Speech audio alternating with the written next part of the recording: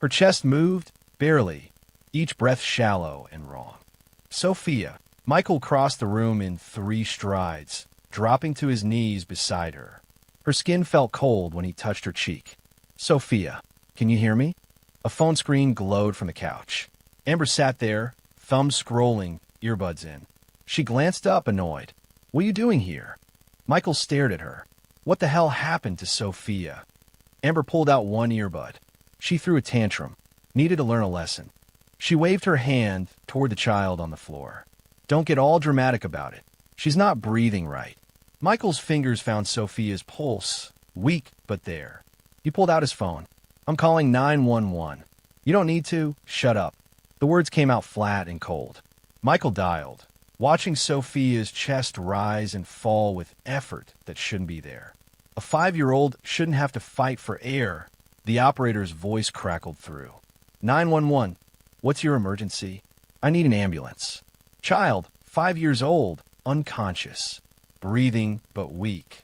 Michael rattled off the address while Amber stood up, suddenly animated. This is ridiculous. She's fine.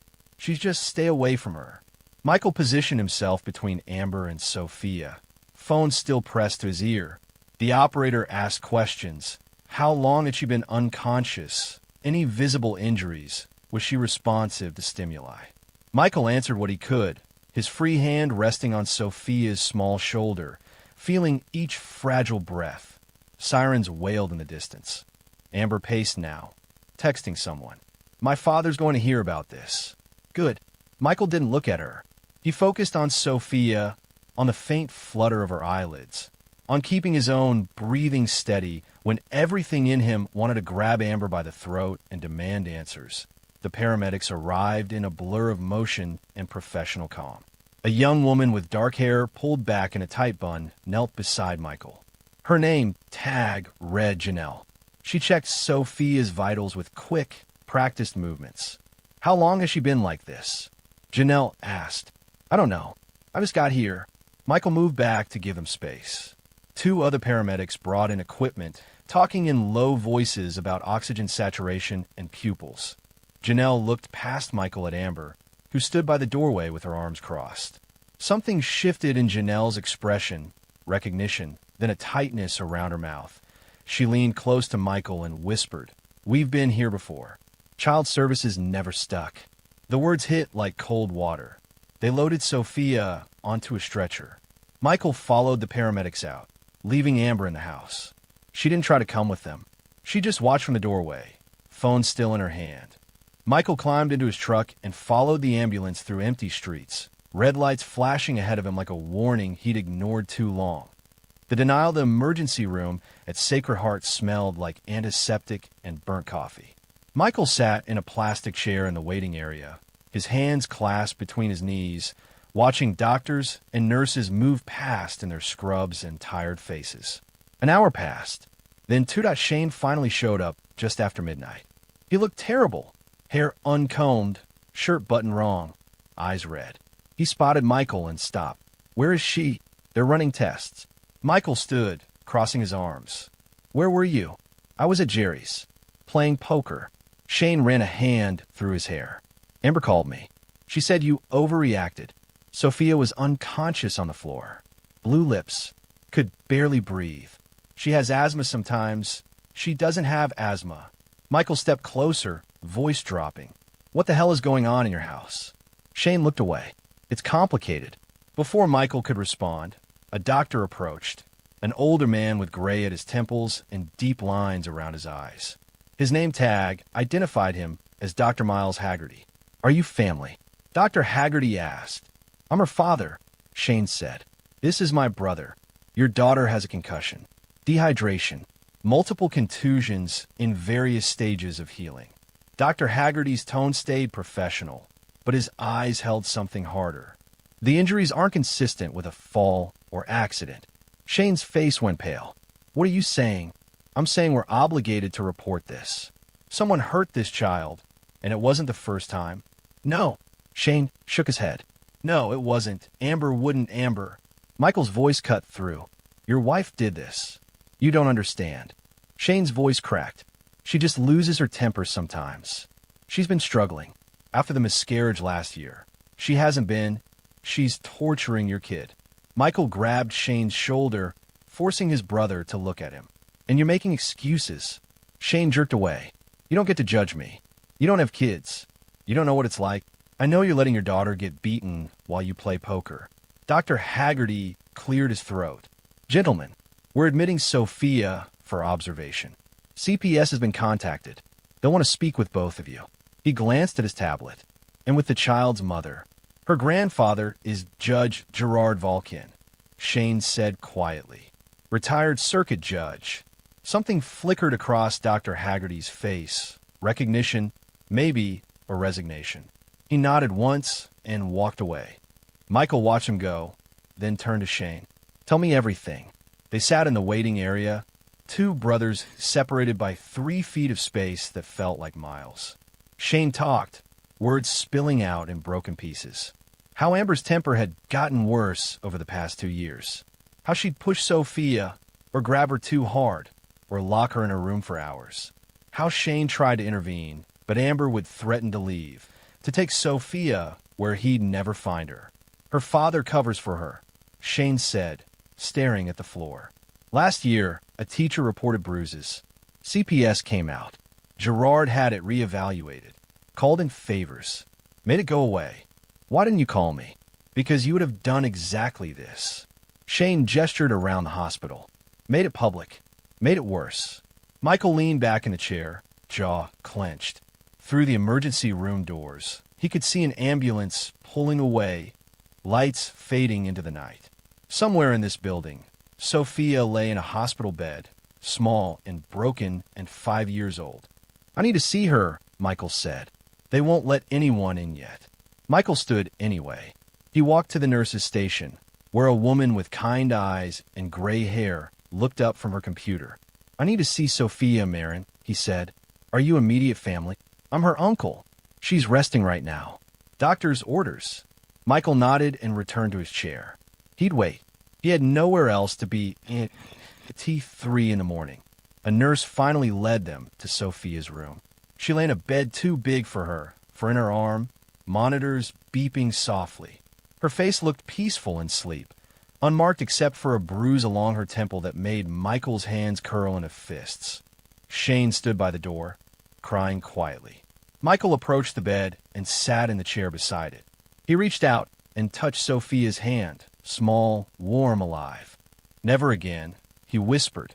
Amber arrived the next morning with tears already streaming down her face. She swept into Sophia's room wearing a pale blue dress and carrying a stuffed bear, playing the role of devastated mother with practiced ease. Oh my God, baby. She rushed to the bed, reaching for Sophia. Michael stood up, blocking her path. Don't touch her. Excuse me. Amber's tears vanished. That's my daughter. That's the kid you left unconscious on the living room floor. It was an accident. She fell. Amber looked past Michael at Shane. Tell him it was an accident. Shane stood by the window, silent that a nurse poked her head in. Is everything okay here? Fine, Amber said, voice sugary again. She turned back to Michael, lowering her tone. You need to leave. Family only. I am family. You're nothing. Amber stepped closer, eyes hard. You think you can come in here and play hero? My father will have you arrested for harassment. As if summoned, Judge Gerard Volkin appeared in the doorway. Tall, silver-haired, wearing an expensive suit despite the early hour. A man in his 60s who carried authority like a weapon. Behind him stood a lawyer, younger, sharp-eyed, carrying a briefcase. Michael. Gerard's voice was smooth. I think you should go home. This is a family matter. Your daughter abused a 5-year-old child. My daughter had an accident in her own home. The hospital called me, concerned about potential defamation. Gerard smiled, but it didn't reach his eyes. We're pursuing a private review of Sophia's care. Sometimes well-meaning medical staff can misinterpret normal childhood injuries. Michael looked at Shane. Are you hearing this? Shane stared at the floor. The lawyer stepped forward. Mr. Marin, any further interference in this family's private affairs could result in legal action. I suggest you leave now. Michael didn't move. He looked at Sophia, still sleeping, still small. Then he looked at Amber, who watched him with a smirk playing at the corners of her mouth. "You're not getting away with this," Michael said. "I already did." Amber turned to the nurse. "Can you please remove this man? He's upsetting me." Security came. Two men in blue uniforms who asked Michael politely but firmly to leave. He did, because fighting here wouldn't help Sophia. But as he walked out, he caught Gerard speaking quietly to the lawyer, and he caught one phrase: under family supervision. Michael drove home and sat in his truck in the parking lot, hands gripping the steering wheel until his knuckles went white. Then he pulled out his phone and called his mother. Ruth Marin answered on the third ring, voice thick with sleep. "Michael, it's 6 in the morning. Sophia's in the hospital. Amber hurt her. Shane's covering for her. And Gerard's burying it." Silence. Then, oh God. Michael told her everything. Finding Sophia, the hospital, the bruises. Ruth listened without interrupting, and when he finished, she was quiet for a long moment. "What do you want me to do?" she asked finally. "Help me get custody. Help me protect her." "Michael." Ruth's voice carried the weight of years. Decades of being the family peacekeeper, the one who smoothed conflicts and kept everyone talking. "Don't make things worse. Sophia needs stability, not chaos. If you start a war with Gerard, it'll destroy this family. The family's already destroyed." Michael closed his eyes. "Mom, she could have died. I know. And I'll talk to Shane. I'll talk to Amber. But you charging in there like some vigilante isn't going to save anyone. It'll just make Gerard dig in harder. So what? I'm supposed to let it go." "No, you're supposed to be smart." Ruth sighed. "Come to dinner on Sunday. I'll get everyone together. We'll talk this through like adults." Michael wanted to argue, but he learned long ago that fighting his mother was pointless. "Fine. Sunday." And Michael, Ruth's voice softened. "I know you love Sophia, but be careful. When you fight monsters, you risk becoming one." Michael hung up and stared at his phone. Then he opened his notes app and started typing everything he could remember. Times. Details. The blue tint to Sophia's lips. Janelle the paramedic saying they'd been there before. What Sophia needed was safety, and he'd make sure she got it. Whatever it took. 0.5 days later, Amber posted a photo on Instagram. Sophia sat on the couch at home, smiling at the camera, a new doll in her lap. The caption read, "My sweet girl, recovering beautifully. So grateful for everyone's prayers. Hashtag blessed, hashtag mom life, hashtag family first." Michael stared at his phone screen, jaw clenched. 37 people had liked it already.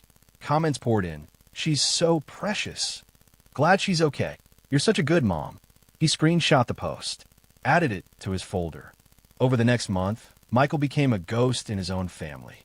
He called Shane 5 times. Shane never answered. He texted Ruth. She replied with variations of "give it time" and "let me handle this." He drove past Shane's house 3 times a week, watching for signs of trouble, seeing nothing but the normal suburban facade. And Amber kept posting. Sophia at the park. Sophia eating ice cream. Sophia doing crafts. Every photo carefully framed to hide any marks, to sell the story of a perfect family recovering from a scary but innocent accident. Michael saved every single post. In the 3rd week, he got a call from Tara Velasquez. She introduced herself as a CPS caseworker assigned to Sophia's case. "Can we meet?" Tara asked. "Somewhere private?" They met at a coffee shop on the edge of town, the kind of place where nobody paid attention to other people's conversations. Tara looked to be in her 40s, with tired eyes and shoulders that carried too much weight. She ordered black coffee and got straight to business. "I need you to understand something," she said, keeping her voice low. "We know what Amber's doing. We've known for a while. Then why is Sophia still with her?" "Because her father's money buries everything." Tara wrapped her hands around her mug. "Judge Vulcan has connections in the police department, in the district attorney's office, in family court. Every time we try to move forward with a case, it gets reevaluated. Evidence goes missing. Reports get lost. Witnesses suddenly change their stories." Michael felt something cold settle in his chest. What about the hospital report? Dr. Haggerty said the injuries weren't consistent with an accident. Dr. Haggerty's report was reviewed by a private medical consultant hired by Fokin's lawyers. The consultant found that the injuries could have resulted from normal childhood play. That's garbage. I know, but it's official now. Tara met his eyes. CPS is overworked. We have 200 active cases in this county. The police don't want to cross a judge, even a retired one. And Shane covers for Amber because he's either too scared or too complicit to do anything else. So nothing happens. Sophia goes back to that house, and nothing changes. I'm sorry. Tara looked like she meant it. I've been doing this job for 15 years. I know the system's broken. I know it fails kids every day, but my hands are tied. Michael sat back in his chair. Around them, other people laughed and talked about weekend plans and sports scores. Normal people living normal lives where children didn't get beaten while judges made evidence disappear. What would you do? Michael asked quietly. If she was your niece? Tara was quiet for a long moment. Then, document everything. Dates, times, photos, recordings. Build a file so solid that even Vulcan can't make it vanish. And when the moment comes, because it will come, these situations always escalate. You'll have proof. She pulled out a business card and wrote something on the back. That's my personal cell. If you see something, call me immediately. Don't go through official channels. Michael took the card. Why are you helping me? Because I'm tired of watching kids get hurt while powerful people pretend nothing's wrong. Tara stood up, leaving her coffee half finished. Be smart, Michael. Don't do anything that'll get you arrested or give Vulcan ammunition. Just be ready. After she left, Michael sat alone in the coffee shop and opened his phone. He created a new folder, Sophia. Started organizing everything methodically. Hospital records he'd photographed when no one was looking. Screenshots of Amber's social media. Notes from conversations with Shane, with Ruth, with the paramedics that he stopped trying to appeal to justice. He started building proof. Ruth scheduled the family dinner for the third Sunday in June. She called Michael on Saturday to confirm. Everyone's coming, she said. Shane, Amber, me. We're going to talk this through. Amber's coming. She's part of this family, Michael. We need to clear the air. Mom, 6 o'clock. Don't be late. Ruth hung up. Michael almost didn't go, but he thought about Sophia, and he went anyway.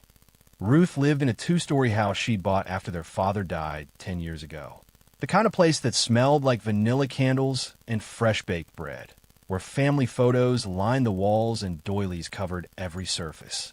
Michael's childhood home had been like this too, warm and comfortable and full of Ruth's belief that love could fix anything that he arrived at 6 exactly. Shane's car was already there. So it was a BMW that had to be Amber's. Ruth opened the door wearing an apron and a forced smile. Thank you for coming. Inside, the dining table was set for 4. Shane sat stiffly in one chair, staring at his plate. Amber occupied the seat across from him, looking relaxed and polished in a cream-colored sweater. Michael. Amber's smile didn't reach her eyes. So glad you could join us. Michael didn't respond. He took the seat next to Shane and looked at his brother. Shane had lost weight. His face looked hollow. Ruth brought out pot roast and mashed potatoes, playing the role of cheerful hostess even though tension filled the room like smoke. She served everyone, making small talk about the weather and her garden and how the neighborhood was changing. Finally, Michael spoke. Where's Sophia? With a babysitter, Amber said smoothly. We thought it would be better to have this conversation without little ears around. You mean without witnesses? Michael. Ruth's voice held a warning. We're here to talk. Civilly. Fine. Let's talk about how your granddaughter ended up in the hospital with a concussion and dehydration. Shane flinched. Amber set down her fork. That was an accident, she said. She fell. Kids fall all the time. Kids with concussions and dehydration and bruises in various stages of healing. That's not falling. That's abuse. You don't know what you're talking about. Amber's voice stayed calm, but her knuckles whitened around her knife.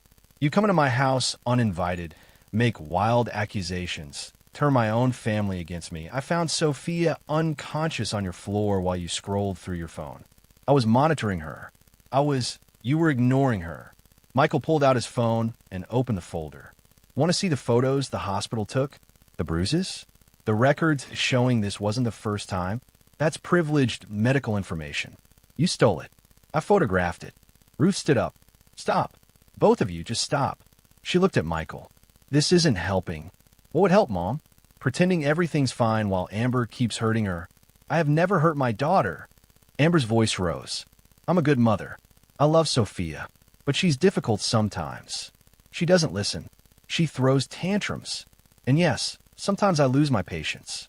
But that doesn't make me a monster. Michael laughed, a short, harsh sound. You locked her in her room for 6 hours. Shane told me. Shane's head snapped up. Michael, you told him that? Amber turned to Shane, betrayal on her face. After everything I've done for you, you went running to your brother? I didn't. I was drunk. I didn't mean. You're pathetic. Amber threw a napkin on the table. Both of you, sitting here trying to destroy me when all I've done is try to hold this family together. Michael leaned forward. Then let me ask you something. Why did the paramedics say they'd been to your house before? Why did CPS have a file on you that your father made disappear? Amber's face went cold. My father protects this family. That's what good fathers do. He protects you, while Sophia suffers. Sophia is fine. She's happy. She loves me. Amber pulled out her own phone and thrust it toward Michael. Look at these photos. Look at her smile. Does she look abused to you? Michael glanced at the screen. More perfectly staged shots of Sophia in cute outfits, holding toys, grinning at the camera. A smile doesn't mean she's not terrified of you.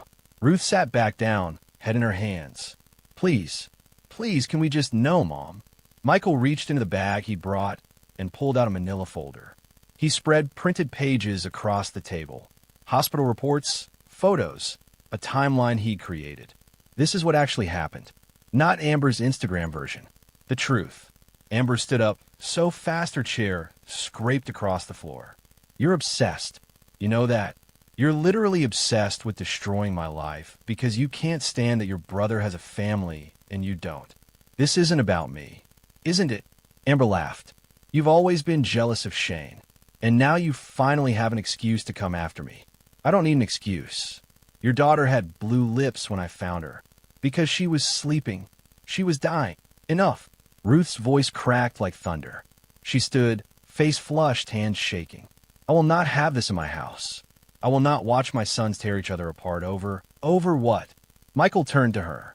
Over a child being abused? That's what we're talking about here, Mom. Not a disagreement. Not a misunderstanding. Abuse. Ruth's eyes filled with tears. I know you think you're helping, but you're not. You're just making everything worse. Michael looked at Shane. Say something. Shane sat frozen, staring at the table. Shane. Michael's voice dropped. She's your daughter. Stand up for her. You don't understand, Shane whispered. What don't I understand? That you're too scared to protect your own kid? That you'd rather let your wife break her bones than deal with Gerard? What exactly don't I understand? Shane looked up, and his eyes held something broken. You're right. I don't understand how you can let your wife break your daughter's bones and sleep fine. Amber hissed. You think anyone will believe you? With your history? Your drinking? Your job that barely keeps you afloat? She leaned across the table toward Michael. You're not family anymore. You're just some bitter man with too much time and a savior complex. Michael stood slowly. He gathered his papers, putting them back in the folder. Then he looked at Amber with an expression so cold it made the room feel smaller. I don't need anyone to believe me, he said quietly. I just need her to stop breathing near that child. The silence that followed felt like ice. Ruth gasped. Shane went pale. Even Amber took a step back, something flickering behind her eyes that might have been fear. Michael walked to the door. Ruth called after him, voice breaking. Michael, wait. He didn't wait. He left his mother's house and sat in his truck for a long time, hands trembling on the steering wheel. Through the window, he could see Ruth standing in the doorway, crying. Shane appeared behind her, then disappeared back inside. Michael started the engine and drove home. That night, he lay awake staring at the ceiling, replaying the look on Ruth's face when he'd threatened Amber. The horror, the fear, not of Amber. Of him. 6 days passed. Michael worked his shifts at the warehouse, moving through the hours like a machine. He didn't call Ruth. He didn't try to see Sophia. He just waited out on Thursday night. Someone knocked on his apartment door. Michael checked the peephole and saw Shane standing in the hallway, swaying slightly as he opened the door. Shane stumbled in, reeking of whiskey. What are you doing here? I tried to leave her. Shane collapsed onto Michael's couch. Yesterday. Told Amber I want a divorce. Told her I'd file for full custody. Michael closed the door and waited. Gerard showed up an hour later. Shane laughed, a wet, broken sound. He sat me down, explained how it would go, how he'd make sure I never saw Sophia again, how he'd ruin me at work, destroy my credit, make it so I couldn't get hired anywhere in the state, how he'd tell everyone I was an alcoholic who beat his wife. You're not, I know, but he said he'd make people believe it, said he'd make me disappear. Shane looked up, eyes red. You don't get it, Michael. She's all I have left. If I lose Sophia, I have nothing. Michael sat in the chair across from him. You're losing her anyway. Just slowly. I know. Shane's voice broke. I see the way she looks at Amber now. Scared. Careful. Like she's always waiting for something bad to happen. Then help me stop it. How? Gerard controls everything. The police won't touch it. CPS backed off. Even your evidence. He'll just make it disappear like everything else. Michael leaned forward. You know what Amber's doing. You've seen it. If you testified, I can't. Shane shook his head. She's poison, Michael. I know that. But she's the only thing keeping me from falling apart completely. If she leaves, if Gerard destroys me, what happens to Sophia then? She gets away from a mother who hurts her and a father who won't protect her. Shane flinched like he'd been struck. They sat in silence for a moment. Then Shane spoke again, quieter. What did you mean? At dinner, when you said Amber needed to stop breathing near Sophia.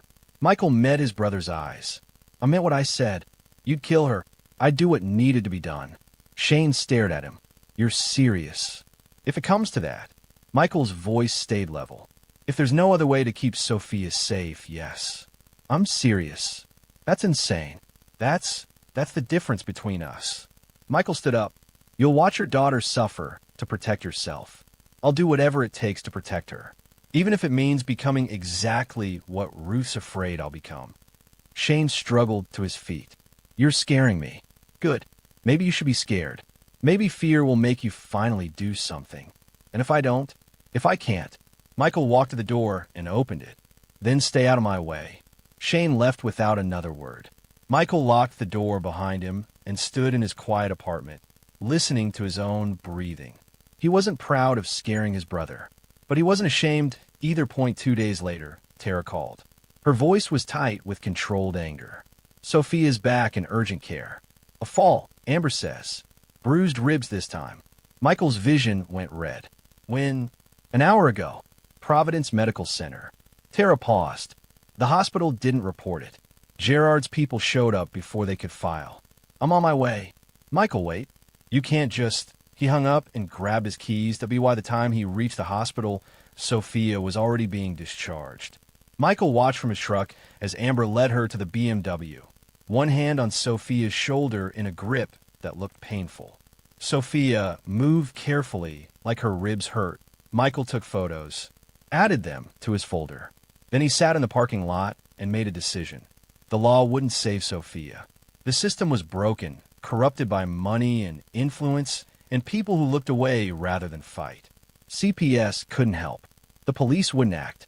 Even his own mother preferred peace over justice, which left one option. Michael drove home and spent the next 3 hours organizing every piece of evidence he had.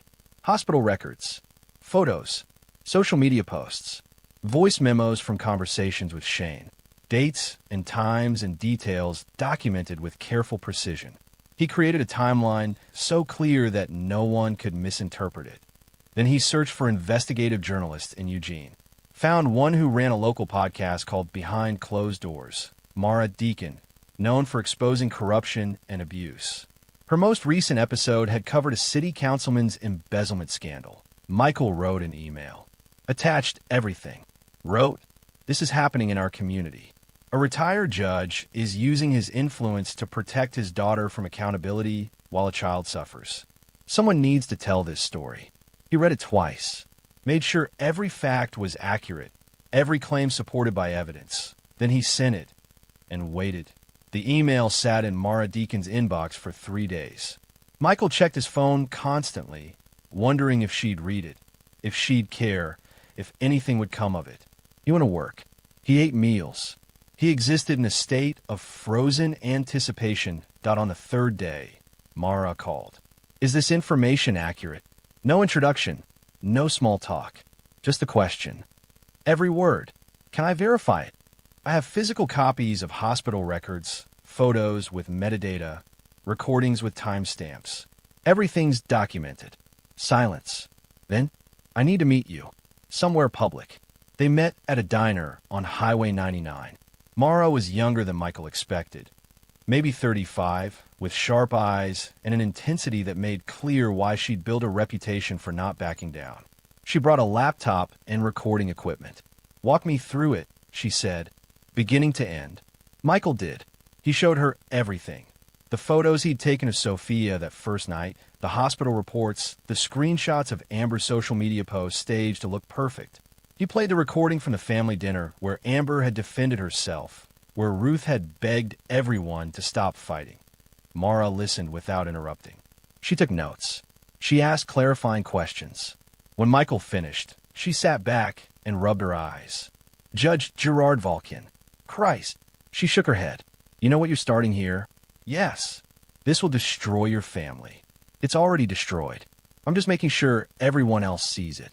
Mara studied him for a long moment. Why you? Why not let CPS handle it? CPS tried. Gerard buried it. And you think exposing this publicly will change anything? I think sunlight's the best disinfectant. Michael met her eyes. I think if enough people know what Amber's doing, Gerard won't be able to make it disappear. And I think Sophia deserves someone willing to burn it all down to keep her safe. Mara nodded slowly. I'll need to verify everything independently. Talk to sources, get confirmation from the hospital, maybe interview CPS off the record. This takes time. How much time? 2 weeks. Maybe 3. Michael wanted to argue, to demand she move faster. But he understood the need for thoroughness. Okay, one more thing. Mara leaned forward. Once this goes public, there's no taking it back. Amber will know you did this. So will Gerard. They'll come after you with everything they have. Let them. The podcast episode dropped on a Tuesday morning at 6 a.m. Michael woke to 17 missed calls and 43 text messages. He lay in bed listening to his phone vibrate against the nightstand, not reaching for it yet. The episode was titled When Justice Looks Away, the story of a child, a judge, and a system that failed. Mara's voice, clear, measured, relentless, walked through every detail. She interviewed Tara Velasquez anonymously. She'd gotten Dr. Haggerty to confirm the nature of Sophia's injuries on record. She'd even tracked down Janelle, the paramedic, who stated for the podcast that she'd responded to calls at the Marin household twice before the night Michael found Sophia. And Mara had dug deeper. She'd found 3 other cases where Judge Volkin had intervened to protect his daughter from consequences. A DUI that disappeared from court records, a college incident involving assault charges that never went anywhere, a previous CPS investigation from 5 years ago. The evidence was damning. The story was airtight. Michael finally checked his phone. Texts from numbers he didn't recognize. 3 voicemails from reporters. 2 from lawyers. 1 from Ruth. What have you done? Nothing from Shane W.Y. Noon. The podcast had been shared 40,000 times on social media. Local news outlets picked it up. Television stations ran segments. Eugene's newspaper posted an editorial calling for an investigation into Judge Volkin's conduct. Amber's perfect Instagram facade crumbled. Her most recent posts, Sophia smiling at the zoo, Sophia doing crafts, Sophia being a normal happy child, filled with comments. Hundreds of them. How could you? That poor baby. You should be in prison. Your father can't protect you forever. Michael sat at his kitchen table watching it unfold on his laptop. The story had escaped containment. It was everywhere. And with it came the scrutiny that money and influence couldn't deflect. The police department announced they were reopening the investigation. The district attorney's office released a statement promising a thorough review. Even the mayor, who'd attended functions with Gerard for decades, called for accountability. Michael's phone rang. Ruth's number. He let go to voicemail. She called again. He turned the phone off. Outside, the world continued its slow-motion collapse around the Volkin family. and Michael sat alone in his apartment, feeling nothing close to victory. Just a cold satisfaction that Sophia might finally be safe. The restraining order arrived 3 days later. Amber had filed it claiming Michael was harassing her family, making threats, causing emotional distress. A judge, not Gerard, granted a temporary order pending a hearing. Michael crumpled the paper and threw it away. The order barred him from contacting Amber, Shane, or Sophia. It didn't matter. The damage was done 0.4 days after the podcast dropped. Ruth showed up at Michael's apartment. She looked smaller somehow, like the weight of everything had compressed her. She didn't wait for an invitation, just walked in and stood in his living room with her arms crossed. They arrested her this morning, Ruth said. Michael had been expecting this. Good, good. Ruth's voice cracked. Your brother's wife was taken away in handcuffs. Sophia saw it happen. That's good to you. Sophia, seeing her mother face consequences for hurting her? Yes, that's good. Ruth sank onto the couch. Shane's falling apart. He's not eating, not sleeping. Just sits in that house staring at walls. He made his choice. He's your brother, and Sophia's his daughter. Michael stayed standing. He could have protected her at any time. He chose not to. So yes, he's falling apart. That's what happens when you enable abuse. You sound so cold. Ruth looked up at him. When did you become this person? When I found a 5-year-old unconscious on the floor while her mother scrolled through her phone. When the system did nothing. When our entire family decided keeping peace was more important than keeping a child safe. Michael's voice stayed level. You want to know who I am now? I'm someone who does what needs to be done, even if it makes you uncomfortable. Ruth wiped her eyes. Amber's screaming that you're a psychopath, that you orchestrated all of this to destroy her. I didn't destroy her. I exposed her. There's a difference. Is there? You sent that podcast everything. You knew what would happen. You wanted this. I wanted Sophia safe. This was the only way. You could have talked to me first. Let me try to what? Michael cut her off. Smooth it over? Convince Amber to be nicer? Asked Gerard politely to stop covering for his daughter's abuse. He shook his head. I tried the family way, Mom. I came to your dinner. I listened to Amber lie and watched Shane sit there silent. Nothing changed. Ruth stood up slowly. I raised you better than this. You raised me to do the right thing. That's what I did. The right thing doesn't destroy families. The family was already destroyed. Michael walked to the door and opened it. You just didn't want to see it. Ruth stopped in the doorway. When this is over, when Sophia is safe and Amber's punished and everything settles down, you'll have to live with what you've done. With the fact that you hurt people who loved you. I can live with that. Ruth left without another word. Michael closed the door and stood in his quiet apartment, listening to his own breathing. His mother's words echoed. You'll have to live with what you've done. He already was. That evening, Shane called. His voice sounded hollow, scraped clean of anything but exhaustion. CPS took Sophia this afternoon. Emergency protective custody. Michael's chest tightened. Where is she? With a foster family. Tara said it's temporary while they investigate. Shane laughed. A broken sound. Investigate. They're finally investigating. That's good, Shane. Is it? My daughter's scared and confused. Living with strangers because her mother's in jail and her father's a coward. Silence. Then, you were right. About all of it. Michael didn't know what to say. I couldn't do it, Shane continued. Couldn't stand up to Amber. Couldn't protect Sophia. Couldn't even admit what was happening.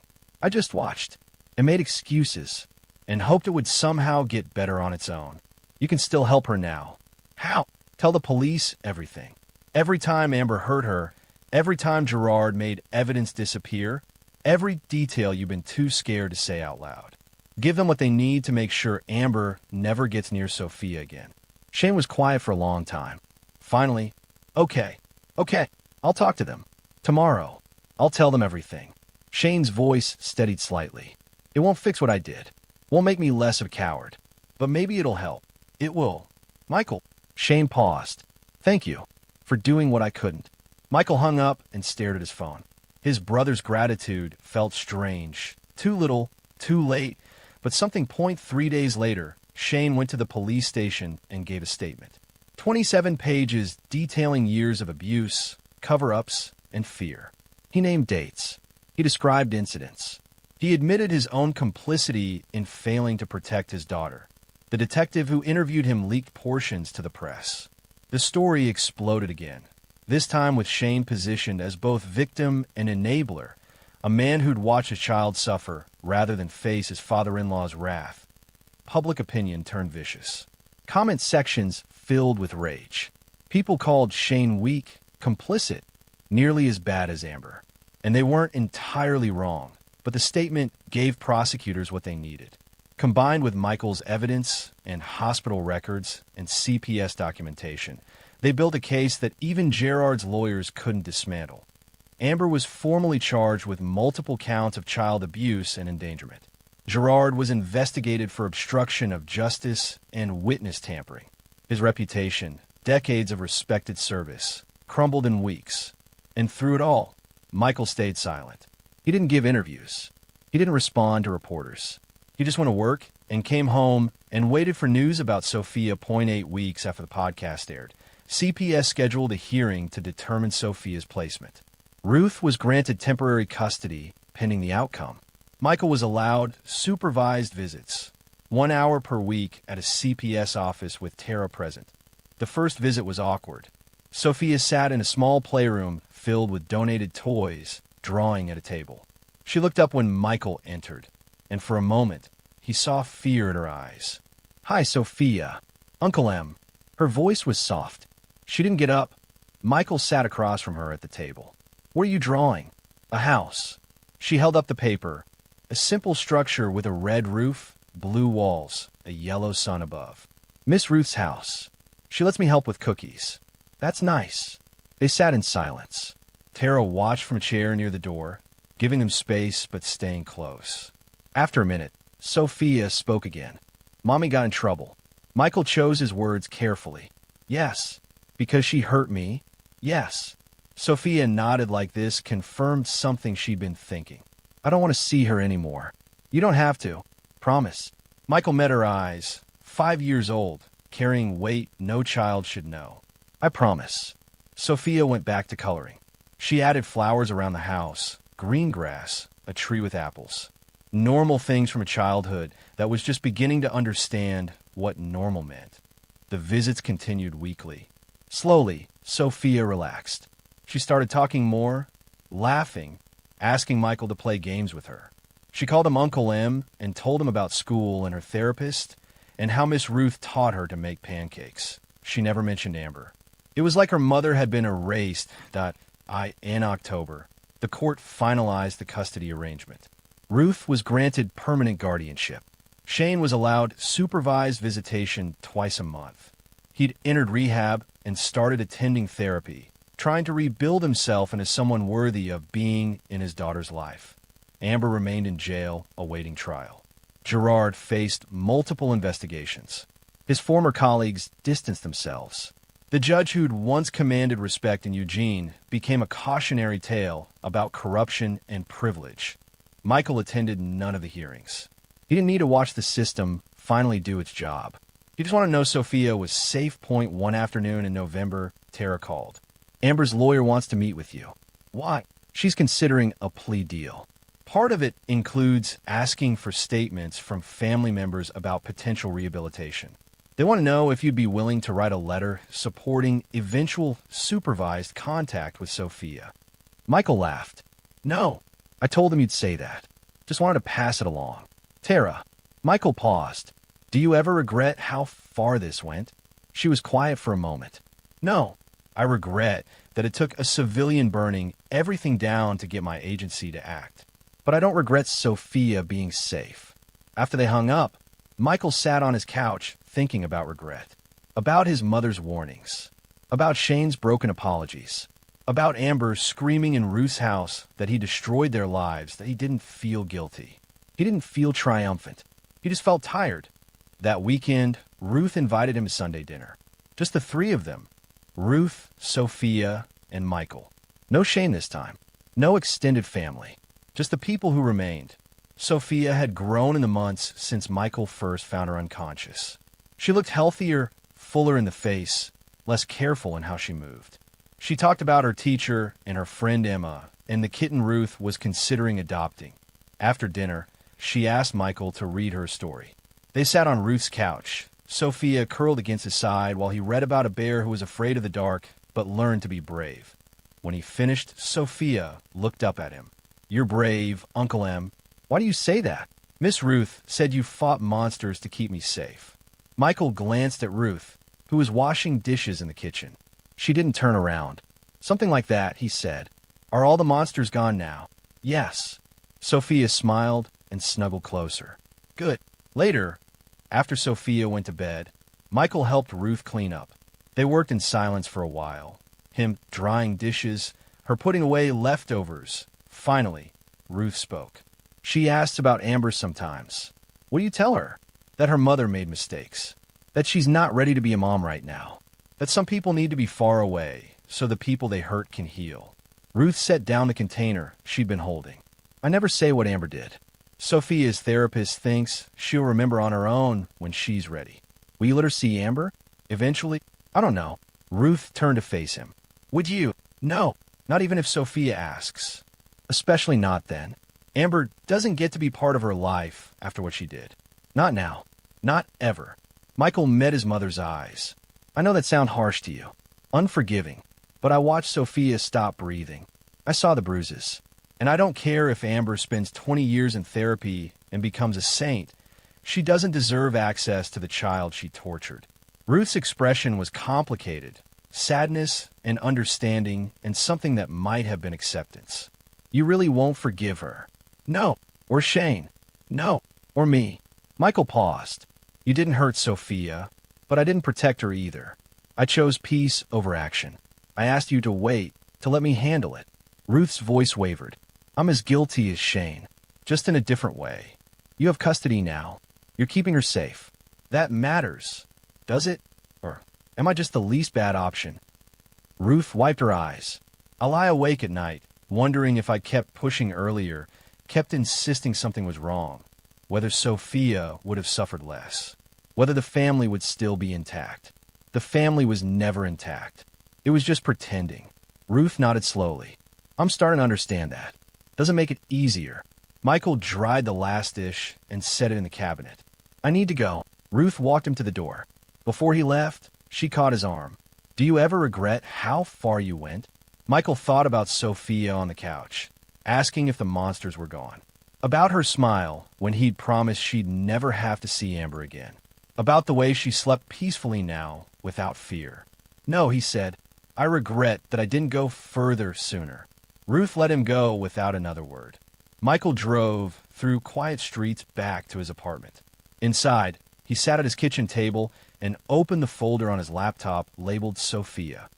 Months of documentation, evidence of abuse and cover-ups and systemic failure, but he closed it, backed it up to 3 different drives. Then he archived it. The fight was over. Sophia was safe. The house where the screams had echoed stood empty now. Shane had moved out, unable to live there anymore. Michael had won.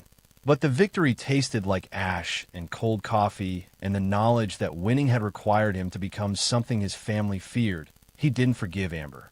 He never would. He didn't forgive Shane for his weakness, or Gerard for his corruption, or Ruth for her willful blindness. Forgiveness felt like permission to forget, and Michael refused to forget. But he slept that night knowing Sophia was safe in Ruth's house, learning to make pancakes and draw pictures of homes with red roofs and yellow suns. Learning what childhood could be when adults finally did their jobs. That was enough, not forgiveness, not healing, not the restoration of family bonds or the peaceful resolution Ruth had always wanted. Just safety, just the knowledge that a small girl wouldn't grow up terrified in her own house. Michael closed his eyes and let himself rest. Not a hero, not a villain, just a man who'd done what needed to be done when no one else would. The house they'd all pretended was fine had finally fallen. And from the rubble, maybe Sophia could build something real. Welcome to Story Tales. Please like this video and subscribe to Story Tales. I hope you enjoy the story. Let's begin. Jack Maddox stood at the kitchen counter, staring at the coffee maker like it held answers he didn't have. 3 months. That's how long it had been since Amber died on that hospital table, her hand going cold in his while the doctors worked to save Noah. 3 months since he'd become a single father to a newborn and a 6-year-old who still asked when Mommy was coming home. The clock on a microwave read 7:43 a.m. Late again. June, he called up the stairs. We need to leave in 5 minutes. He heard her small feet padding across the hallway above him. Jack poured the coffee into a travel mug, burning his thumb on the metal rim. He swore under his breath. The doorbell rang. Lena Harrow stood on his porch, her nursing textbooks tucked under one arm, and that same cheerful smile she always wore. 24 years old, and somehow still optimistic about everything. Jack envied that sometimes. Morning, Mr. Maddox, she said, stepping inside. I know I'm a few minutes early. Hope that's okay. Call me Jack, he said for what felt like the 100th time. And yeah, that's perfect. Noah's still asleep upstairs. Bottles are in the fridge. He'll probably wake up hungry in about an hour. Lena set her books on the side table and shrugged off her jacket.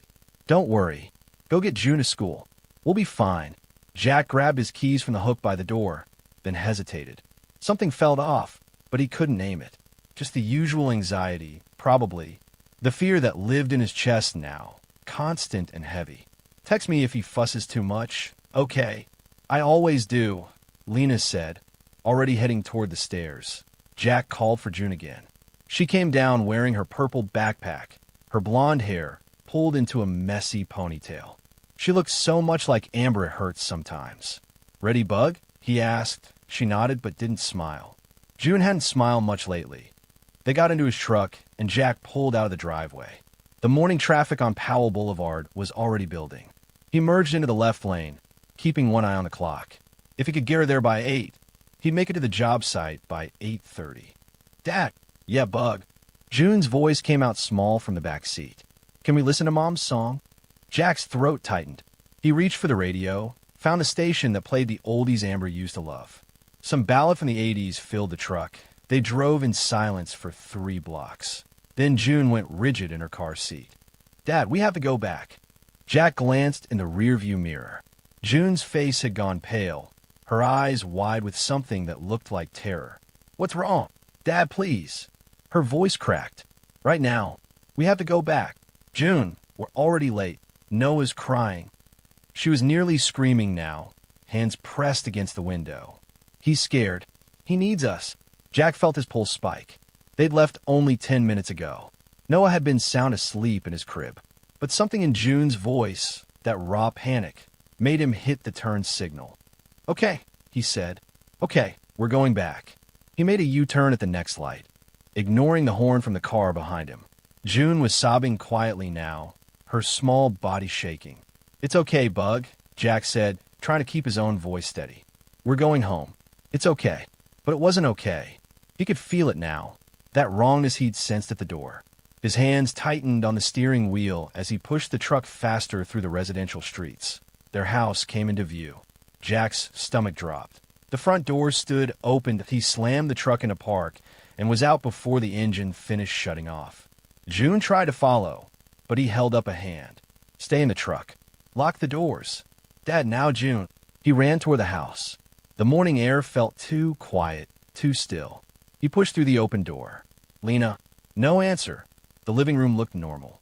Lena's jacket still hung on the side table.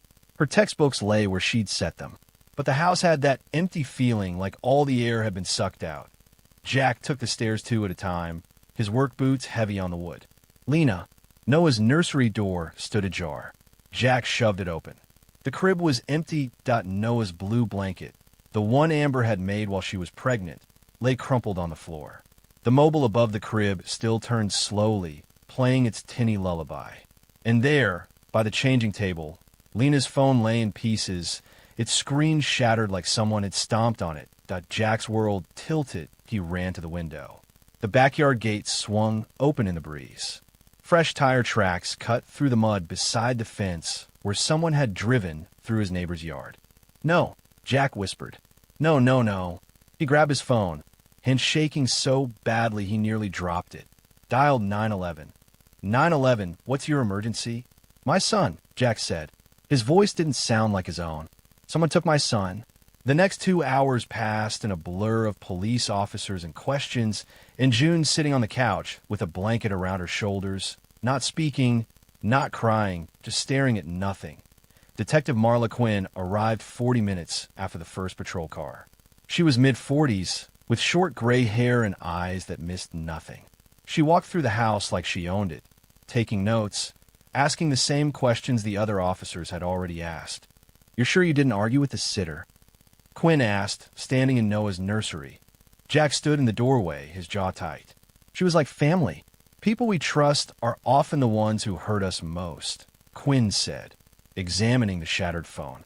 "How long has she worked for you?" 6 months. Since before Noah was born. "And you left this morning at what time?" 7:40. "Came back at 7:50. Maybe 7:52.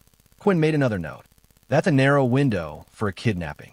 Jack felt anger flare hot in his chest. "You think I'm lying? I think it's interesting that you came back so quickly." Quinn looked at him directly. "What made you turn around?" "My daughter." She said Noah was crying. "From the car? While you were driving?" Jack knew how it sounded. "Yeah." Quinn's expression didn't change, but something shifted in her eyes. "Does she do that often? Hear things that aren't there?" "No." Jack stepped into the room, and she wasn't hearing things. "Someone took my son. We'll do everything we can, Mr. Maddox." Quinn closed her notebook. "In the meantime, I need you to make a list of everyone who's been in this house in the last month. Everyone who knew your routine. Everyone who knew about the sitter." Jack nodded, not trusting himself to speak. Quinn handed him her card. "Call me if you think of anything. Anything at all." She left, taking half the officers with her. The ones who remained started setting up equipment to monitor Jack's phone in case someone called with a ransom demand. Jack sat on the couch next to June. She curled into his side, and he put his arm around her. "Is Noah coming back?" she asked quietly. "Yes," Jack said. He had to believe that. "Yes, Bug. I promise." By evening, the police had found Lena C. AR.IT was abandoned in a dirt lot outside Gresham. Keys still in the ignition, driver's door hanging open. No blood, no signs of struggle. Just an empty car that explained nothing. Jack stood in his kitchen after the last officer left, staring at the fridge where Amber had hung June's drawings. There was one of their family from last Christmas, 4 stick figures holding hands. Amber had written their names above each one in her neat handwriting. His phone buzzed. Jack pulled it from his pocket. Unknown number. The text made his blood run cold. "You should have listened to Amber. Some secrets don't stay buried." Jack read it 3 times, his mind racing. Who would send this? Who knew about Amber? Then it hit him. There was only one person bitter enough, angry enough, to say something like that. Tessa, Amber's sister. They hadn't spoken since the funeral, and even then, Tessa had barely looked at him. She blamed him for Amber's death, said it out loud to anyone who would listen. Said Jack pushed her to have another baby when her body wasn't ready.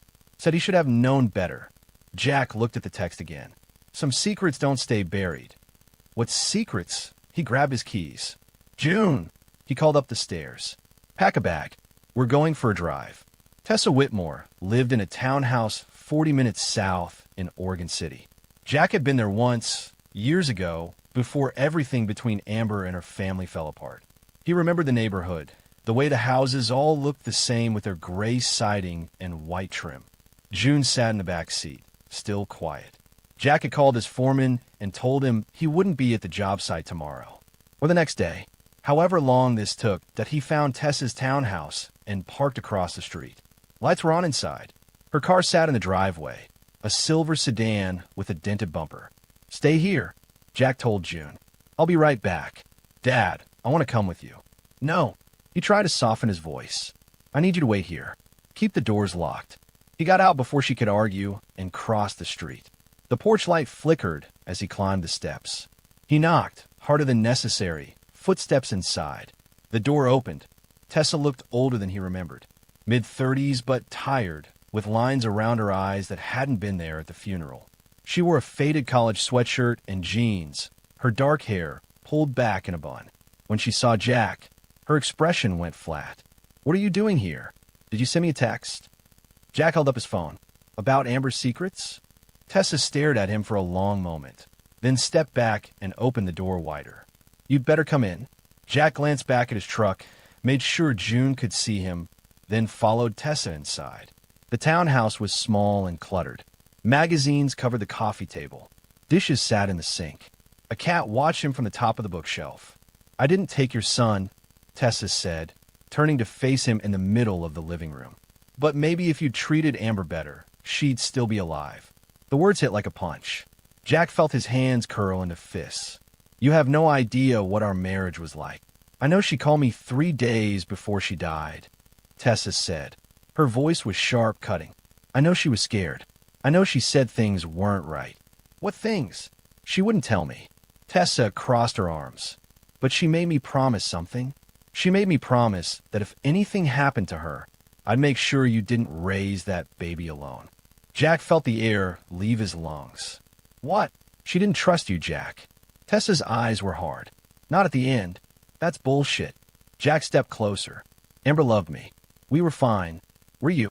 Tessa moved to the kitchen counter and picked up a folder. She threw it at Jack.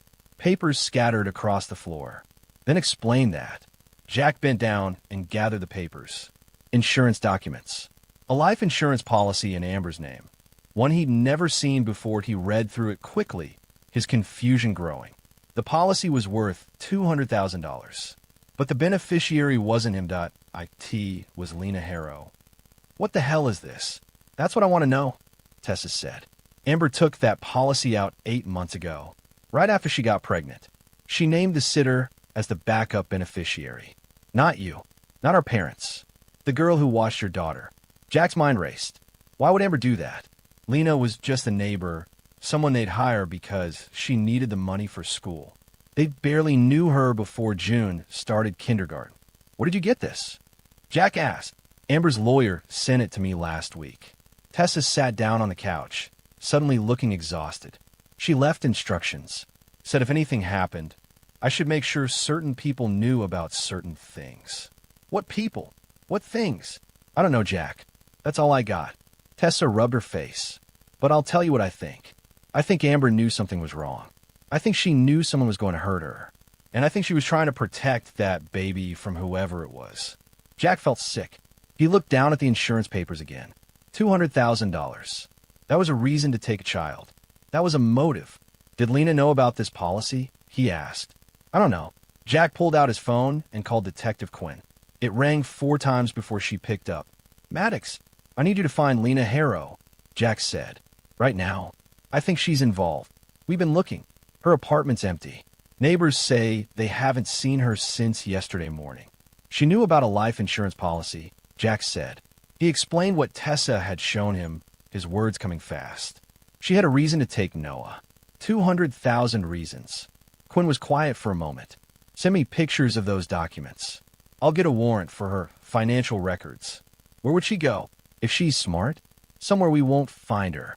Quinn paused. "But people in a panic make mistakes. We'll find her, Maddox. And when we do, we'll find your son." Jack hung up and looked at Tessa. "I need to take these papers." She nodded. "Take them." He gathered the documents and started for the door, then stopped. Did Amber ever mention her parents? Ruth and Howard? Tessa's expression changed. Something dark moved behind her eyes. She cut them off years ago.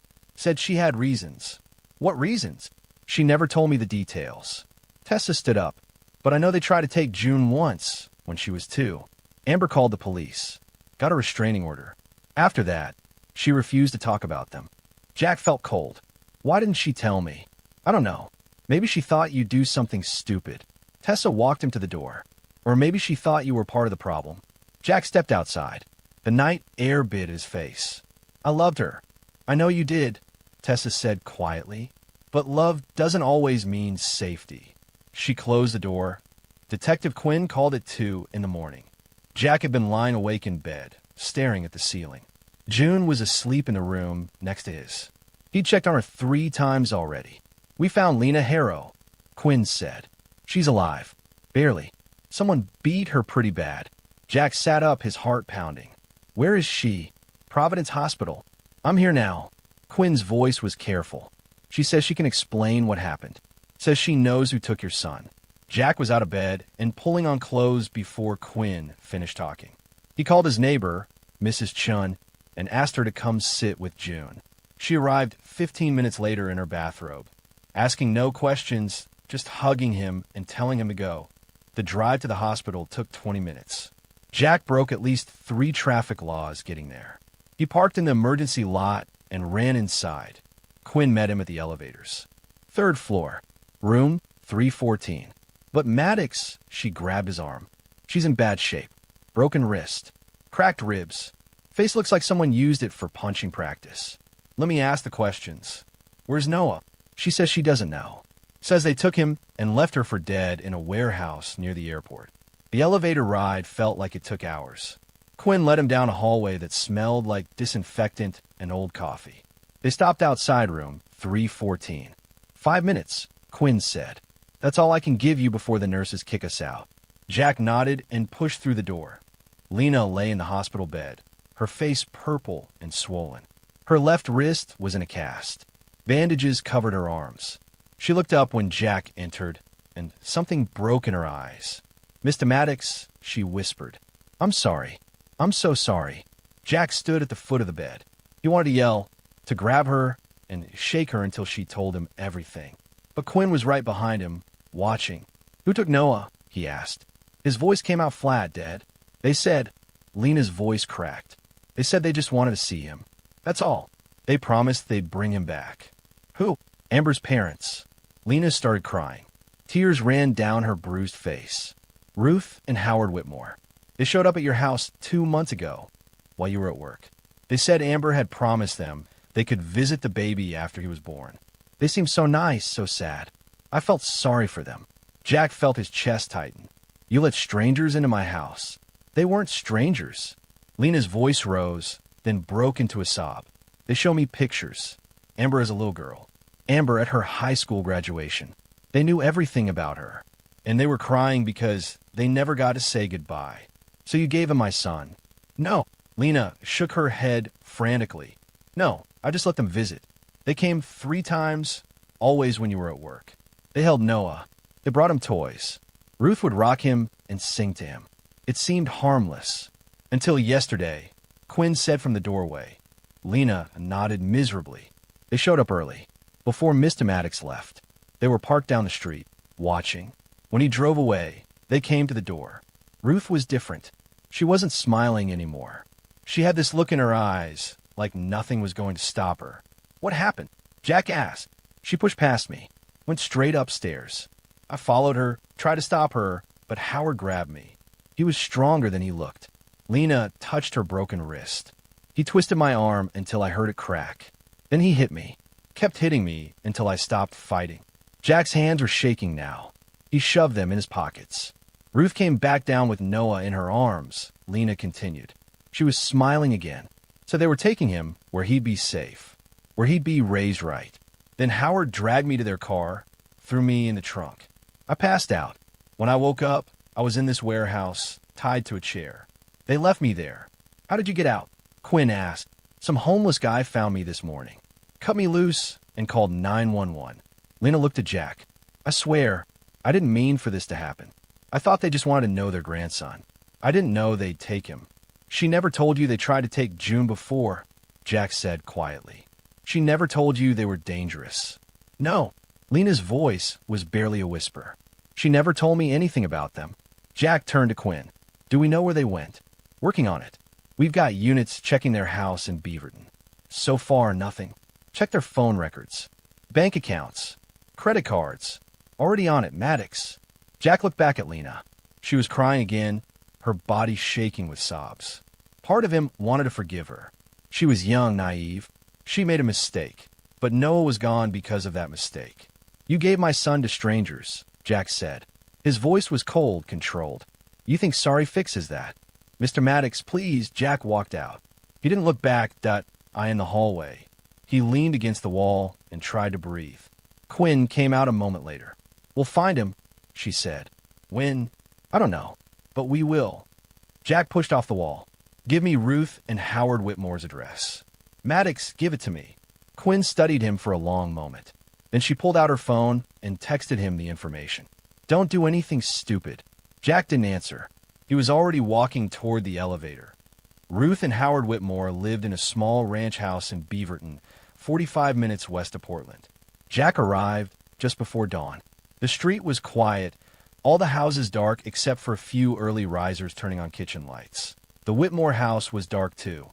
Jack parked down the block and watched it for 10 minutes. No movement inside. No cars in the driveway. He got out and walked up the street, tried to look casual. Just a guy out for an early morning walk. When he reached the house, he cut through the side yard. The back door had a simple lock. Jack pulled out his pocket knife, the one he used for work, and jimmied it open in under a minute. Not his proudest skill, but useful. The house smelled like old people and baby powder. Jack moved through the kitchen quietly. Dishes sat in the drainer by the sink. A pot of cold coffee sat on the counter. But what caught his attention was the kitchen table that was covered in baby supplies, diapers, formula, bottles, a package of newborn onesies still in a wrapper. And in the center of it all, a folded piece of paper. Jack picked it up and unfolded it. A handwritten note in shaky cursive. Noah's feeding schedule. 6 a.m., 10 a.m., 2 p.m., 6 p.m., 10 p.m. Likes to be rocked after the afternoon feeding. Doesn't like loud noises. Amber's handwriting. Jack's hand started shaking. Why would Amber write this? When? He searched the rest of the house quickly. The living room had an old couch and a TV that probably hadn't been replaced since the 90s. The bedroom had 2 single beds pushed together, covered in a faded quilt. On the nightstand sat a framed photo. Jack picked it up. Amber, maybe 18 or 19, smiling at the camera. She wore a summer dress and stood next to a man Jack didn't recognize. He was maybe 30, with dark hair and an easy smile. His arm was around Amber's waist, too comfortable, too familiar. Jack felt something cold settle in his stomach. Who was this? He pocketed the photo and kept searching. The spare bedroom had been converted into a nursery. A crib sat against one wall, already made up with sheets and blankets. A rocking chair sat in the corner. Boxes of toys were stacked by the closet. They'd been planning this for a while. Jack heard a sound outside. Voices. He moved to the window and looked out. An older man stood in the neighbor's driveway, talking to someone Jack couldn't see. The neighbor was maybe 60, wearing a bathrobe and holding a newspaper. Jack slipped out the back door and circled around the side of the house, staying low. He waited until the neighbor went inside, then walked up the driveway like he belonged there. The neighbor was locking his front door when Jack reached him. "Excuse me," Jack said, trying to sound friendly. "I'm looking for Ruth and Howard Whitmore. They live next door." The neighbor turned around. He had a weathered face and suspicious eyes. "Who's asking? I'm a friend of the family. Haven't been able to reach them." Jack pulled out his phone like he was checking for messages. "Do you know if they're home?" The neighbor studied him for a moment. "Haven't seen them since yesterday morning. They packed up their car and left around 6. Ruth said something about heading to the coast for a few days." "The coast?" "Yeah, they got a cabin up near Cannon Beach. Go there sometimes when Howard's arthritis acts up. Says the ocean air helps." Jack felt his pulse quicken. "Do you know where exactly?" "Nah, just somewhere north of Cannon Beach." The neighbor narrowed his eyes. "You sure you're a friend? Because you don't look like the kind of people Ruth and Howard usually associate with." Jack forced a smile. "Thanks for your help." He walked back to his truck before the neighbor could ask more questions. Once inside, he pulled out the photo he'd taken from the house and stared at it. Amber and the mystery man. Her smile looked genuine. Happy. Who was he? And why hadn't she ever mentioned him? Jack thought about Lena's words in the hospital. "She never told me anything about them." And Tessa's voice. "She didn't trust you." Not at the end. How many secrets had Amber kept from him? He looked at the photo one more time, then shoved it in the glove box. He'd deal with that mystery later. Right now, he had a location, Cannon Beach. North of town, a cabin by the coast. Jack started the truck and pulled out his phone. He didn't call Detective Quinn. Didn't call anyone. Some things, you had to handle yourself. He put the truck in gear and headed west. The drive to Cannon Beach took an hour and 40 minutes. Jack pushed the truck hard, barely staying within legal speed limits. He'd called Mrs. Chun and told her he'd be gone most of the day. She'd asked no questions, just told him June was still asleep and she'd make her breakfast when she woke up. The coastal highway was empty this early. Jack watched the sun rise over the mountains in his rearview mirror while he drove toward the ocean.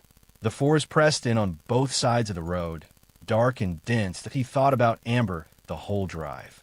Tried to remember if she'd ever mentioned her parents, really mentioned them. But he couldn't recall a single conversation. She'd shut down every time he asked about her family. Said it was complicated, said she'd tell him later. Later never came. Now here he was, chasing ghosts and secrets, and a baby who should have been safe in his crib. Cannon Beach appeared through the morning fog like something from a postcard. The famous Haystack Rock jutted out of the ocean, dark and massive against the gray water. Tourist shops lined the main street, all still closed at this hour.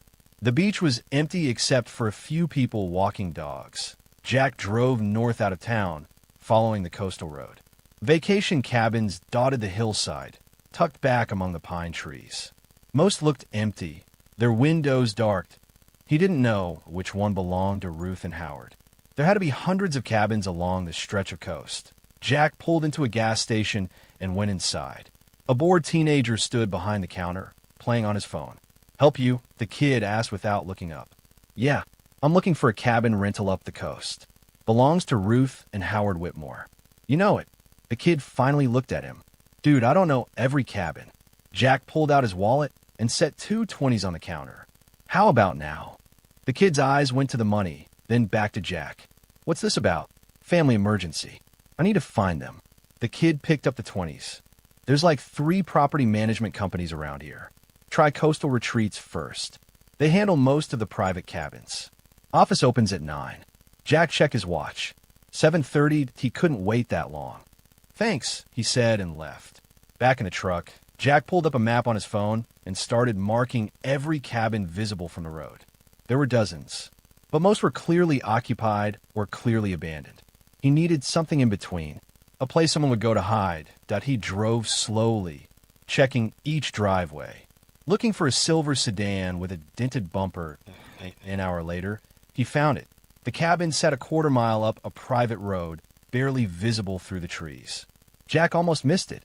But there, parked beside a weathered garage, was Tessa's car. No, not Tessa's. He looked closer. Silver sedan. Dented rear bumper. Ruth and Howard's car. Jack's heart started pounding. He parked his truck on a main road and got out. The morning fog had burned off, leaving everything sharp and clear. He could hear the ocean from here, waves crashing against the rocks below. He started up the driveway on foot, staying off to the side where the gravel wouldn't crunch under his boots. The cabin was small, maybe 2 bedrooms, with siding painted gray, a stone chimney. Smoke curled up from it, dissolving into the sky. Jack moved to the side of the house and looked through a window, his breath caught. Noah lay in a bassinet by the fireplace, wrapped in blankets. Asleep. Ruth Whitmore sat in a rocking chair next to him, knitting something. She looked like every grandmother on earth. Silver hair pulled back in a bun, reading glasses on a chain around her neck. A soft smile on her face as she watched Noah sleep. And she was humming. The same lullaby Amber used to sing. Jack felt something break inside him. Rage, hot and immediate, flooded his veins that he moved to the front door. It wasn't locked. The door swung open silently. Jack stepped inside. The cabin was warm from the fire. It smelled like coffee and baby formula. Howard Whitmore sat at a small kitchen table in the next room, his back to Jack. He was trembling, his hands wrapped around a coffee mug.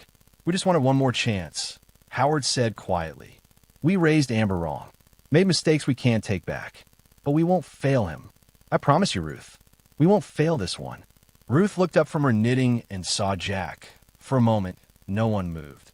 Then Jack pulled his gun from his jacket pocket. He didn't remember grabbing it from his truck. Didn't remember checking if it was loaded. But there it was, heavy and cold in his hand. "Step away from my son," Jack said. Howard spun around in his chair. His face went white. "Jack, wait. Let's explain." Jack's voice was quiet. "Deadly. You kidnapped my son. Beat the sitter half to death. Left her to die in a warehouse. What's there to explain? She was fine when we left her," Ruth said. She hadn't moved from the rocking chair. "We just tied her up. Someone must have found her and..." "Shut up." Jack stepped closer. "Pick up Noah." slowly, and put him in my arms. Ruth didn't move. She looked down at Noah, still sleeping peacefully, and her eyes filled with tears. We can give him a better life, she whispered. We have money saved. We can send him to good schools. He has a life, Jack said. With me. Amber didn't want that. Ruth's voice rose. She called us. 2 days before she died. She was crying, Jack. Crying because she was scared of what would happen if she wasn't there to protect him. Jack felt something cold crawl down his spine. You're lying. Am I? Howard stood up slowly, his hands raised. Check my phone. It's right there on the table. Look at the call log. November 16th. 2 days before Noah was born. 2 days before Amber died. Jack kept the gun pointed at Howard while he moved to the table. He picked up the phone with his free hand and checked the call log. There it was. Amber's number. November 16th. Call duration, 14 minutes. What did she say? Jack asked, and Howard's voice shook. She said if anything happened to her, we shouldn't let you raise Noah alone. She said she'd made mistakes. Said she'd kept secrets. Said she was trying to protect the baby from those mistakes. What mistakes? She wouldn't tell us. Howard took a step forward. Jack raised the gun higher. Howard stopped, but she was scared, Jack. I could hear it in her voice. And then 2 days later, she was gone. Ruth reached for her phone on the side table. Jack turned the gun toward her. Slowly, he said. Ruth picked up the phone with trembling fingers and pulled something up on the screen.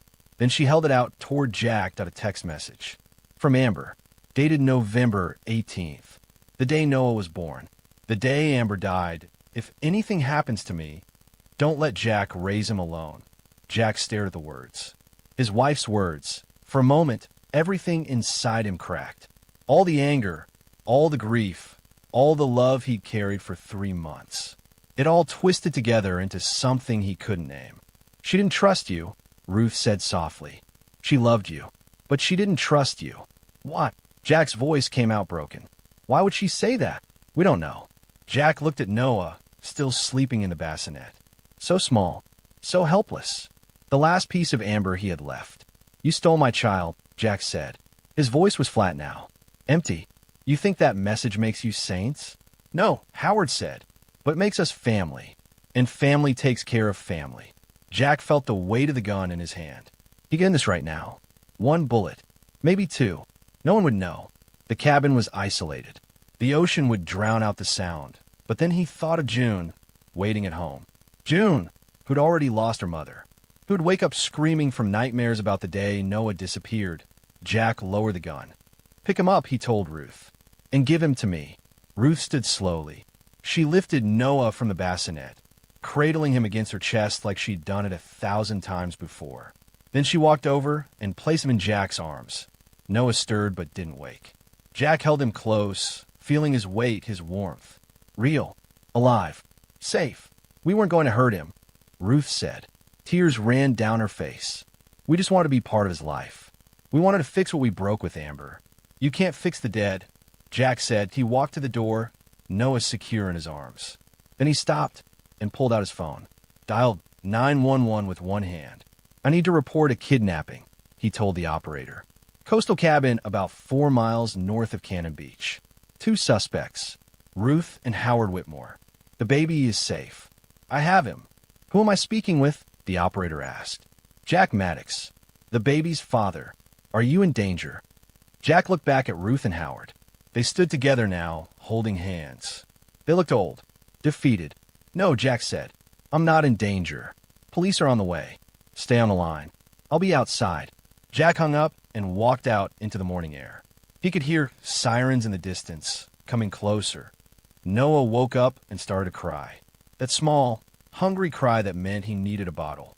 Jack rocked him gently, the way Amber had taught him. It's okay, he whispered. We're going home.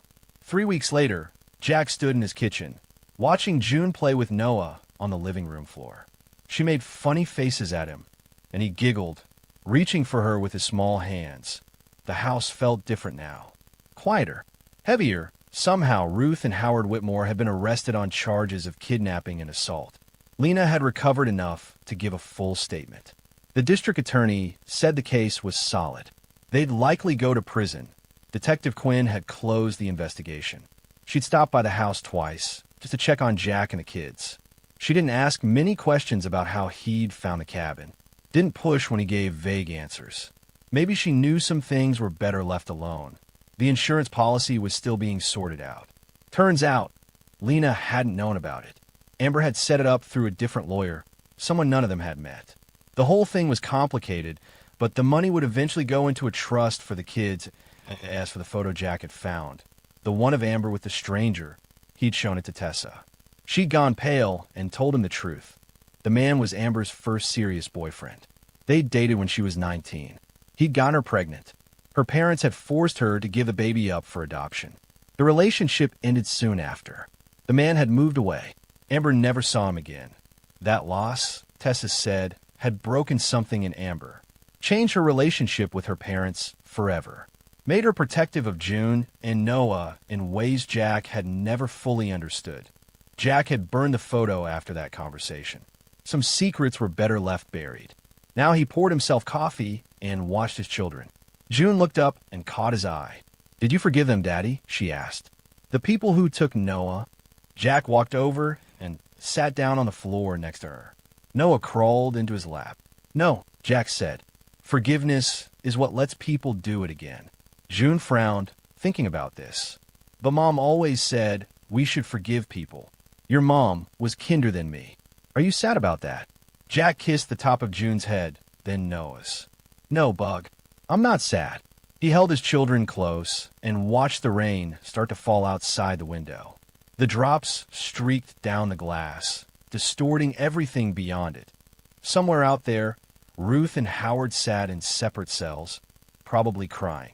Somewhere out there, Lena was trying to rebuild her life, carrying guilt Jack knew would never leave her. And here, in this house, Jack held the only two things in the world that mattered to him. He thought about Amber's message.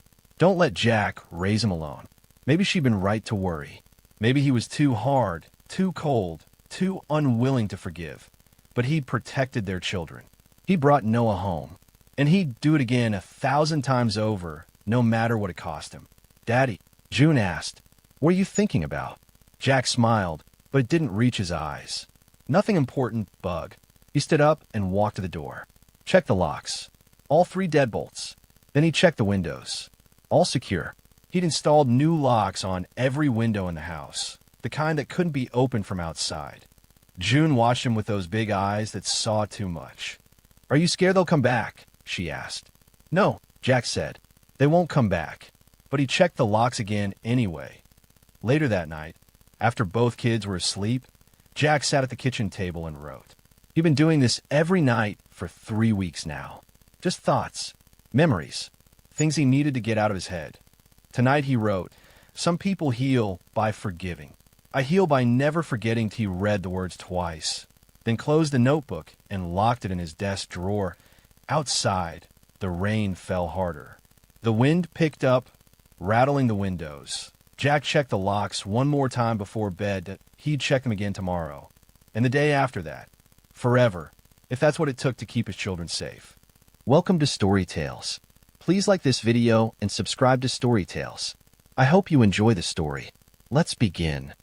The Sonoma vineyard stretched endlessly under the late spring sun.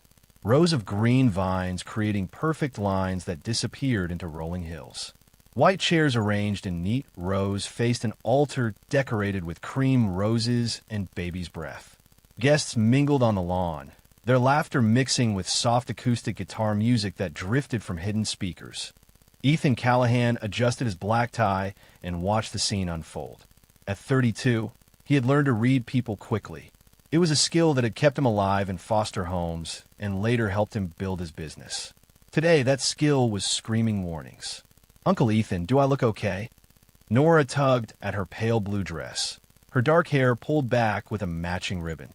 At 10 years old, she carried herself with careful precision, the way children do when they've learned that adults notice mistakes. Ethan knelt to her level, straightening the ribbon that was already perfect. "You look beautiful, kiddo. Just remember what we talked about. Stay close to you. Don't talk to Mrs. Duval unless she talks to me first. And if anyone makes me uncomfortable, I find you right away. That's my girl." He touched her cheek gently. 7 years ago, Nora had come to live with him after her parents died in a car accident.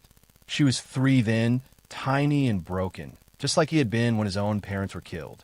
The system had wanted to place her with distant relatives who saw her as a burden. Ethan had fought for custody, knowing exactly what it felt like to be unwanted.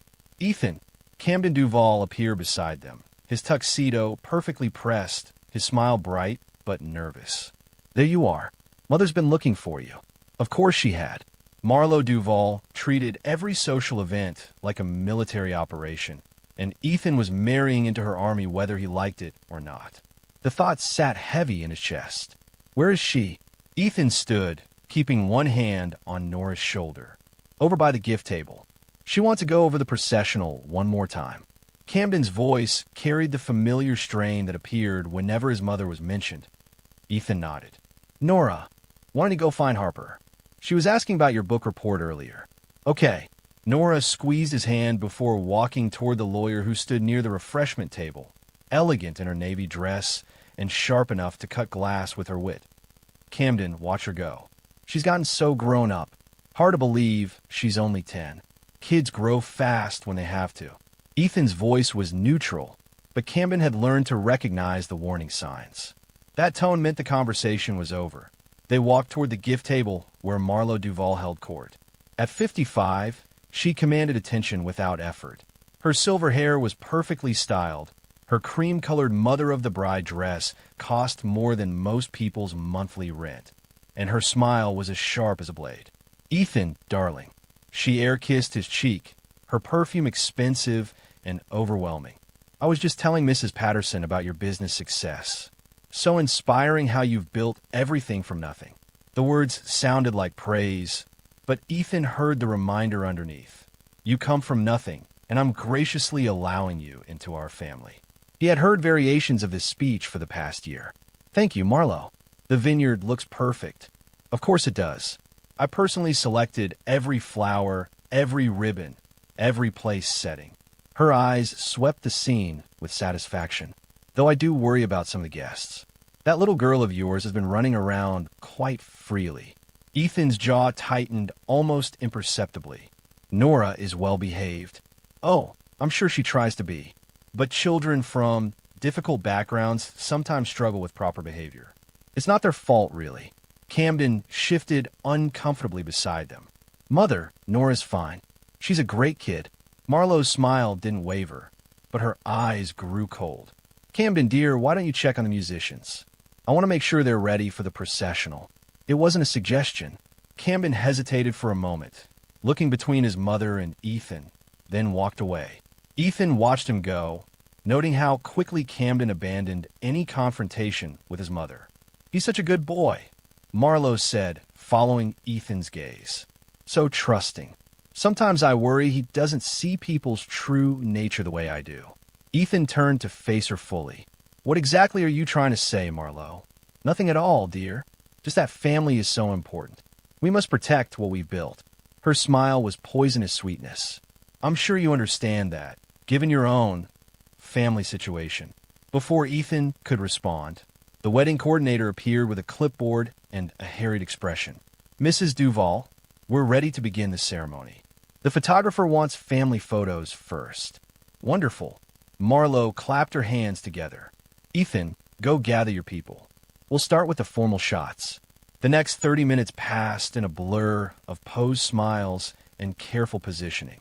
Ethan stood where he was told, smiled when directed, and watched Marlo orchestrate everything with military precision. Nora stayed close to Harper, both of them observing the circus with identical expressions of polite tolerance. Finally, the photographer finished and guests began taking their seats. The musicians switched to the processional music, and Ethan took his place at the altar beside the officiant. Camden stood next to him, fidgeting with his cufflinks. You ready for this? Camden whispered. Ethan looked out at the assembled guests, all of them from Marlo's social circle, except for Harper and a few business associates. Not one person in those chairs cared about him or Nora. They were there for the spectacle, for Marlo's approval, for the chance to see her son marry beneath his station. Let's get this over with, Ethan said, The music swelled, and bridesmaids began their walk down the aisle. Ethan's bride appeared at the back of the aisle, radiant in white silk and his grandmother's pearls. For a moment, he remembered why he had proposed. She was beautiful, intelligent, and before Marlowe's influence had grown stronger, she had been kind to Nora. But as she walked toward him, Ethan noticed her eyes weren't on him. They were on her mother, seeking approval even on her wedding day. The realization hit him like ice water in his veins. The ceremony proceeded without incident until the wine blessing. It was Marlowe's addition to the traditional service, something about unity and family bonds. Nora had been asked to help pour the wine into crystal glasses, a symbolic gesture that Marlowe claimed would welcome her into the family. Nora stood beside the small table that held the wine service, her movements careful and precise. She lifted the bottle, concentrating on not spilling a drop. The guests watched with indulgent smiles, cameras flashing. That's when everything went wrong that a waiter carrying a tray of appetizers hurried past the wine table, trying to serve late-arriving guests. His elbow caught the edge of Nora's dress, and he stumbled, his tray tilting dangerously. Ethan saw it happening as if in slow motion. The waiter's desperate attempt to regain balance, the tray falling, the wine glasses tumbling toward the bridal gown.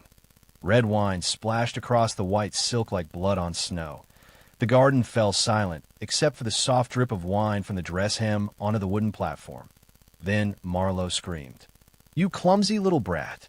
She grabbed Nora's arm, jerking her away from the wine table. "Look what you've done. You've ruined everything." "I didn't." Nora's voice was small and confused. "Don't lie to me." Marlowe's face was red with rage. "I watched you knock over those glasses. This dress cost $8,000. Her hand came down hard across Nora's cheek, the sound echoing across the silent vineyard like a gunshot. Nora stumbled backward, her hand flying to her face, tears springing to her eyes. She looked around desperately for Ethan, for safety, for someone to tell her this wasn't her fault. Ethan moved before conscious thought took over. 2 quick steps, and he was between Marlowe and Nora, his body a wall of protection. His face was completely calm, but his eyes held the promise of violence. "Take your hands off her." His voice was quiet, deadly.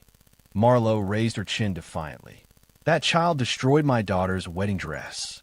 She needs to learn there are consequences for carelessness. She didn't touch those glasses." Ethan's words cut through the air like shards of glass. "Everyone saw her. She knocked them over. I saw the waiter bump into her. Everyone saw the waiter bump into her." Murmurs rippled through the guests. Some nodded in agreement, but others looked uncertain. Marlowe's influence was strong among this crowd. "You're protecting her because she's family," Marlowe said, her voice dripping with disdain. "But facts are facts. She was holding the wine, and now the dress is ruined." Camden finally stepped forward, his face pale. "Mother, maybe we should stay out of this, Camden." Marlowe didn't even look at him. "This is about accountability. If we let this slide, what lesson does that teach?" Ethan knelt beside Nora, his voice gentle. "Are you hurt, sweetheart?" Nora shook her head, but her cheek was bright red where Marlowe had hit her. Tears tracked down her face, but she wasn't sobbing. She had learned early that tears often made things worse. "I didn't spill the wine, Uncle Ethan. The waiter bumped into me. I know, baby. I saw what happened." He stood slowly, his movements controlled and precise.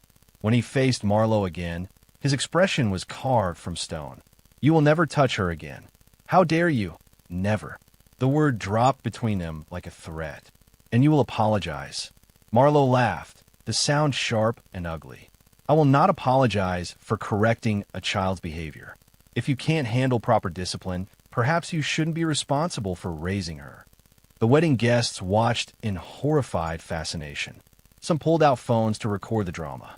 Others whispered behind their hands, already composing the gossip they would share at the next social gathering. Camden stepped closer to his mother. "Mother, please. Let's just clean up the dress and continue." "The dress is ruined, Camden. $8,000, destroyed by carelessness." Her voice rose to near hysteria. "And your fiancé stands there defending the little brat instead of supporting his future family." She's 10 years old, Ethan said, his voice still deadly quiet. And she's my family. The only family that matters. The words hung in the air like a declaration of war. Marlowe's face went white, then red, then white again. Perhaps, she said slowly, we should review the footage from the security cameras. That will settle this matter once and for all. The Vineyard's event coordinator appeared at Marlowe's elbow, her expression carefully neutral.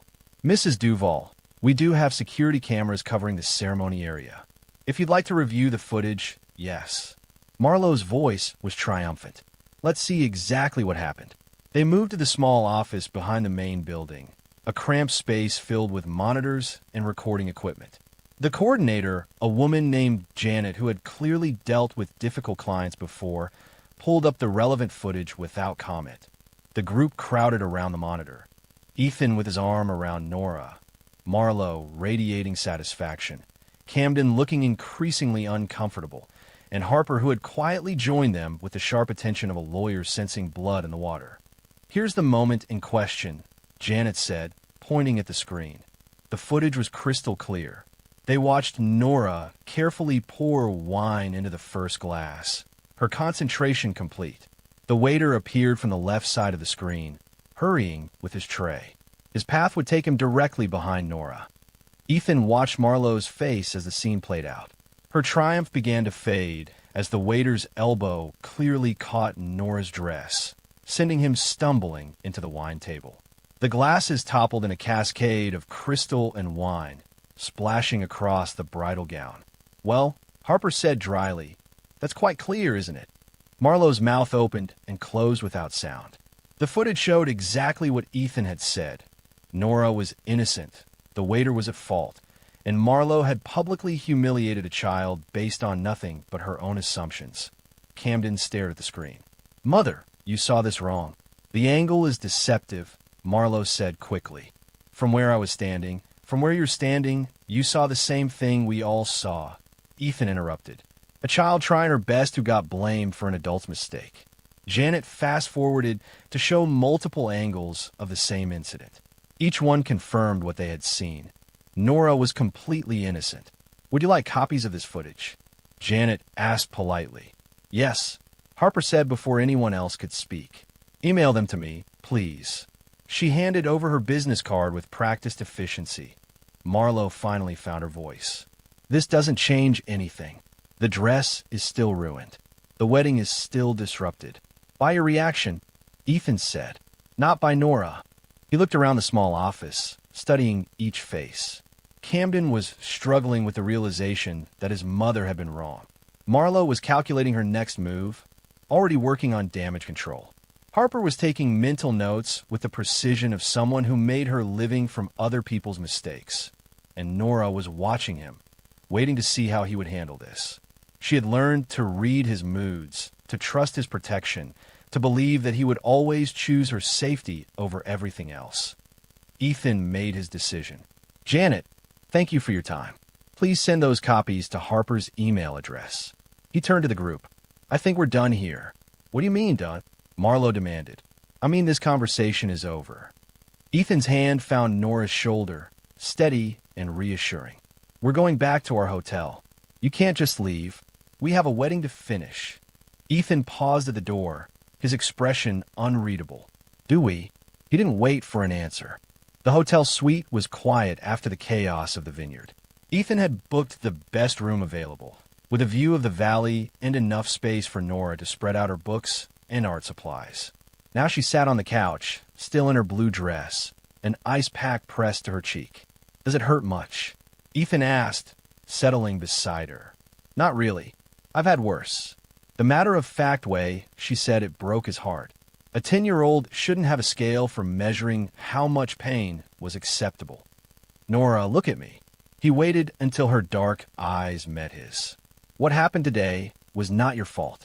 Not any of it. I know. The video showed that. Even without the video, it wasn't your fault. Mrs. Duval was wrong to blame you, and she was wrong to hit you. Adults who care about children don't act that way. Nora nodded solemnly. She doesn't like me. No, she doesn't. And that's her problem, not yours. Ethan pulled her against his side, careful of her bruised cheek. I need you to understand something important. What happened today showed me who these people really are, and I don't want them in our family. But you're supposed to marry Camden's daughter. I was supposed to, but families are supposed to protect each other, not hurt each other. Mrs. Duval hurt you, and Camden didn't stop her. That tells me everything I need to know. They sat in comfortable silence, watching the sun set over the valley. Ethan's mind was already working, planning the steps he would need to take. Cancel the wedding, deal with the social fallout, protect Nora from any further contact with Marlowe. But there was more to it than simple damage control. Today had shown him something ugly about the family he had almost joined. Marlowe's casual cruelty toward a child, her willingness to publicly humiliate someone she saw as beneath her, Camden's inability to stand up to his mother even when she was clearly wrong. These weren't the kind of people he wanted around Nora. More importantly, they weren't the kind of people he wanted to become. Uncle Ethan, Nora's voice was small. What's going to happen now?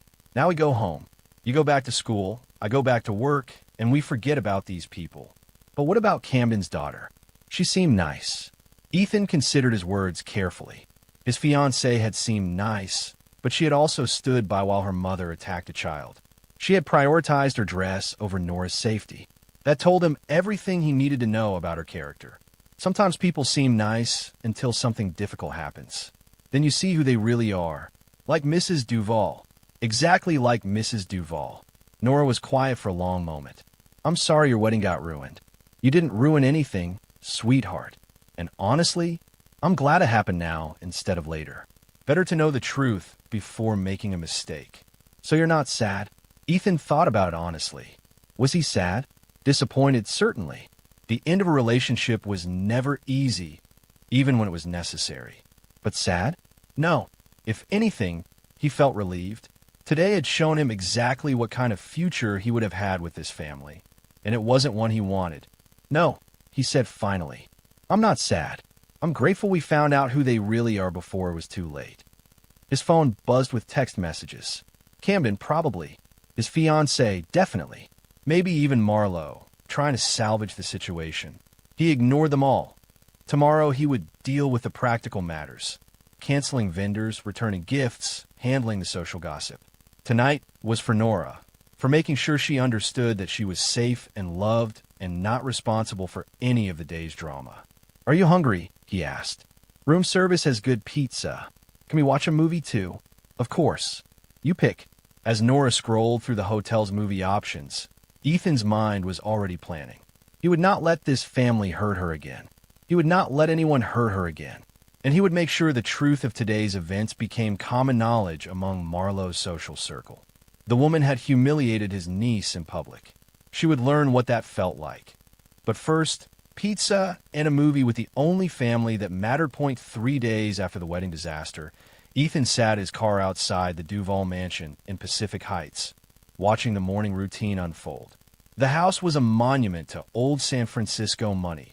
Victorian architecture with modern updates, manicured gardens, and a garage that housed Camden's Tesla and Marlowe's luxury sedan. He wasn't stalking them. He was conducting reconnaissance. The difference mattered, at least to him. Stalking implied emotion, impulse, a lack of control. Reconnaissance was strategic, planned, purposeful. And after 32 years of life that had taught him to be cautious, Ethan approached every important decision with careful research. His phone buzzed with another text from Camden. The 20th since Sunday night, each one more desperate than the last. Please call me. We need to talk. Mother feels terrible about what happened. Can we meet for coffee? Just the two of us? Don't let one bad moment ruin everything we have. Ethan deleted each message without responding. Camden's definition of one bad moment was telling. In his world, publicly humiliating a child and physically striking her qualified as a minor social embarrassment, not a fundamental character flaw that a black Mercedes pulled into the driveway. Harper Fields emerged from the driver's seat, her red hair catching the morning light, her expression businesslike. Ethan had asked her to meet him here, though he hadn't explained why yet. She tapped on his passenger window. Fancy meeting you here. Get in. He unlocked the doors. Harper slid into the passenger seat. studying the mansion with professional interest. Impressive real estate. What are we doing here? Learning. Ethan handed her a coffee from the cup holder. How well do you know the Duval family? Well enough to avoid them at social functions. Harper sipped her coffee thoughtfully. Marlowe's reputation precedes her. She's destroyed more marriages and business partnerships than a bad prenup. What? Sunday wasn't an isolated incident. It was a pattern. Harper's expression sharpened. You want to know what you're dealing with? I want to know everything. Her business connections, her social influence, her weaknesses, before I make my next move. What kind of move are we talking about? Ethan was quiet for a moment, watching the mansion. The kind that ensures she never hurts Nora again, and that everyone knows exactly what kind of person she is. Harper studied his profile.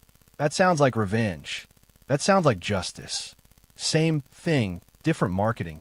She pulled out her phone and began scrolling through contacts. Lucky for you. I have friends in interesting places. Give me 48 hours. What will that get me?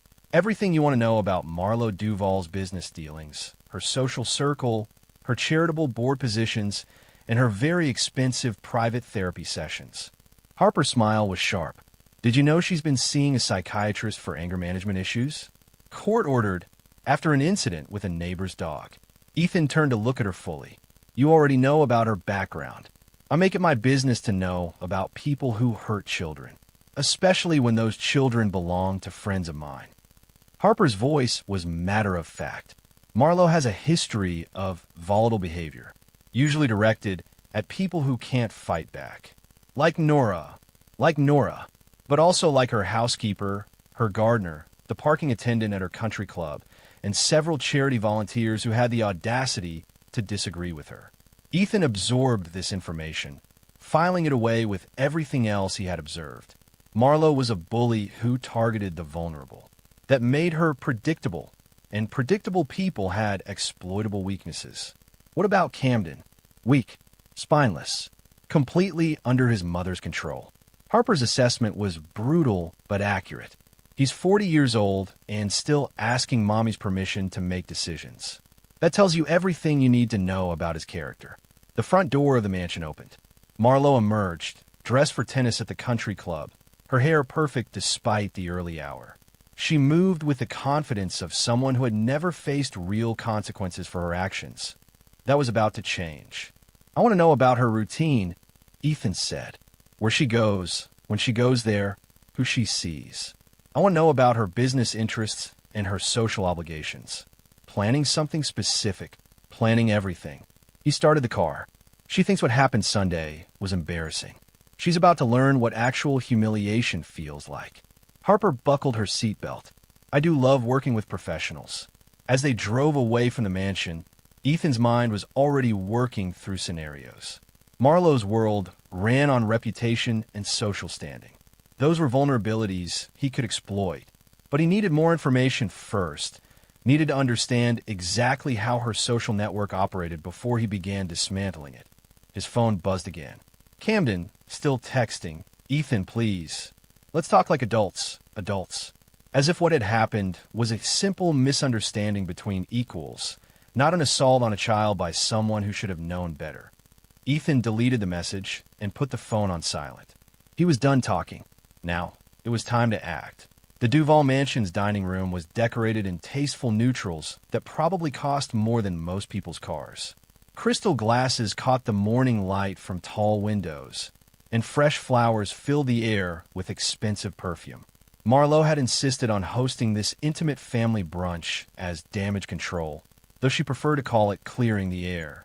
Ethan sat at the polished table, his expression pleasant and unreadable.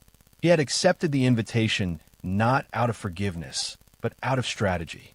Today was about gathering intelligence and testing boundaries. More coffee, Ethan. Marlowe's smile was bright and artificial as she lifted the silver pot. She was trying too hard, overcompensating for Sunday's scene with exaggerated hospitality. Thank you. He watched her pour, noting the slight tremor in her hands. She was nervous, though trying to hide it. Around the table sat Camden's extended family, his Aunt Patricia, cousin David, and David's wife Michelle. All of them had been at the wedding. All of them had witnessed Marlowe's public meltdown. Their presence today was carefully orchestrated social theater. I'm so glad we could all get together, Marlowe continued, settling back into her chair. Family is so important, especially during challenging times. Patricia, Camden's father's sister, raised an eyebrow. Is that what we're calling Sunday? Challenging. Marlowe's smile flickered. Emotions ran high. Wedding days can be stressful for everyone involved, especially for 10-year-old girls who get blamed for accidents, David said quietly. The table went silent. David had always been the family's conscience, the one who spoke uncomfortable truths when others preferred polite fiction. Marlowe's eyes flashed dangerously. David, I think there may have been some confusion about what actually happened. No confusion, Ethan interrupted smoothly. We have security footage that shows exactly what happened. Harper has copies if anyone would like to review them. He said it casually, as if he were discussing the weather. But the implication was clear. The truth was documented, preserved, and available for anyone who wanted to see it. Camden shifted uncomfortably in his chair. Maybe we don't need to rehash Sunday. We're all here now, trying to move forward. Moving forward requires acknowledging what went wrong, Patricia said, her voice sharp. Marlowe, that child did nothing wrong. You blamed her publicly and then struck her. In front of 200 people. I was protecting the family's reputation. Marlowe snapped, her careful composure beginning to crack. That dress cost $8,000 and insurance will cover it, Michelle interrupted.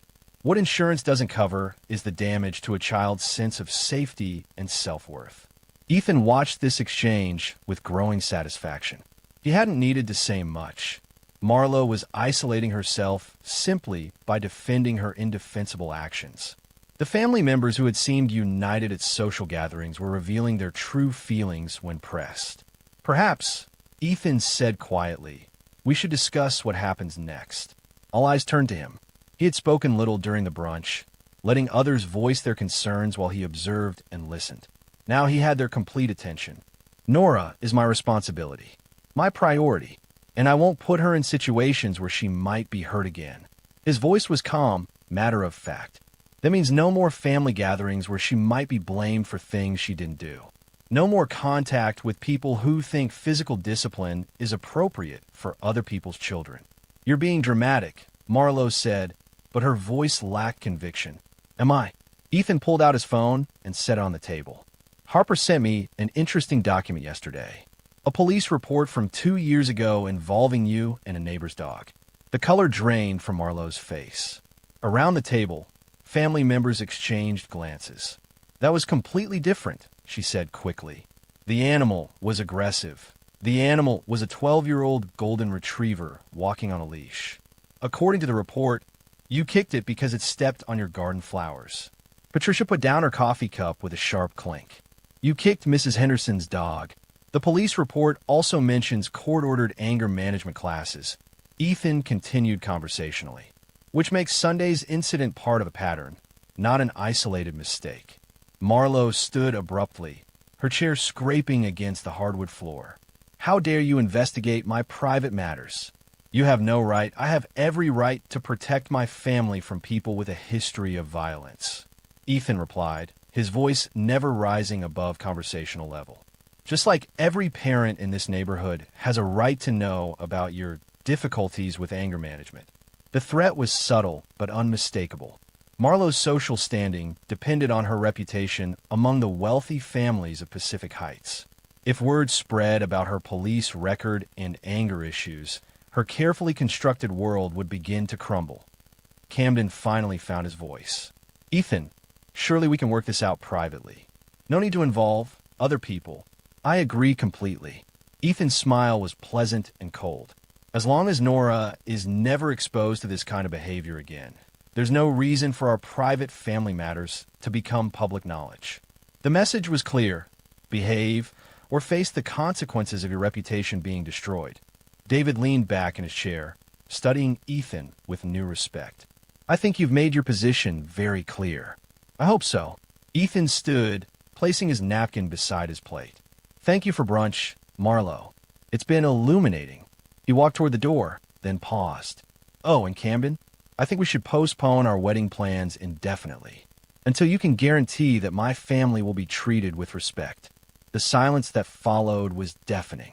Ethan left them to digest that information while he collected his coat and car keys.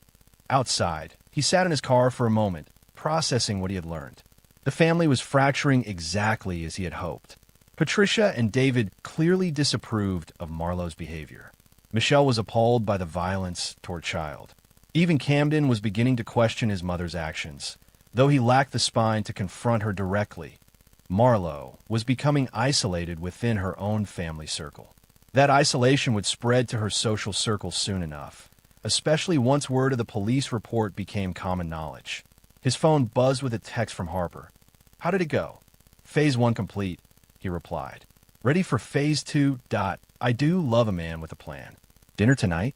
"I have updates on our mutual friend's social calendar." Ethan smiled as he started the car. Marlowe had wanted to control his family's narrative. Instead, she had handed him all the weapons he needed to control hers. The vineyard looked different under gray skies. What had been beautiful and romantic a week ago now seemed staged and artificial. White chairs sat empty in neat rows, waiting for a ceremony that would never happen. The altar decorations had been removed, but wine stains still marked the wooden platform where everything had gone wrong. Ethan stood beside the abandoned gift table, watching vendors pack up equipment and decorations. He had called this meeting for 2 p.m., inviting everyone who had been involved in the wedding planning. It was time to make his position official. Camden arrived first, looking haggard and uncertain. He had lost weight in the past week, and his usual polished appearance was rumpled around the edges. "Thank you for meeting me here," he said, approaching cautiously. "I wasn't sure you would want to see me. We need to talk." Ethan's voice was neutral. Privately, they walked toward the garden area, away from the vendors and staff. Camden kept glancing at him nervously, as if expecting an explosion of anger. But Ethan's rage had long since crystallized into something more dangerous: cold, calculated purpose. "I know you're angry about what happened," Camden began, "and you have every right to be." Mother crossed a line with Nora. A line. Ethan stopped walking and turned to face him. "She physically assaulted a child in public." "That's not crossing a line, Camden. That's criminal behavior." I know. And she feels terrible about it." "Does she?" "Because at brunch yesterday, she spent most of her time defending her actions." Camden's shoulders sagged. "She's stubborn and proud. It's hard for her to admit when she's wrong. It's not hard for decent people to admit when they've hurt a child." They stood in silence for a moment, listening to vendors call instructions to each other. The wedding that was supposed to celebrate their future was being dismantled piece by piece. "I've been thinking about this all week," Camden said finally. "About what you said, about families protecting each other. You're right. I should have stepped in faster. I should have stopped her. But you didn't." "No, I didn't." Camden's admission was quiet and painful. "I've spent my whole life avoiding confrontations with her. It's easier to let her have her way than to fight about it, even when she's hurting innocent people." Even then, Camden met his eyes for the first time. "I know that makes me a coward. I know that's not the kind of man you want to marry." Ethan studied Camden's face, looking for signs of genuine understanding or just self-pity. What he saw was exhaustion and shame, but not real comprehension of how deep the problem went. "This isn't about one incident, Camden. It's about who we are as people. Your mother has a history of violence and manipulation. You have a history of enabling her. That's not going to change because you feel bad about it. But it could change. I could change. Could you? At what point would you finally stand up to her? When she hits Nora again. When she decides I'm not good enough for your family and starts a campaign to destroy my business. When she turns her attention to our future children." Each question landed like a physical blow. Camden flinched but didn't look away. "I would protect our children, like you protected Nora." Camden had no answer for that. More guests began arriving. Harper, the wedding coordinator, the photographer who had captured everything. Ethan had invited them all to witness this moment, to ensure that his version of events became the official record. Marlowe's car pulled into the parking area, and she emerged looking perfectly composed despite the circumstances. She had spent the week trying to control the narrative, telling anyone who would listen that the wedding was merely postponed due to family adjustments. Today would end that fiction. "Good afternoon, everyone," Ethan said, his voice carrying across the garden. "Thank you for coming. I know this is unusual, but I wanted to address some rumors that have been circulating." The small group gathered around him. Vendors who had worked on the wedding, a few family members, and Harper with her phone discreetly recording everything. There have been suggestions that our wedding was postponed due to minor family disagreements. I want to be clear about what actually happened. Marlowe's eyes flashed with warning. "Ethan, I don't think this is necessary. I think it's very necessary." His voice cut through her objection like a blade. "Last Sunday, during our wedding ceremony, my 10-year-old niece was falsely accused of damaging the bridal gown. When security footage proved her innocence, there was no apology. Instead, she was physically struck in front of 200 witnesses." Murmurs rippled through the small crowd. The photographer shifted uncomfortably, probably remembering the images he had captured. "After reviewing all the evidence and considering the safety of my family, I've decided to permanently cancel this wedding." The words fell into silence like stones into still water. Camden went pale. Marlowe's carefully composed expression cracked.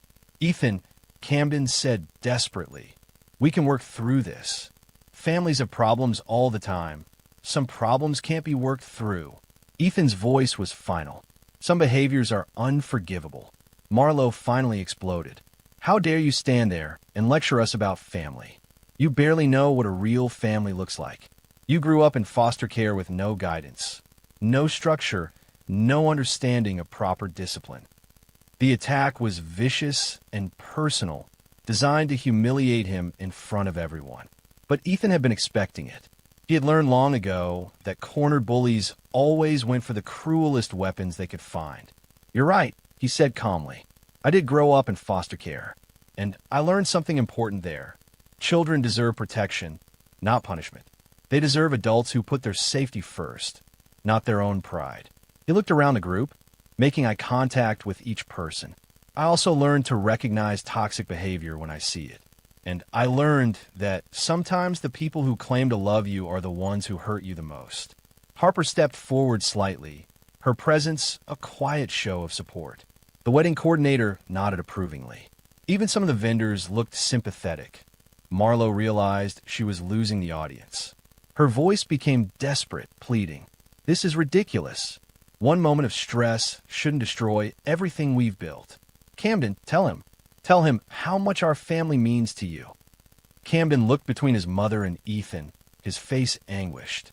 For a moment, it seemed like he might finally find the courage to choose a side. Then he looked away. "I think," he said quietly, "maybe we all need some time to think about this." It was the same non-answer he had given his entire life. The refusal to take a stand, to make a hard choice, to risk his mother's displeasure. Ethan nodded slowly. "Time won't change what happened, Camden, or who we are as people." He turned to address the group one final time. "Thank you all for your time and effort on this project. I'll make sure everyone is compensated for their work. The wedding is officially canceled." As people began to disperse, Marlowe made one last desperate attempt. "You'll regret this, Ethan. You're throwing away the best thing that ever happened to you." He paused, considering her words. "No," he said finally. "The best thing that ever happened to me was getting custody of Nora. Everything else is just details." He walked away without looking back, leaving Marlowe and Camden standing alone beside the wine-stained platform where their family's true nature had been revealed. The Duval Mansion's living room had been carefully staged for battle. Marlowe sat in her favorite chair, flanked by Camden and his fiancée, both looking increasingly uncomfortable as the truth emerged. Across from them, Ethan occupied the sofa with Harper beside him, a folder of documents between them like ammunition waiting to be deployed. It had been 3 weeks since the wedding cancellation. 3 weeks for the social gossip to spread, for business relationships to sour, and for Marlowe's carefully constructed reputation to begin cracking under pressure. The meeting had been Camden's idea, a last desperate attempt to salvage something from the wreckage. "Thank you for coming," Camden said, his voice strained. I know this has been difficult for everyone, but I think we can still work this out. There's nothing to work out, Ethan replied calmly. I made my position clear. The relationship is over. But surely, Camden's fiancée interjected, there must be some way to move past this. We're adults. We can forgive and forget. Harper laughed softly. Forgive and forget. How convenient for the people who caused the damage. Marlowe's eyes flashed dangerously. I don't recall asking for your opinion, Miss Fields.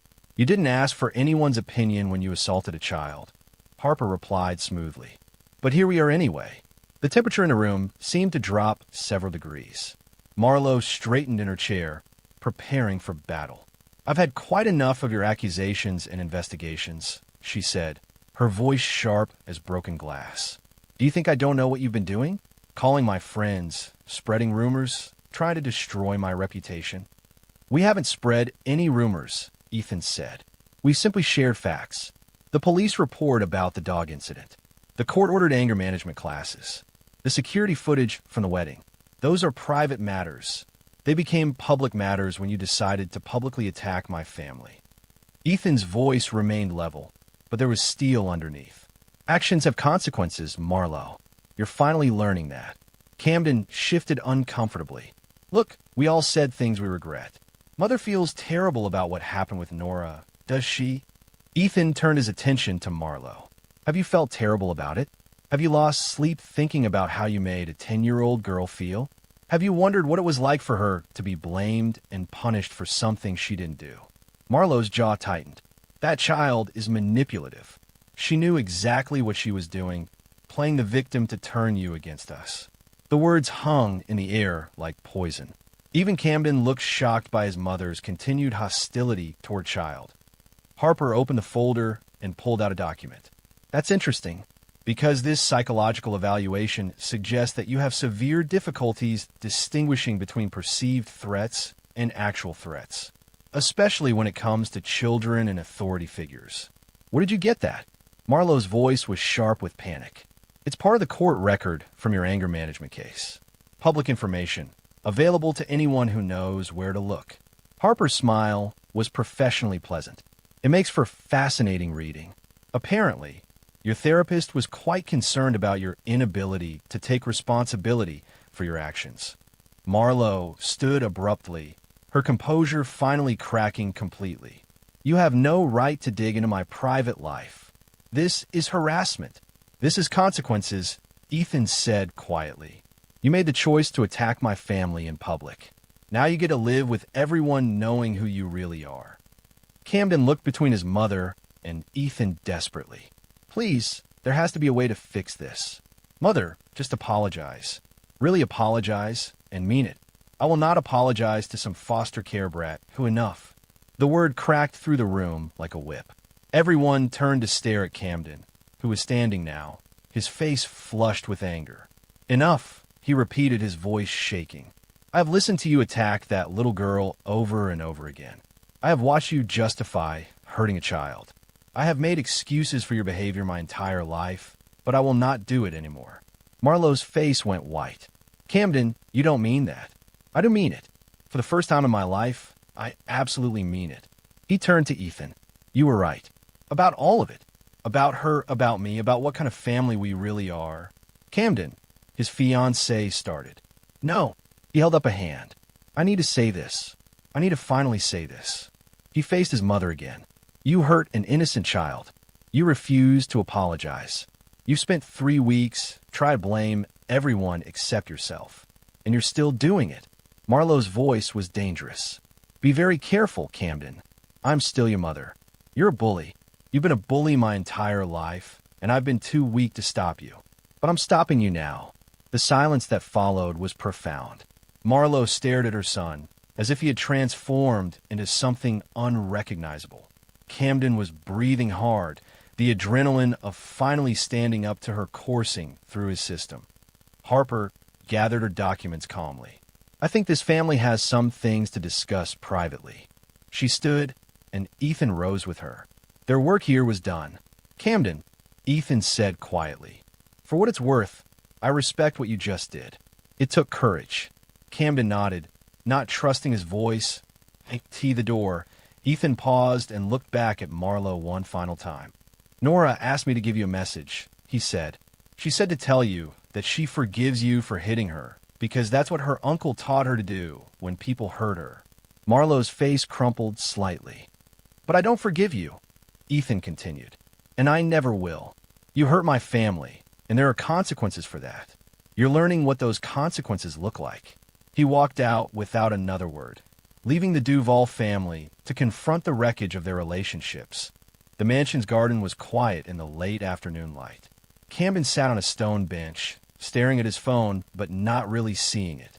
His confrontation with his mother had ended badly, with accusations and threats, and finally, for the first time in his life, with him walking out on her. Ethan found him there an hour later, having returned to Camden's request. They sat in silence for a while, watching the city skyline through the trees. "I don't think I've ever yelled at her before," Camden said finally. "Not once in 40 years. How does it feel?" Camden considered the question seriously. "Terrifying. Liberating. Like I might throw up." He managed a weak smile. All at the same time, they sat quietly again. Ethan was in no hurry to fill the silence. Camden was processing 30 years of suppressed thoughts and feelings that couldn't be rushed. "She's called me 17 times since you left," Camden continued. 17. Each message more desperate than the last. What does she want? For me to come back inside and pretend none of this happened? For me to apologize for embarrassing her? For everything to go back to the way it was? Camden's voice was hollow. "She can't understand why I won't do that. Can you understand why you won't?" Camden was quiet for a long moment. "I keep thinking about Nora's face when Mother hit her. The confusion, you know? Like she couldn't understand why someone would hurt her for something she didn't do. She's felt that confusion before," Ethan said quietly. "Before she came to live with me. Adults who were supposed to protect her, who chose to hurt her instead." God, Camden put his head in his hands. "I watched it happen, and I didn't stop it. What kind of person does that make me? The kind who was raised to prioritize keeping peace over doing what's right," Ethan said without judgment. "The kind who's never learned that sometimes conflict is necessary. I'm 40 years old. I should have learned that by now. You learned it today." Camden looked up, surprised by the kindness in Ethan's voice. "You stood up to her," Ethan continued. "Finally. That takes courage, especially when you've spent a lifetime avoiding confrontation. Too little, too late though, isn't it?" Ethan didn't answer immediately. He was thinking about second chances, about the difference between people who made mistakes and people who made choices.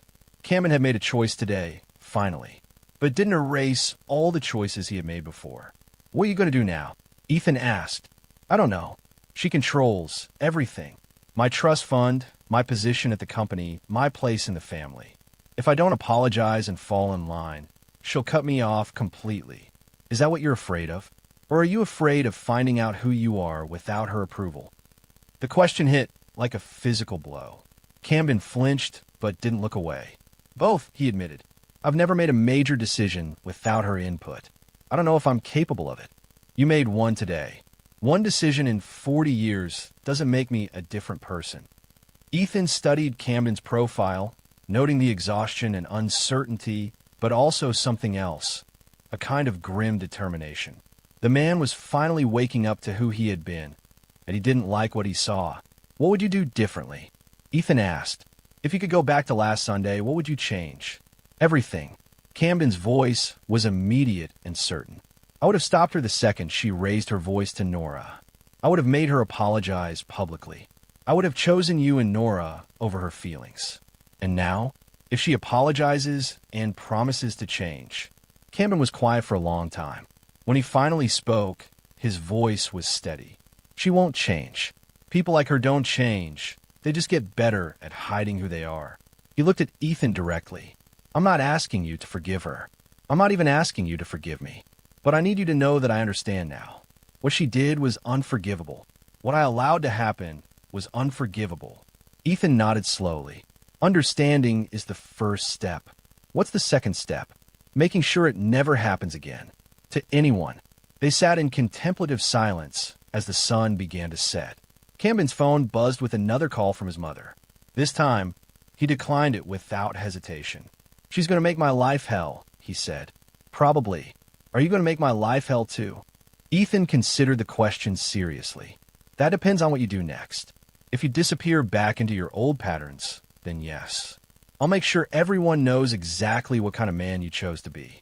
But if you actually change, then what?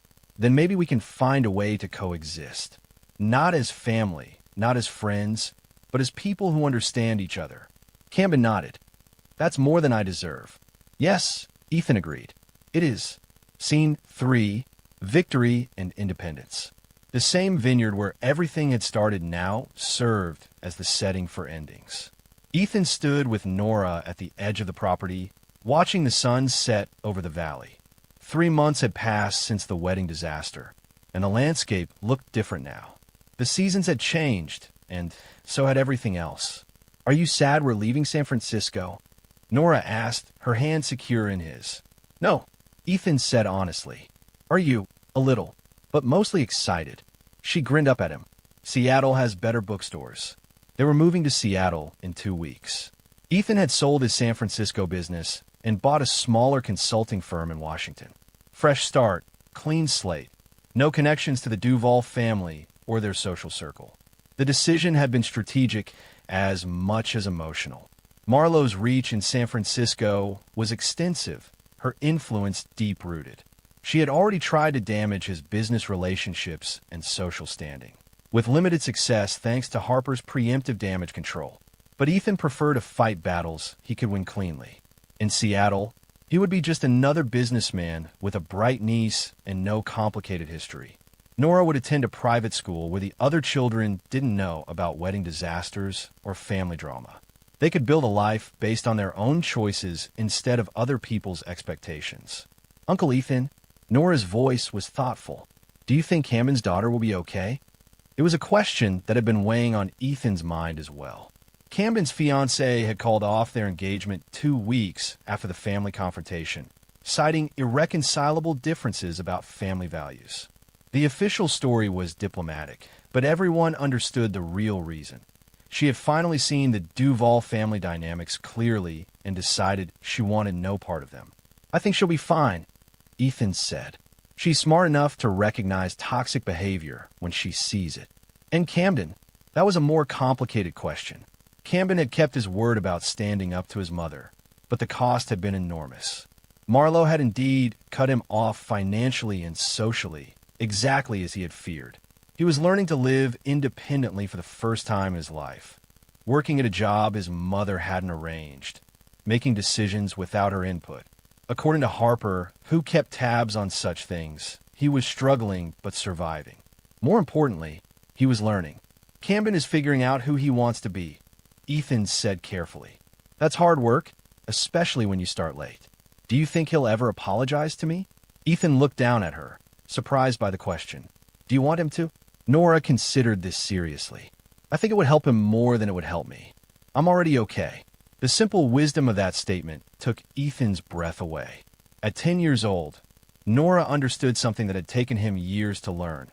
Forgiveness was a gift you gave yourself, not a debt others could demand. "You're pretty smart, you know that," he said. "I get it from my uncle." They stood in comfortable silence, watching the last light fade from the sky. Behind them, the vineyard was preparing for another season, another round of celebrations and disasters. But those would belong to other people now. Ethan's phone buzzed with a text message. "Harper, Marlowe's country club revoked her membership today. Apparently the board received some concerning information about her legal history." Ethan smiled and put the phone away without responding.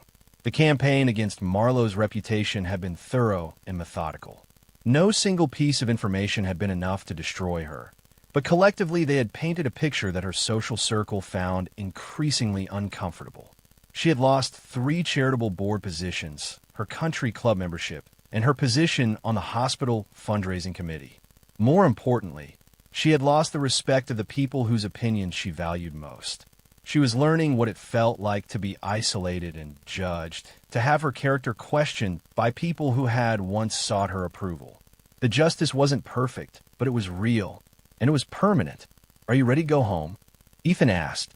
"I'm ready." They walked back toward the car. Nora's hand still in his. The vineyard faded behind them, along with all the complicated history it represented. Tomorrow they would start packing for Seattle. Next week they would close on their new house. Next month Nora would start at her new school, where no one knew about angry adults or wedding disasters. They were free. As they drove away, Ethan caught sight of the vineyard in his rearview mirror one last time. The place where he had almost made the biggest mistake of his life. The place where he had learned exactly how much his family was worth to him. The place where he had discovered that some people deserved forgiveness and others deserved consequences. Uncle Ethan, Nora's voice was sleepy from the car's warmth. Yes, sweetheart. I'm glad you chose me. Ethan's throat tightened with emotion. Always, Nora. Always. The vineyard disappeared completely as they turned onto the main road, heading toward home and the future they would build together. Behind them, the past settled into memory. Ahead of them, Seattle waited with its promise of new beginnings and second chances. For the people who deserve them. Welcome to Story Tales. Please like this video and subscribe to Story Tales. I hope you enjoy the story. Let's begin. The phone rang while John was replacing a rotted section of deck railing on Mrs. Patterson's back porch. He wiped sawdust from his hands and pulled the phone from his pocket, squinting at the unknown number. This is John. Mr. Rowe? This is Jennifer calling from Spokane International Airport. I work at the service desk in Terminal B. John set down his hammer. Yeah. Sir, are you Haley Rowe's guardian? His stomach tightened. That's my niece. What happened? Your niece is here at the airport. She's 7 years old, according to her ID bracelet. Her parents have already boarded their flight. The words didn't make sense at first. John stood there, staring at the half-finished railing, trying to arrange them into something that made sense. Her parents left her? Yes, sir. About 40 minutes ago. She was sitting by gate C12 when security found her. She's safe, but she's alone, and she's been crying. We need you to come get her. John grabbed his keys. I'm coming. Don't let anyone take her. I'll be there in 20 minutes. He hung up and threw his tools into the truck bed. Mrs. Patterson came to the back door, holding a glass of lemonade. Everything okay, John? Family emergency. I'll finish the deck tomorrow. He was already in the truck, engine running. The drive to the airport felt longer than it was. John kept his hands tight on the wheel, his mind racing through possibilities. Maybe Martin and Kendra missed their flight. Maybe there was confusion about who was picking Haley up. Maybe someone at the airport got it wrong. But he knew his brother, and he knew Kendra. He parked in a short-term lot and walked fast through the automatic doors, past the ticket counters, toward Terminal B. A woman in an airline uniform stood near the service desk, talking to a security guard. When she saw John approach, she straightened. Mr. Rowe, where is she? The woman gestured toward a row of seats near a vending machine. Haley sat there, small and hunched, clutching a stuffed raccoon with one ear missing. Her dark hair hung in her face. Her pink backpack sat at her feet. John's chest went tight. He walked over and crouched in front of her. She looked up, eyes red and swollen. Hey, Bug, he said quietly. What happened? Haley's lip trembled. She looked down at the raccoon, picking at its torn ear. Daddy said they voted I should stay. Grandma said I ruin everything. John kept his voice calm. Voted? Mommy and Daddy and Grandma. They voted that I should stay here. Her words came out shaky, broken by little hiccups of breath. John felt something cold settle in his gut. He looked at her arms. Faint yellow marks near her elbows. Old bruises, fading but still visible. Did they hurt you, Haley? She pulled her arms close to her body and didn't answer. John stood and turned to the airline worker. Did you see the parents? Yes, sir. They checked in at the counter, went through security with their daughter, then boarded without her. We didn't realize she wasn't with them until after the gate closed. What flight? Flight 447 to Phoenix. Left at 4:35. John looked at his watch. It was 5:20 now. They were already gone. His phone buzzed in his pocket. He pulled it out. A text from Martin. We all voted that she should stay. Don't make a scene, John. John stared at the screen. He read it twice. Then he turned the phone off and slipped it back into his pocket. He looked down at Haley. You ready to go? She nodded. John picked up her backpack and held out his hand. She took it, her small fingers cold in his palm. He lifted her into his arms, and she pressed her face against his shoulder, the stuffed raccoon squeezed between them. "Thank you," he said to the airline worker. "Of course. Do you need us to file a report?" "I'll handle it." He carried Haley through the terminal, past the crowds, past the baggage claim, out into the parking lot. She didn't say anything. She just held on to him. When they reached the truck, he set her gently in the passenger seat and buckled her in. She looked so small sitting there, her feet not even reaching the floor. John climbed into the driver's seat and started the engine. He pulled out of the lot and merged onto the highway, heading toward Tacoma. The sun was low, casting orange light across the road. For a long time, neither of them spoke. Then John said, "Do they hurt you, Haley?" She stared out the window at the passing trees. "Only when I make noise." John's hand tightened on the steering wheel. His knuckles went white. He didn't reply. He couldn't trust his voice. At home, he drew a bath for her. She sat on the edge of the tub, watching the water rise. "Can Mr. Bandit come in with me?" She held up the raccoon. "He'll get wet. He likes water." "Okay." While she bathed, John made grilled cheese sandwiches. He heard her talking softly to the raccoon, her voice muffled through the door. When she came out, her hair was damp and tangled, and she wore one of his old T-shirts that hung to her knees. They ate at the kitchen table. Haley took small bites, chewing slowly.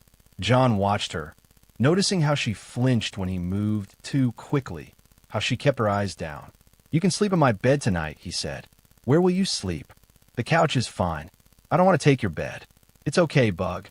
I want you to be comfortable." After dinner, he tucked her in. She held Mr. Bandit close and looked up at him with tired eyes. "Uncle John." "Yeah." "Are they coming back for me?" John sat on the edge of the bed. "I don't know what they're planning, but you're safe here. What if they're mad?" "Then they can be mad." She considered this, then nodded.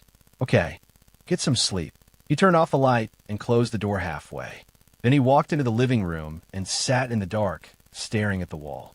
His hands formed fists in his lap. He sat there for a long time, thinking about his brother, about Kendra, about the bruises on Haley's arms. That night, he decided he wasn't returning her. Ever. John hadn't always been this way. Quiet. Controlled. He'd learned it young, growing up in a house where noise meant danger. Their father had been a mean drunk. Big hands, quick temper. Their mother had learned to be small, to disappear into the background, to never argue. John had been the younger son, but he'd been the one to take the hits meant for Martin. When her father came home angry, John would step forward. He learned that if he took it, Martin didn't have to. Martin had learned something different. He'd learned to survive by becoming the person everyone feared instead of the person everyone hurt. John left home at 18. He packed a bag, got in his truck, and never looked back. He tried to stay in touch with Martin, but the distance grew. Martin got married to Kendra, a woman with cold eyes and a sharp tongue. She reminded John of their father in ways that made his skin crawl. He'd visited once, right after Haley was born. Martin and Kendra lived in Spokane then, in a small house with peeling paint and a yard full of weeds. Haley had been a baby, tiny and red-faced, crying in her crib.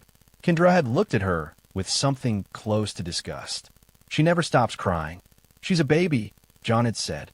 "That's what babies do. She's difficult. I knew she would be." John had left that visit feeling uneasy. He called Martin a few times after that, but Martin never wanted to talk. They drifted apart. The next time John saw Haley, she was 5. He'd driven to Spokane for a family gathering at their mother's house. Haley had been hiding behind a chair in the living room, small and silent. When Kendra raised her voice, Haley had flinched. John had knelt beside her. "You okay?" She nodded but didn't speak. Kendra had appeared in the doorway. "She's shy. Doesn't talk much. Maybe she's scared." "Of what?" "We don't hurt her." But John had seen the way Martin grabbed Haley's arm when she reached for a cookie. He'd seen the way Kendra's face twisted when Haley spilled juice on the table. That was the last time he'd seen her before the airport. A week later, John heard a car pull into his driveway. He looked out the window and saw Martin's gray sedan. Kendra sat in the passenger seat, arms crossed. Martin got out and walked to the front door.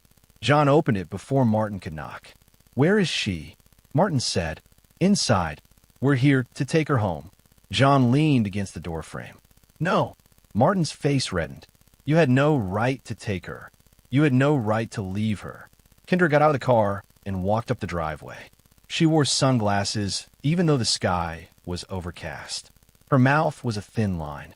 She ruins everything, Kendra said flatly. She's not like other kids. Always crying. John looked at her. That's what kids do when they're scared. Martin stepped closer. You always thought you knew better, didn't you? John's voice stayed even. And I always did. Martin's jaw tightened. You're keeping our daughter from us. That's kidnapping. You abandoned her at an airport. That's worse. We were going to pick her up later. It was temporary. You left her alone and scared with strangers.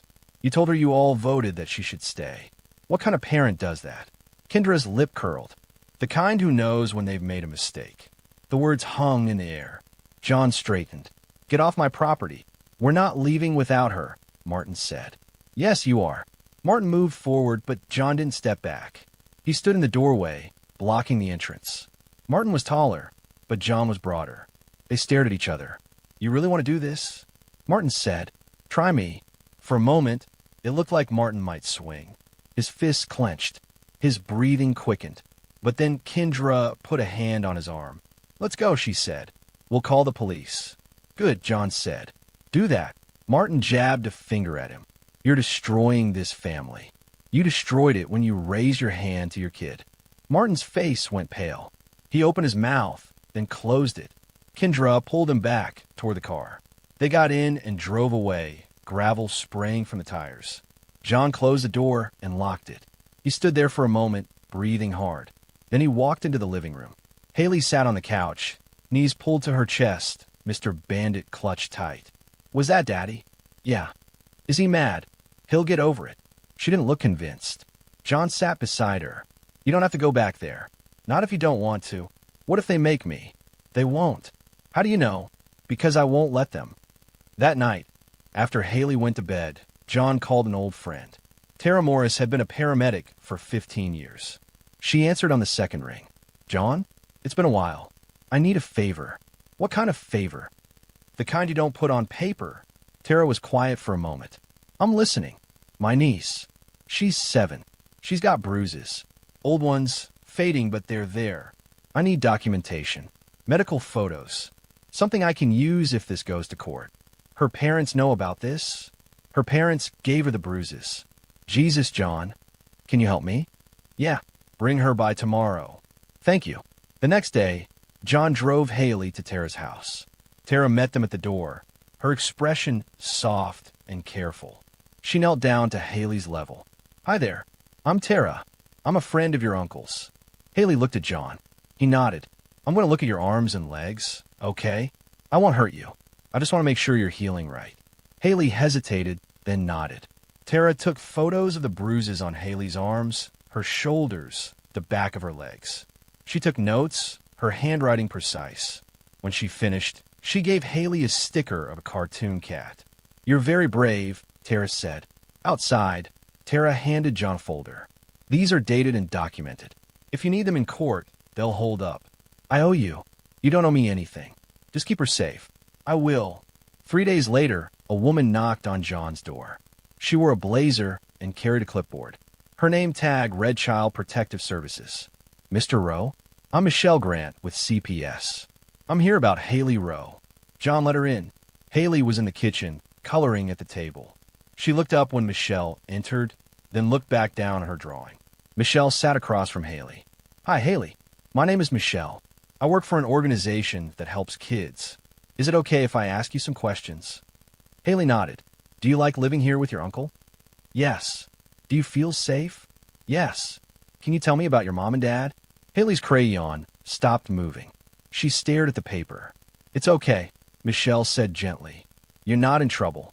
Mom hits me when I talk too much, Haley said quietly. Daddy says I make them tired. Michelle's pen moved across her notepad. How does your mom hit you? On my arms. Sometimes my legs. Does your dad hit you too? Sometimes. When I break things or make noise. What happens when you cry? They tell me to stop. They say I'm being dramatic. Michelle glanced at John, then back at Haley. Can I see your arms? Haley pushed up her sleeves. The bruises had faded more, but they were still visible. Michelle took photos with her phone. Then she asked Haley to draw a picture of her family. Haley picked up a black crayon and drew stick figures. A man and a woman standing over a small figure. The small figure was crying. The man and woman had angry faces. Michelle studied the drawing. Who are these people? That's Mom. That's Dad. That's me. What's happening in the picture? I dropped a plate. They were mad. Michelle closed her notebook and stood. She looked at John. Can we talk outside? They stepped onto the porch. Michelle folded her arms. Mr. Rowe, I've been doing this job for 12 years. I've seen a lot of things. This is abuse. Clear as day. I know. Her parents filed a complaint against you. Said you kidnapped her. I didn't kidnap her. They left her at the airport.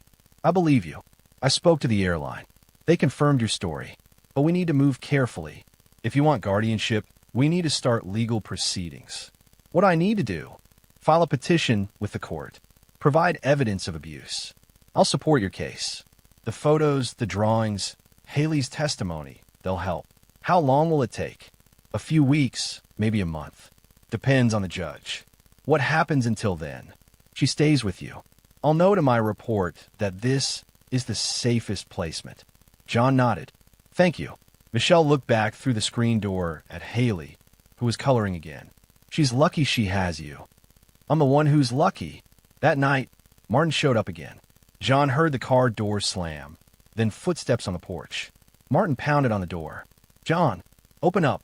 John didn't move. He sat on the couch, watching the door. He'd installed a small camera above the door frame that morning. It recorded everything. You think you're a hero? Martin shouted. You're destroying our family. John walked to the door, but didn't open it. You destroyed it when you raised your hand to your kid. She's my daughter. Then act like her father. You don't know what it's like. You don't have kids. You don't know how hard it is. Hard isn't an excuse to hurt them. She pushes us. She never listens. She's 7. Martin kicked the door. You're going to regret this. John said nothing. He just stood there waiting. Martin kept shouting, his voice getting hoarse. He said John was self-righteous. He said John always thought he was better than everyone. He said John was stealing his family. After 20 minutes, Martin's voice broke. Please, John, just let me see her. No, she's my daughter. Then you should have treated her like it. Martin slammed his hand against the door one more time, then stumbled back to his car. John watched through the window as the taillights disappeared down the street. Haley stood in the hallway, clutching Mr. Bandit. Is he gone? Yeah. He sounded mad. He was. Is he coming back? Maybe. But he can't hurt you anymore. What if he does? John knelt beside her. Then I'll stop him. She looked at him with wide eyes. Ow. However I need to. She believed him. John could see it in her face. She nodded and went back to bed. John sat in the dark living room again. He pulled out his phone and turned it on for the first time in days. There were 12 missed calls from Martin. 6 voicemails. He deleted them all without listening. Then he opened a folder on his phone. The photos Tara had taken. The drawings from Michelle's visit. The video of Martin shouting outside. He had everything he needed. The court hearing was set for 3 weeks later. John hired a lawyer, a woman named Rebecca Kim, who specialized in family law. She was sharp and no-nonsense, and she didn't waste time. This is a strong case, she told John in her office. You have documentation, witness statements, and the child's testimony. But be prepared. They'll fight back. I know. They'll say you're overreacting. They'll say it was a misunderstanding. They'll try to paint you as the aggressor. Let them try. The day of the hearing arrived. John dressed in his best clothes, a button-down shirt and khakis. He helped Haley into a blue dress she'd picked out at the thrift store. She was nervous, twisting her hands together. Do I have to see them? She asked. Probably. Will they yell? Maybe, but I'll be there. What if the judge makes me go back? That's not going to happen. How do you know? Because the judge is going to see the truth. At the courthouse, they met Rebecca in the lobby. She knelt down to Haley's level. Hi, Haley. I'm Rebecca. I'm here to help your uncle. You're going to be very brave today, okay? Haley nodded. They walked into the courtroom. Martin and Kendra were already there, sitting with their lawyer, a man in an expensive suit. Kendra wore a dress and makeup, her face carefully composed. Martin looked tired, his eyes bloodshot. When Haley saw them, she grabbed John's hand and pressed against his side. He put a hand on her shoulder. "It's okay," he said quietly. The judge entered, and everyone stood. Judge Patricia Caldwell was an older woman with gray hair and a stern expression. She took her seat and looked over the case file. "This is a petition for emergency guardianship," she said. "Mr. John Rowe is seeking custody of his niece, Haley Rowe, currently in the care of her parents, Martin and Kendra Rowe. Let's hear the evidence." Rebecca stood. "Your Honor, we have substantial evidence of abuse and neglect. Mr. and Mrs. Rowe abandoned their daughter at Spokane International Airport, leaving her alone while they boarded a flight to Phoenix." The judge looked at Martin. "Is this true?" Martin's lawyer stood. "Your Honor, this was a misunderstanding. My clients intended to arrange for family care, but were unable to reach Mr. Rowe before their flight. They fully intended to retrieve their daughter upon their return. They sent him a text message saying they voted that she should stay," Rebecca said. "That's not arranging care. That's abandonment." She handed the judge a copy of Martin's text message. Judge Caldwell read it, her expression darkening. "We also have medical documentation of bruises consistent with physical abuse," Rebecca continued. She submitted Tara's photos and notes. "And we have drawings created by Haley during a CPS evaluation. The drawings were entered into evidence." The judge looked at them, stick figures, angry faces, a little girl crying. "Your Honor, these are taken out of context," Martin's lawyer said. "Children draw dramatic things. It doesn't mean." "I'd like to hear from the child," Judge Caldwell interrupted. Haley was called to the stand. She climbed into the chair, her feet dangling. The judge's expression softened. "Hi, Haley.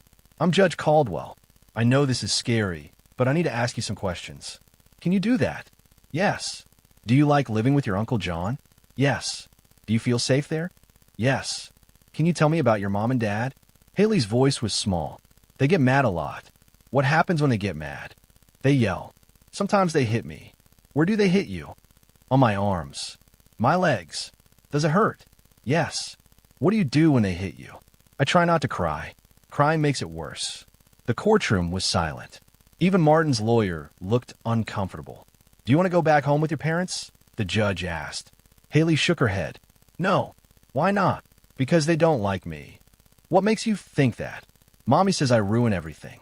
She says I wasn't supposed to happen." Judge Caldwell's jaw tightened. She looked at Kendra. "Mrs. Rowe, is that true? Did you say that to your daughter?" Kendra stood, her composure cracking. She was difficult from the start. Always crying, always needy. "I didn't ask for this. I didn't want." "You didn't want what?" the judge said sharply. "She was a mistake." Kendra's voice rose. "We weren't ready. She ruined everything. Our plans, our lives, everything." The courtroom erupted. Martin grabbed Kendra's arm, trying to pull her down, but she jerked away. "She was born wrong," Kendra said, her face twisted. "I tried, but I couldn't. She just..." Judge Caldwell slammed her gavel. "That's enough." Kendra sat down, breathing hard. Martin stared at the table. The judge looked at Haley, who was crying silently in the witness chair. "You can step down, sweetheart." Haley climbed down and ran to John. He lifted her into his arms, and she buried her face in his shoulder. Judge Caldwell reviewed the documents in front of her. Then she looked up. "I've heard enough. This is one of the clearest cases of abuse and neglect I've seen in 20 years on the bench. Mrs. Rowe, your own words condemn you. Mr. Rowe, you have no business being a parent." She picked up her gavel. "Custody of Haley Rowe is hereby granted to John Rowe, effective immediately. A permanent restraining order is issued against Martin and Kendra Rowe. You are not to contact this child in any way. Do you understand?" Martin stood, his voice shaking. "Your Honor, please. Do you understand?" "Yes." "Good. This hearing is adjourned." The gavel came down. Martin tried to approach, but a bailiff stepped in his way. Haley hid behind John's leg, crying. The judge looked directly at Martin. "Mr. Rowe, you don't deserve to call yourself a father." Martin's face crumpled. Kendra walked out of the courtroom without looking back. A week later, Martin showed up at John's house again. It was late, almost 10 at night. John heard a knock, soft this time, not angry, and opened the door. Martin stood on the porch, swaying slightly. He smelled like whiskey. His eyes were red and hollow. I want to talk, Martin said. John didn't open the screen door. There's nothing to talk about. Please, John, go home. You turned her against me. I didn't have to. You did that yourself. Martin's voice cracked. She was just a mistake. John stared at his brother. For a moment, he felt something close to pity. Then he remembered Haley's bruises. He remembered her drawings. He remembered the airport. No, Martin, John said quietly.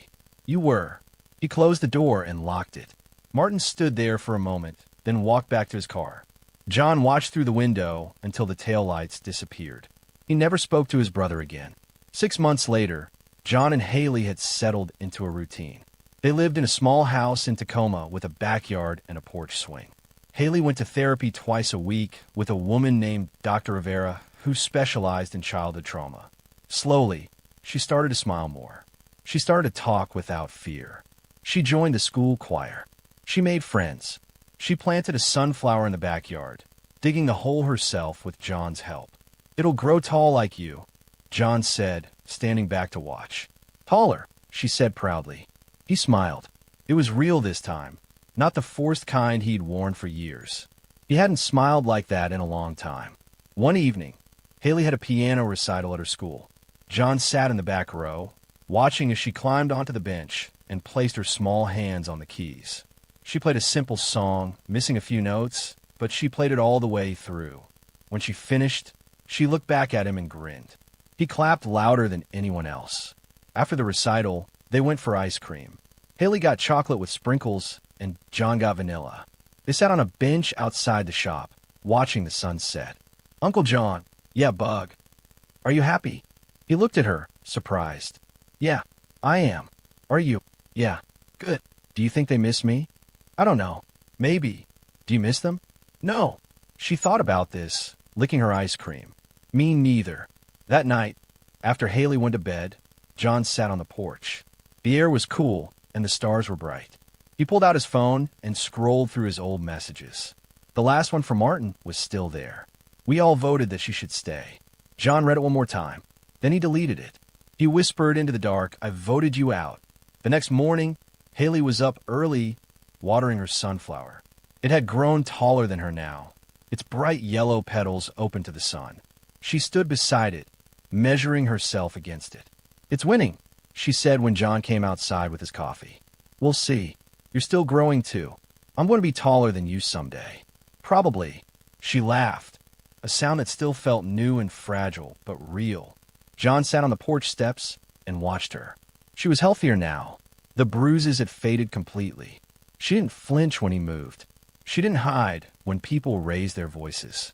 She was becoming the kid she was always meant to be. Dr. Rivera had told him that recovery wasn't linear. There would be bad days. There would be nightmares and setbacks. But there would also be good days, and those would outnumber the bad ones eventually. John believed her. Later that week, John received a letter in the mail. It was from Martin's lawyer, informing him that Martin and Kendra were moving to Arizona. They were dropping any further legal action.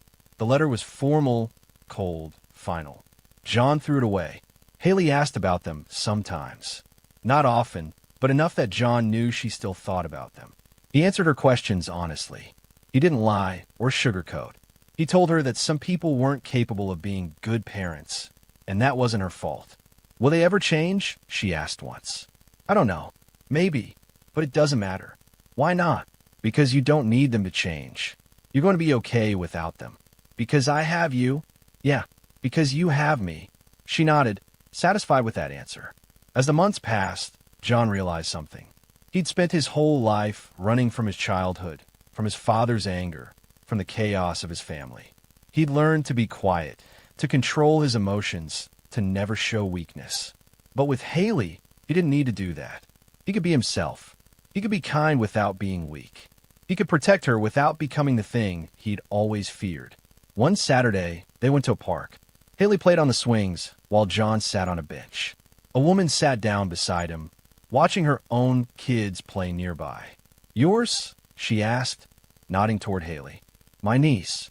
I'm raising her. That's good of you. It's not about being good. It's just what needed to happen. The woman nodded. Still, not everyone would do that. John shrugged. He watched Haley swing higher, her hair flying, her face bright with joy. She was laughing, and the sound carried across the playground. "She deserves better than what she had," John said. "Sounds like she got it."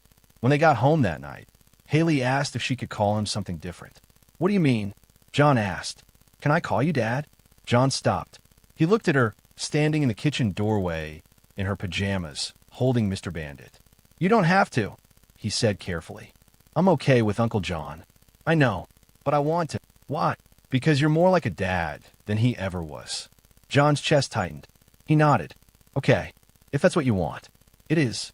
"Then yeah, you can call me Dad." She smiled and ran to hug him. He wrapped his arms around her, and she held on tight. Later, after she was asleep, John sat on the porch again. The night was quiet, and the air smelled like summer. He thought about everything that had happened.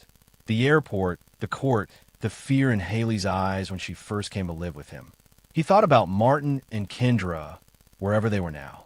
He wondered if they ever regretted what they'd done. He wondered if they thought about Haley at all. Then he decided it didn't matter. They were gone. Haley was safe. That was all that mattered. John looked up at the stars. He didn't pray much, but he said a quiet thank you to whoever might be listening. Thank you for putting him in that airport. Thank you for giving him the chance to do the right thing. Thank you for Haley. Inside, the house was quiet. Haley slept peacefully in her room, Mr. Bandit tucked under her arm. The sunflower outside stood tall in the moonlight, its petals closed until morning. John went inside and locked the door. He checked on Haley one more time, then went to his own room. Tomorrow, he'd wake up early and make pancakes. Haley liked them with strawberries. Tomorrow, they'd water the sunflower together. They'd go to the library and pick out new books. They'd live their quiet, ordinary life. And that was enough. Welcome to Story Tales. Please like this video and subscribe to Story Tales. I hope you enjoy the story. Let's begin. The phone rang while Paul Marin was halfway through replacing a rotted support beam. He pulled off his work gloves and checked the screen. Unknown number. Local area code. He let it ring twice more before answering. "Yeah, is this Paul Marin?" A woman's voice. Official. Tired. Speaking. "This is Officer Martinez with the Boise County Sheriff's Department. We need you to come down to the station." Paul's grip tightened on the phone. "What for?" "We found your nephew, Mr. Marin. He says his name is Jeffrey Marin. He's 6 years old. We need you to come pick him up." The beam Paul had been holding slipped from his other hand and crashed against the concrete floor. His crew looked over, but he waved them off and walked outside into the cold November air. "You've got the wrong person," Paul said. His voice came out flat, controlled. "My brother didn't have a kid." "Are you Arthur Marin's brother?" "Was. He died 5 years ago." "We're aware of that, Mr. Marin. But according to our records, the boy's mother is Kelly Marin, your brother's widow." Paul stopped walking. Kelly. He hadn't heard that name in years. After the funeral, after she'd collected whatever money there was, she'd vanished. No calls. No forwarding address. Nothing. "Where did you find him?" Paul asked. "Highway 21, about 3 miles outside town. Walking alone. He had your brother's name and said he needed to find his Uncle Paul." Paul closed his eyes. "I'll be there in 20 minutes. He drove his truck faster than he should have, jaw clenched, mind racing. Arthur had been dead for 5 years. A car crash on a wet road, coming home from a job site 2 towns over.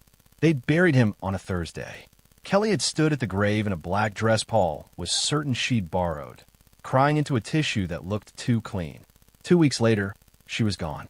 The sheriff's station sat at the edge of town, a squat brick building with bars on the windows and a flag hanging limp in the cold air. Paul parked and walked inside. Officer Martinez met him at the front desk. She was short, maybe 40, with tired eyes and a radio clipped to her belt that crackled with static. "Mr. Marin? Where is he?" She led him down a hallway that smelled like coffee and industrial cleaner.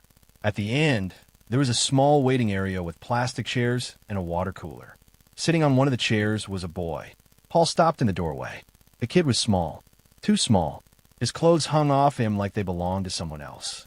His jeans were torn at the knees, his shirt stained and missing a button. His face was streaked with dirt, and his hair needed cutting. In his hands, he clutched a toy truck. Red plastic, one wheel missing, the paint chipped away. But it was the eyes that stopped Paul cold. Blue. Clear. The same eyes Arthur had. The boy looked up when Paul walked in. He didn't smile. Didn't move. Just stared. Paul knelt down slowly, keeping his distance. You Jeffrey. The boy nodded. You know who I am? Uncle Paul. The kid's voice was quiet, careful. Mom said you'd come if I said your name. Paul's jaw tightened. Where's your mom now? Jeffrey looked down at the truck in his hands. She told me to leave. Officer Martinez stepped forward. We found him walking along the highway around 4 this afternoon. He said his mother dropped him off and told him to find someone else to take care of him. Paul stood up slowly. She threw him out. We don't know that for certain. We're trying to reach the mother now. She's listed at an address about 10 miles from where we found him. How long was he walking? Martinez glanced at her notes. We estimate at least an hour. Maybe longer. Paul turned back to the boy. Jeffrey was watching him now, those blue eyes steady and careful. Waiting. You hungry, kid? Jeffrey nodded. When's the last time you ate? The boy thought about it. Yesterday, I think. Paul's hands curled into fist times. Kids do that. 6-year-olds don't walk 3 miles by choice. You don't know what he does. You don't know him at all.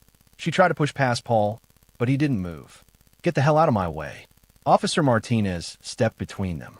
Ms. Marin, please step back. That's my son. We understand that. But right now, we need to ask you some questions. Kelly's breathing was ragged. Up close, Paul could smell it. Alcohol. Something else too. Chemical. Sweet. You're high. Paul said. I'm not. You're lying. Look at me and tell me you're sober.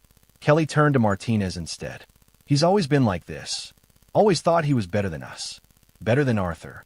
Always looking down on me. Paul's voice stayed level. Where were you when Jeffrey was walking down the highway? I was home. Then why was he out there? I told you. He ran off. You didn't look for him? Kelly's hand shook. I was going to. I needed a minute. He was being difficult. Kids get difficult. Martinez pulled out a notepad. Ms. Marin, when did you last see Jeffrey? This morning. Maybe around 9. And you didn't notice he was missing until we called? Kelly's eyes darted between them. I fell asleep. I work nights. I'm tired all the time. I didn't know he'd left. Paul took a step closer. He said you told him to leave. He's lying. Why would he lie? Because kids lie. Because he wants attention. I don't know. Kelly's voice rose. Why are you acting like I'm some kind of criminal? I'm his mother. Martinez wrote something down. Ms. Marin, have you been drinking today? No. You're sure about that? I had 1 beer. Maybe 2. I'm allowed to have a beer in my own home. Anything else? Kelly's jaw tightened. No. Paul watched her. The way she swayed slightly.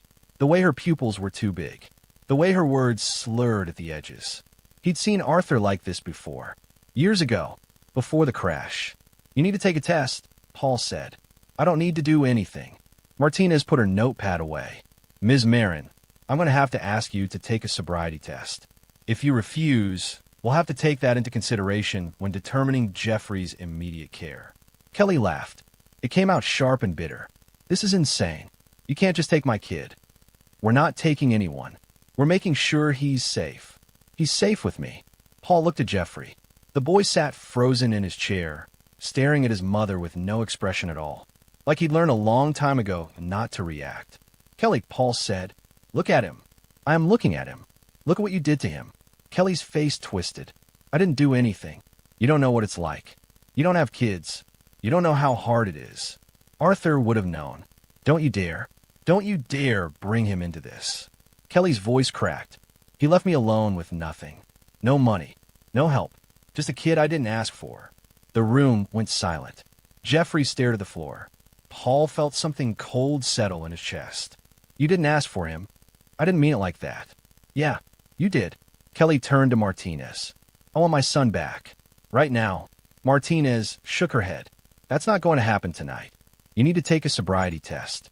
And we need to complete a safety assessment. In the meantime, Jeffrey will stay with Mr. Marin. You can't do that. Yes, we can. And if you refuse to cooperate, we'll file for emergency protective custody. Kelly's hands curled into fists. She looked at Paul. You're doing this. You're turning them against me. I'm not doing anything. You always thought you were better than us. You never wanted Arthur with me. You never wanted him around. Paul's voice stayed flat. I wanted him alive. Kelly flinched like he'd hit her. Martinez gestured toward the door. Ms. Marin, let's step into another room. Kelly didn't move. She stared at Jeffrey. Baby, tell them you want to come home. Tell them. Jeffrey didn't look up. Jeffrey, please. The boy's hands tightened around the truck. Kelly's face crumpled. Then it hardened. She spun toward Paul and spat in his face. You think you're some kind of hero? You never cared about your brother until there was money involved. Paul wiped his face with the back of his hand. He didn't blink. Get out. This isn't over. Yeah, it is. Martinez took Kelly by the arm and led her out. Kelly fought it for a moment, then went, throwing one last look at Jeffrey. The boy didn't meet her eyes. When the door closed, Paul knelt down in front of Jeffrey again. The kid was shaking now, small tremors running through his shoulders. You're safe now, Paul said. You're coming with me. Jeffrey looked up. Is she coming back? Not tonight. Tomorrow. Paul hesitated. I don't know, kid, but I'm not letting her take you anywhere until I know you're okay. You understand? Jeffrey nodded slowly. Paul stood and held out his hand. After a moment, Jeffrey took it. His fingers were small and cold. They walked out together. Paul's house sat at the end of a gravel road, surrounded by pine trees and about 20 acres of nothing. It was small. 2 bedrooms. A kitchen that needed updating. A porch Arthur had helped him build 10 years ago. Paul hadn't changed much since then. He led Jeffrey inside and flipped on the lights. The boy stood in the doorway, looking around like he was waiting for permission to enter. Come on in, Paul said. You can put your shoes by the door. Jeffrey kicked off his sneakers. They were too big for him, worn through at the toes. Paul walked him through the house. Kitchen's here. Bathroom's down the hall. There's a spare room upstairs. That'll be yours for now. They climbed the narrow stairs. The spare room was mostly storage. Boxes stacked against one wall. An old desk. A bed with sheets that Paul had washed maybe once in the last year. And in the corner, leaning against the wall, was Arthur's guitar. Jeffrey saw it and stopped. That was your dad's, Paul said. He used to play it all the time. I remember. Jeffrey's voice was barely a whisper. He said he'd teach me someday. Paul's throat tightened. Yeah, he told me that too. He pulled the sheets off the bed and went to find clean ones. When he came back, Jeffrey was sitting on the floor next to the guitar, running his fingers over the strings. Not playing, just touching. You play? Paul asked. Jeffrey shook his head. Your dad was good. Learned from our old man. He could pick up just about any song after hearing it once. Paul set the sheets down and sat on the edge of the bed. He was going to teach you. I know he was. Mom said he didn't care about me. Paul's jaw clenched. That's not true. She said he was glad when he left. Kid, your dad loved you. More than anything. Jeffrey looked up. His eyes were red. Then why didn't he stay? Paul didn't have an answer for that. Not one that would make sense to a 6-year-old. He ran a hand through his hair and let out a long breath. He didn't mean to leave. It was an accident. A bad one. He was driving home in the rain, and Paul stopped. He didn't want to go. I promise you that. Jeffrey looked back at the guitar. Can I keep it in here? It's yours. Your dad would have wanted that. Paul finished making the bed while Jeffrey sat on the floor. When he was done, he pulled out an old sweatshirt from one of the boxes. It was too big, but it was clean. Here, you can sleep in this tonight. Tomorrow we'll get you some real clothes. Jeffrey took the sweatshirt and held it. Uncle Paul. Yeah. Am I staying here? Paul crouched down to meet his eyes. For tonight, yeah. Maybe longer. Depends on what happens with your mom. But I'm not letting her take you back until I know you're safe. That's a promise. Jeffrey nodded. You scared? The boy hesitated, then nodded again. That's okay. You can be scared here, but you don't have to be alone. Paul stood up. I'll be downstairs if you need anything. Bathroom's across the hall. There's towels under the sink. Jeffrey changed into the sweatshirt and climbed into bed. Paul turned off the light and closed the door halfway. Downstairs, Paul sat at the kitchen table and stared at the wall. His mind was racing. Kelly, Jeffrey, Arthur. 5 years of silence, and now this. He got up and walked to the closet in the hallway. On the top shelf, behind old coats and forgotten junk, were the boxes he'd packed after Arthur died. He pulled them down and carried them to the kitchen. Inside were documents. Papers from the funeral home, the death certificate, insurance forms, medical bills, and at the bottom, a manila envelope with Arthur's name on it. Paul opened it. Arthur's will. or what was supposed to be a will. It wasn't notarized, wasn't filed, just a handwritten note dated 3 months before the crash. If anything happens to me, I want Jeffrey to have everything. The insurance, the truck, the house. Kelly can stay until she's back on her feet, but Jeffrey gets it all when he's older. Paul, make sure she doesn't screw this up. Paul read it 3 times. Then he pulled out the insurance papers. Kelly's name was on everything. Sole beneficiary. $15,000. Not a fortune, but enough. He went through the rest of the documents. The house had been in Arthur's name. After he died, Kelly sold it. The truck, too. Paul had heard about it through a mutual friend. Kelly liquidated everything and disappeared. And Jeffrey? Jeffrey got nothing. Paul set the papers down and rubbed his face. Arthur had wanted his son taken care of, had put it in writing. But Kelly took it all. And now she was living off that money while Arthur's kid walked down the highway with a broken toy truck. Paul's hands curled into fists. This wasn't going to stand. Paul took Jeffrey to school on Monday. The kid didn't have a backpack, so Paul found an old duffel bag and stuffed it with some notebooks and pencils he picked up at the store. Jeffrey wore one of Paul's old shirts tied at the waist and jeans that were still too big, even with a belt. At the school office, a woman with glasses and a tired smile looked up from her computer. "Can I help you? I'm Paul Marin. This is my nephew, Jeffrey. He's been staying with me. I need to get him enrolled." The woman pulled up a file. "Jeffrey Marin? He's already enrolled here. Has been since September." Paul frowned. "He has?" "Yes, though his attendance has been spotty." She clicked through some screens. "He's missed 14 days this semester." Paul looked down at Jeffrey. The boy was staring at the floor.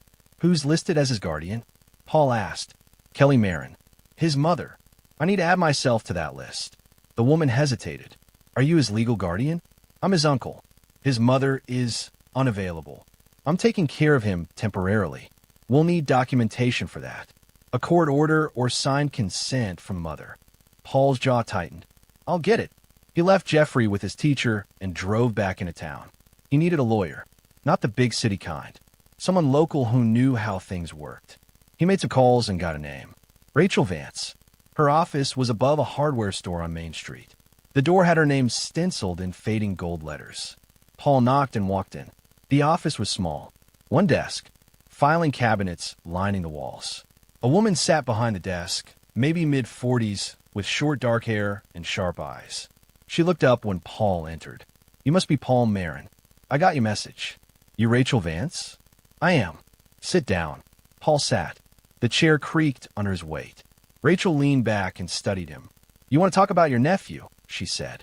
"I want custody. Where's the mother?" "Around. She's the reason I'm here." "Tell me everything."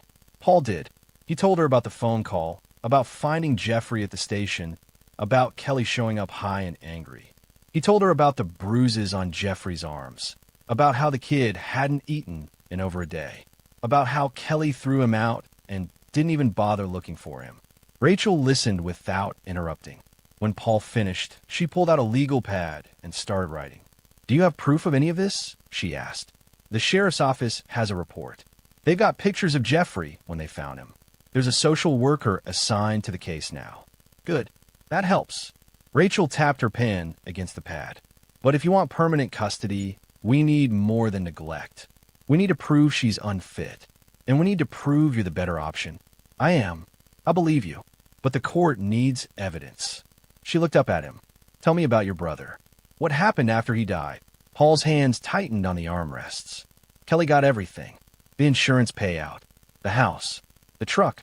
She sold it all and took off. Didn't tell anyone where she went." "How much was the payout?" $15,000. Rachel wrote that down. "And Jeffrey didn't see any of it. Not a cent. Do you have proof of that?" Paul pulled out the envelope he'd brought. Inside were copies of the insurance papers, the death certificate, and Arthur's unsigned will. He handed them across the desk. Rachel read through them slowly. When she got to the will, her eyebrows went up. "This is interesting. It's not notarized," Paul said. "I know that, but it shows what Arthur wanted." "It does. But without a notary, it's not legally binding." She set it aside and went back to the insurance forms. "These list Kelly as the sole beneficiary. That's standard for a spouse. But if Arthur had filed this will before he died, Jeffrey would have been protected. So, there's nothing I can do? I didn't say that. Rachel leaned forward. If we can prove Kelly misused those funds, spent them on herself instead of Jeffrey, we might have grounds to reopen the estate. It's a long shot, but it's possible. Paul felt something stir in his chest. How do we prove it?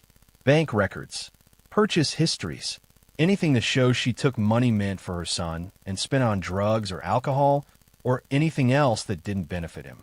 Rachel tapped the insurance papers. This much money should have lasted years if she was careful. If it's all gone, we need to know where it went. How do we get those records?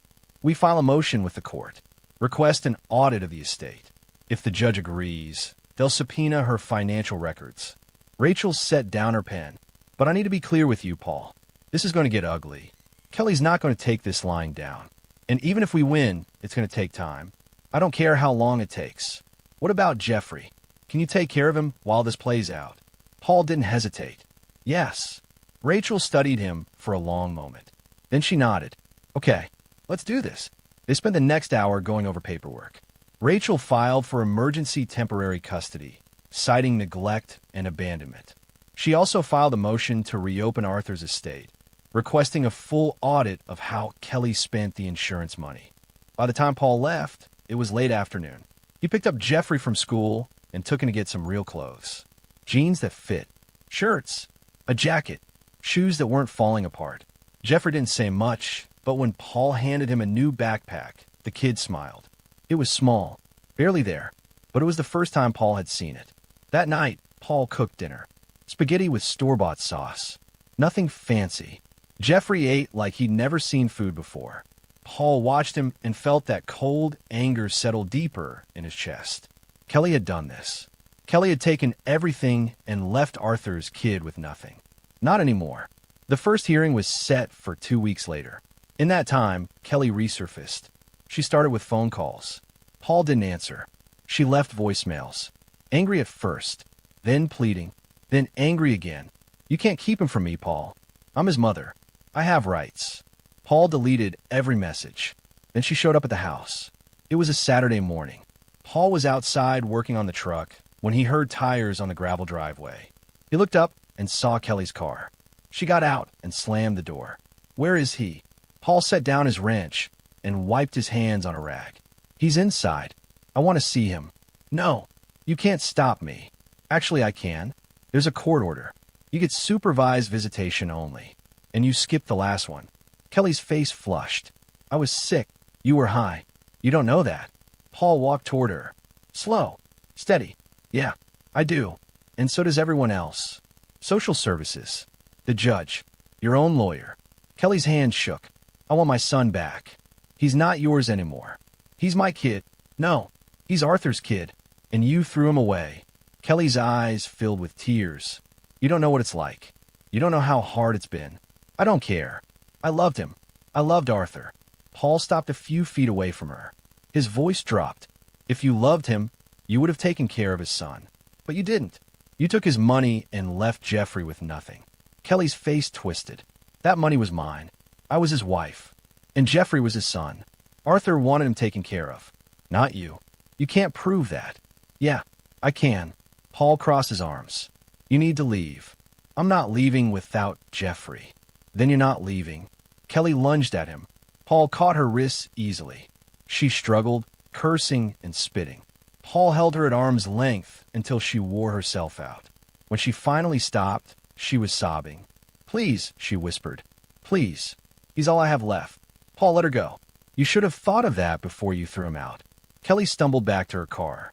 She sat in the driver's seat for a long time, hands on the wheel, staring at nothing. Then she started the engine and drove away.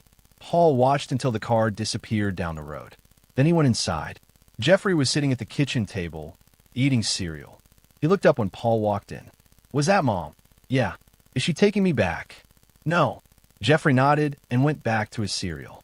Paul sat down across from him. You okay? The boy shrugged. If you want to see her. I don't. Paul studied him. Jeffrey's face was blank. Too blank. Like he'd learned to hide whatever he was feeling a long time ago. Okay, Paul said. But if you change your mind, you let me know. I won't. They finished breakfast in silence. The next week, Kelly changed tactics. She started posting online pictures of Jeffrey from years ago. Long posts about how Paul had stolen her son, how he manipulated the court, how he never cared about Arthur until there was money involved. Paul's phone blew up with messages. Old friends, neighbors, people he hadn't talked to in years. He ignored all of it. Rachel called him one afternoon. Have you seen what Kelly's posting? Yeah. We could file a restraining order. Make her take it down. Don't bother. Paul, this is making you look bad. I don't care how I look. I care about keeping Jeffrey safe. Rachel sighed. All right, but if it gets worse, let me know. It'd get worse. Kelly started showing up places. Outside Jeffrey's school, at the grocery store, at the gas station. She never approached them. Just watched. Paul saw her car following them a few times. He took different routes, parked in different spots, made sure Jeffrey didn't see. But Jeffrey noticed anyway. She's watching us, isn't she? He asked one night. Paul didn't lie. Yeah. Why? Because she's angry, and she doesn't know how to let go. Will she stop? Paul looked at him. Eventually. But privately, Paul wasn't sure. Then Rachel found something. She called Paul late one evening. I got the estate audit results. You need to come to my office tomorrow. Paul was there first thing in the morning. Rachel had papers spread across her desk. Bank statements, receipts, purchase records. She looked up when Paul walked in, and there was something sharp in her eyes. Sit down, she said. Paul sat. Rachel pushed a stack of papers toward him. Kelly spent the entire insurance payout in less than 2 years. $15,000. Gone. Paul picked up the papers and started reading. Bars, casinos, cash withdrawals with no explanation. Payments to people Paul didn't recognize. Rent on an apartment she'd been evicted from twice. And at the bottom, a series of purchases from known drug dealers. She burned through it, Rachel said. All of it. And none of it went to Jeffrey. Paul's hands tightened on the papers. What about the house? The truck? Sold both. Used the money to pay off debts. There's nothing left. Paul felt that cold anger turn to ice. Arthur wanted Jeffrey to have everything. And she spent it all. Yes. And that's exactly what we're going to tell the judge. Rachel leaned back in her chair. There's more. I found Arthur's old co-worker, Terry Bishop. He says Arthur talked about changing his will a few weeks before he died. Said he wanted to make sure Jeffrey was protected. Can he testify to that? He already agreed to. Paul set the papers down. What's our next move? We file a motion to reopen the estate officially. Request that Kelly repay what she took. And we use all of this to support your custody case. Rachel's eyes were steady. If we do this right, Paul, you'll get Jeffrey. Permanently. Paul nodded. Then let's do it right. The next hearing was set for early December. Paul wore the one suit he owned. Jeffrey sat next to him in the courtroom, wearing new clothes that actually fit. Across the aisle, Kelly sat with her lawyer, a young guy in a cheap suit who looked like he'd rather be anywhere else. Kelly looked worse than Paul had ever seen her. Thinner, older. Her hands shook when she folded them on the table. The judge was a woman named Harding. She'd been on the bench for 20 years and had a reputation for not taking any nonsense. Rachel stood and presented their case. She laid out everything. The neglect, the abandonment, the insurance money Kelly had spent, the bruises on Jeffrey's arms, the missed school days, the teacher's reports. Then she called Terry Bishop to the stand. Terry was a big man with graying hair and carpenter's hands. He swore in and sat down. Rachel approached him. Mr. Bishop, how did you know Arthur Marin? We worked together. Construction. About 6 years. And did Arthur ever talk to you about his son? All the time. Kid was his whole world. Did he ever discuss his plans for Jeffrey's future? Terry nodded. Yeah. A few weeks before he died, he told me he was changing his will. Said he wanted to make sure Jeffrey got everything if something happened to him. Did he say why? Terry glanced at Kelly. He said he didn't trust Kelly to do right by the boy. Said she had problems.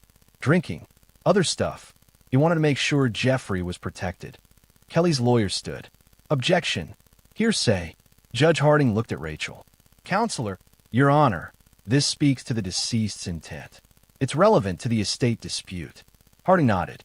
I'll allow it. Continue. Rachel turned back to Terry. Did Arthur file this will? Not that I know of. He said he was going to. But then...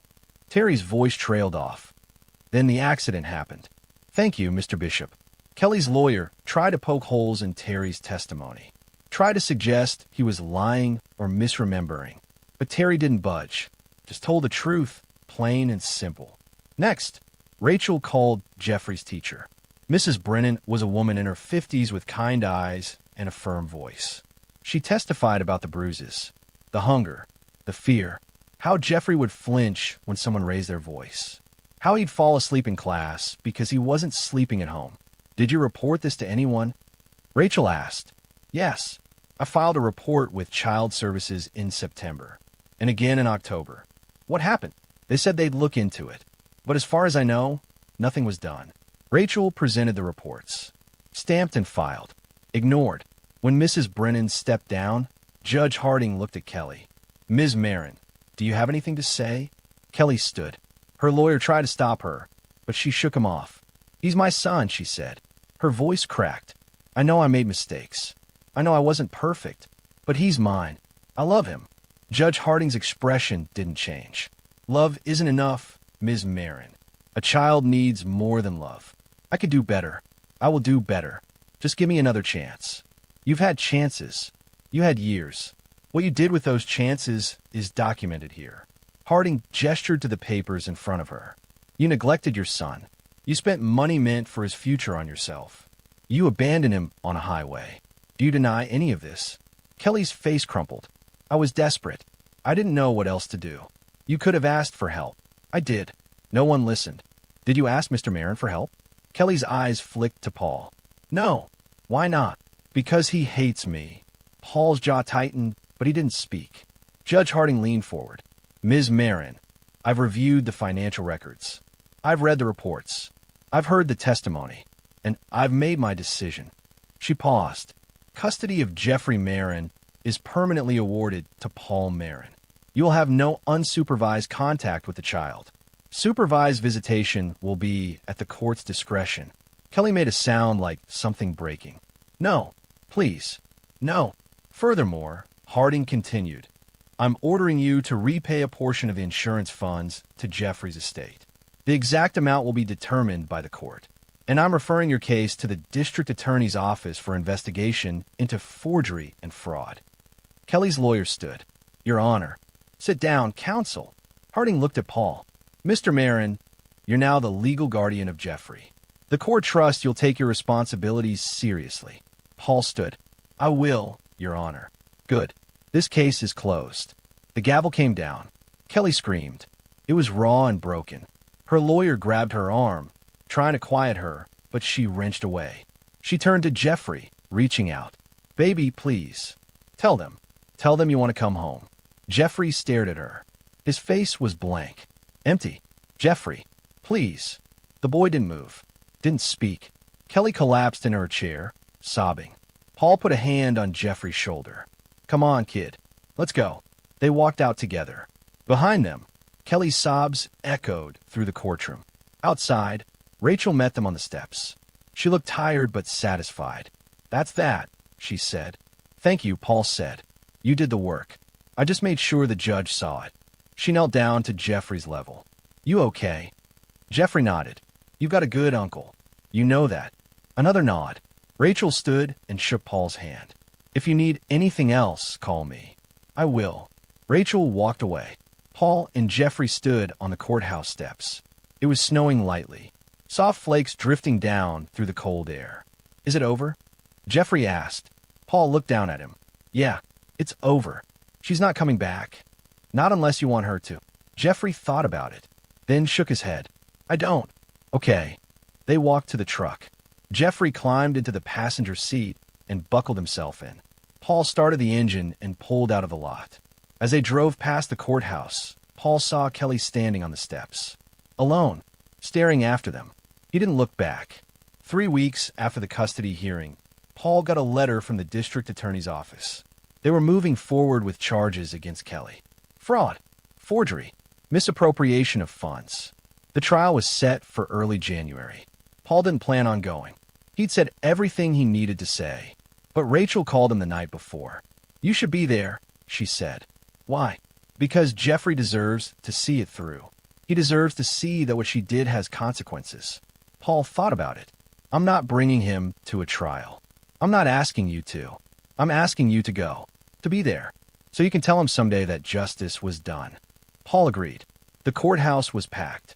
Apparently, Kelly's online campaign had gotten attention. People showed up to watch. Some supported her. Some didn't. Paul sat in the back and kept his head down. Kelly was brought in wearing an orange jumpsuit. She looked small, broken. She saw Paul, and her face hardened. The prosecutor laid out the case, showed the forged documents, the falsified signatures, the insurance money Kelly had taken, the estate she'd liquidated without Jeffrey's name on a single paper. Kelly's lawyer tried to argue that she'd acted out of grief, that she hadn't known what she was doing, that she'd been trying to survive. The prosecutor tore that apart. Ms. Mara knew exactly what she was doing. She spent money on herself, on drugs, on alcohol, on everything except the child she was supposed to care for. And when that money ran out, she threw that child away. The jury deliberated for 3 hours. When they came back, Kelly was standing at the defense table. Her hands were clenched. Her lawyer had a hand on her shoulder. "We, the jury, find the defendant, Kelly Marin, guilty on all counts." Kelly's knees buckled. Her lawyer caught her. The judge set sentencing for 2 weeks later. Kelly was let out in handcuffs. As she passed Paul, she stopped. "I hope you're happy," she said. Paul looked at her. "I'm not." "Then what was the point?" "The point," Paul said slowly, "was to do what Arthur should have done years ago. Protect his son." Kelly's eyes filled with tears. "I hate you." "I know." She was led away. Paul sat there for a long time after the courtroom emptied. He thought about Arthur, about the will that was never filed, about Jeffrey walking down that highway. He thought about the fact that none of this would have happened if Arthur had just been honest with Kelly from the start, if he'd set things up right. But he hadn't, and Paul was left to clean up the mess. He stood and walked out. Outside, snow was falling again. Paul turned up his collar and headed to his truck. Weeks passed. Winter settled over Idaho like a blanket. Paul and Jeffrey fell into a routine. School, work, dinner, homework. Quiet evenings with Arthur's guitar leaning in the corner of Jeffrey's room. Paul taught him how to use tools, how to fix things, how to work with his hands. Jeffrey didn't say much, but he watched everything Paul did. Learned fast. One Saturday in late January, Paul drove past Kelly's old rental house. There was a moving truck outside. People were loading furniture. Paul pulled over and watched. Kelly was nowhere to be seen. She was in county jail, awaiting sentencing. The house was being emptied. Everything she'd bought with Arthur's money. Everything she'd taken. Paul felt that cold anger stir one last time. Then he let it go. He drove home. Jeffrey was on the porch when Paul pulled up. He'd been working on a model car Paul bought him. Glue on his fingers. Concentration on his face. "Hey, kid." Jeffrey looked up. "Hey." Paul sat down next to him. "How's it coming?" "Okay. I got the wheels on." "Good. Let me see." Jeffrey held up the car. It wasn't perfect. The wheels were a little crooked. The paint was smudged in places. But it was done. "Looks good," Paul said. "You think?" "Yeah. Your dad would have been proud." Jeffrey smiled. It was small, but it was real. They sat on the porch for a while, watching the snow fall. Paul didn't say anything. Didn't need to. Jeffrey leaned against his side, and Paul let him. After a while, Jeffrey spoke. "Uncle Paul." "Yeah." "Does this mean we're a family now?" Paul looked down at him, at those blue eyes that looked so much like Arthur's. "We always were, kid. Your dad just needed me to find you first." Jeffrey nodded. He went back to working on his car. Paul watched the road. Quiet. Steady. He'd done what he set out to do. Protected Arthur's son. Made sure Kelly got nothing. It wasn't forgiveness. It wasn't redemption. It was justice. And that was enough. Spring came slowly to Idaho.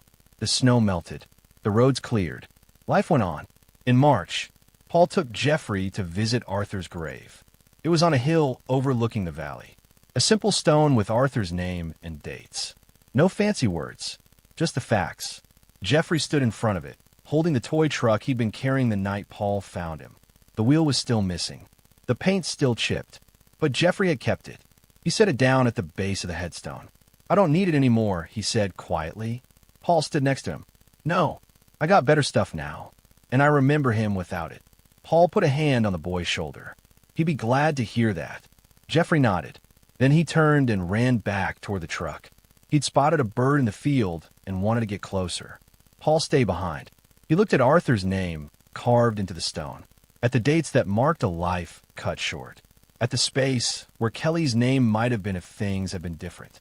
You can rest easy now, brother, Paul said quietly. I've got him, and I made sure she got nothing. The wind moved through the grass. Paul stood there for a long moment. Then he turned and walked back to the truck. Jeffrey was waiting in the passenger seat. He'd found a feather and was holding it up to the light. Look, he said when Paul climbed in. It's blue. So it is. They drove home together. The road stretched out ahead, long open, full of possibility. Paul didn't look back.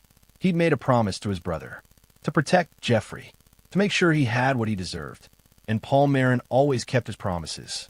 Welcome to Story Tales. Please like this video and subscribe to Story Tales. I hope you enjoy the story. Let's begin.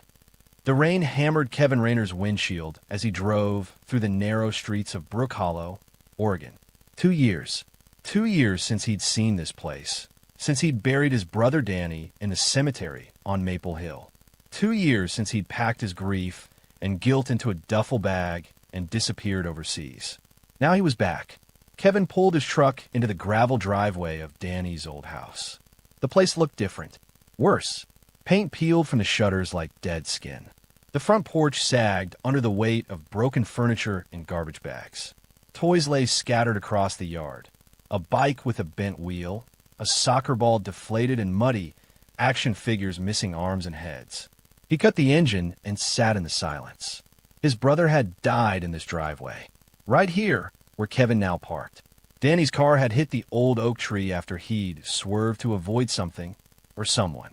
The tree still bore the scar, a deep gouge in its bark that never healed. Kevin stepped out into the cold autumn air. His breath formed white clouds as he walked toward the house. The windows were dark except for a blue glow from what used to be Danny's living room. Television. Always the damn television. That's when he heard it. A soft whimpering sound coming from the backyard. Kevin stopped walking. His body went rigid, every muscle tense. He knew that sound. He'd heard it in war zones, in burning buildings, in places where hope died slow deaths. Kevin walked around the side of the house, his boots crunching on dead leaves. The sound grew louder, more desperate. He passed Danny's old workshop, now boarded up with plywood. He passed the swing set Danny had built for Martin's 4th birthday. The chains hung broken, the seats missing. In the far corner of the yard sat a doghouse. Red paint, mostly faded now. Danny had built it for Max, their old German shepherd who died 3 years ago. The whimpering came from inside. Kevin's heart stopped. He knelt beside the doghouse and peered through the opening. What he saw made his blood turn to ice. Martin, 6 years old, Danny's son, Kevin's nephew. The boy sat curled in a ball, wrapped in a filthy blanket that might have once been blue. His clothes were too small, torn at the knees and elbows. His dark hair was matted and dirty. In front of him sat a metal bowl labeled Max in fading letters. The bowl contained dry dog food, and Martin was eating it with his fingers. "Martin," Kevin whispered. The boy looked up with eyes too old for his face. Eyes that had seen too much, hurt too deep. When he recognized Kevin, those eyes filled with tears. "Uncle Kevin," Martin's voice was barely a whisper. "You came back." Kevin's vision blurred. His hands shook as he reached into the doghouse. "What are you doing out here, buddy?" Martin flinched away from Kevin's touch. "I'm sorry. I didn't mean to. I was good today, I promise." "You don't need to apologize." Kevin's voice cracked. He forced himself to stay calm, to speak slowly. "Can you come out of there? Can you come to me?" Martin shook his head. "Mom said I'm not family anymore. Dogs stay outside." The words hit Kevin like a physical blow. His vision went red around the edges. His jaw clenched so tight his teeth ached. But he kept his voice soft, gentle. "She's wrong," Kevin said. "You're family. You're my family." Martin studied Kevin's face, searching for lies.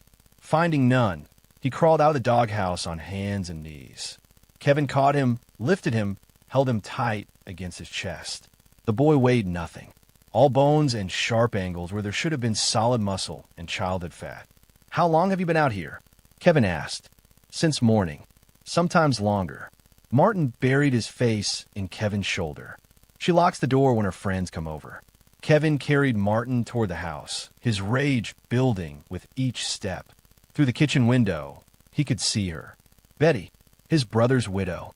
She stood at the counter in a clean white dress, sipping wine from a crystal glass. Her blonde hair was perfectly styled. Her makeup was perfect. Her life was perfect, while Danny's son ate dog food in the rain. Kevin pushed through the back door without knocking. The kitchen was warm and bright, filled with the smell of roasting chicken. Classical music played from hidden speakers. A bottle of expensive wine sat open on the marble counter. Betty turned when she heard the door. She showed no surprise, no guilt, no shame, just mild annoyance. "Welcome back, Kevin," she said, taking another sip of wine. "You found your little stray." Kevin set Martin down gently, keeping one hand on the boy's shoulder. "He's your son." Betty laughed. Actually laughed. The sound was sharp and cold. "He's my husband's son. Don't confuse that." Kevin took a step forward. Betty didn't back down. She stood there smirking, proud of her cruelty, enjoying it. "Danny loved that boy more than his own life," Kevin said. His voice was quiet now, deadly quiet. "Danny's dead." Betty shrugged. "Has been for 2 years. I didn't sign up to raise his bastard child." Martin flinched at the word. Kevin felt the boy's small body tremble against his leg. "What did you just call him?" "You heard me." Betty finished her wine and poured another glass. "I tried. God knows I tried. But I can't look at him without seeing Danny's mistakes. His cheating. His lies." Kevin's hands formed fists. "Danny never cheated on you. Didn't he?" Betty's eyes gleamed with malice. "Then explain the boy. Explain why Martin looks nothing like me. Explain why Danny was so protective of his son's mother's identity." Kevin stared at her. Understanding crashed over him like cold water. "You think Martin isn't Danny's biological son.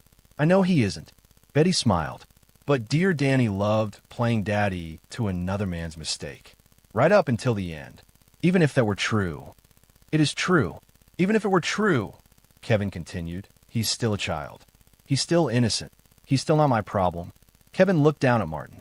The boy was staring at the floor, his small hands clenched into fists.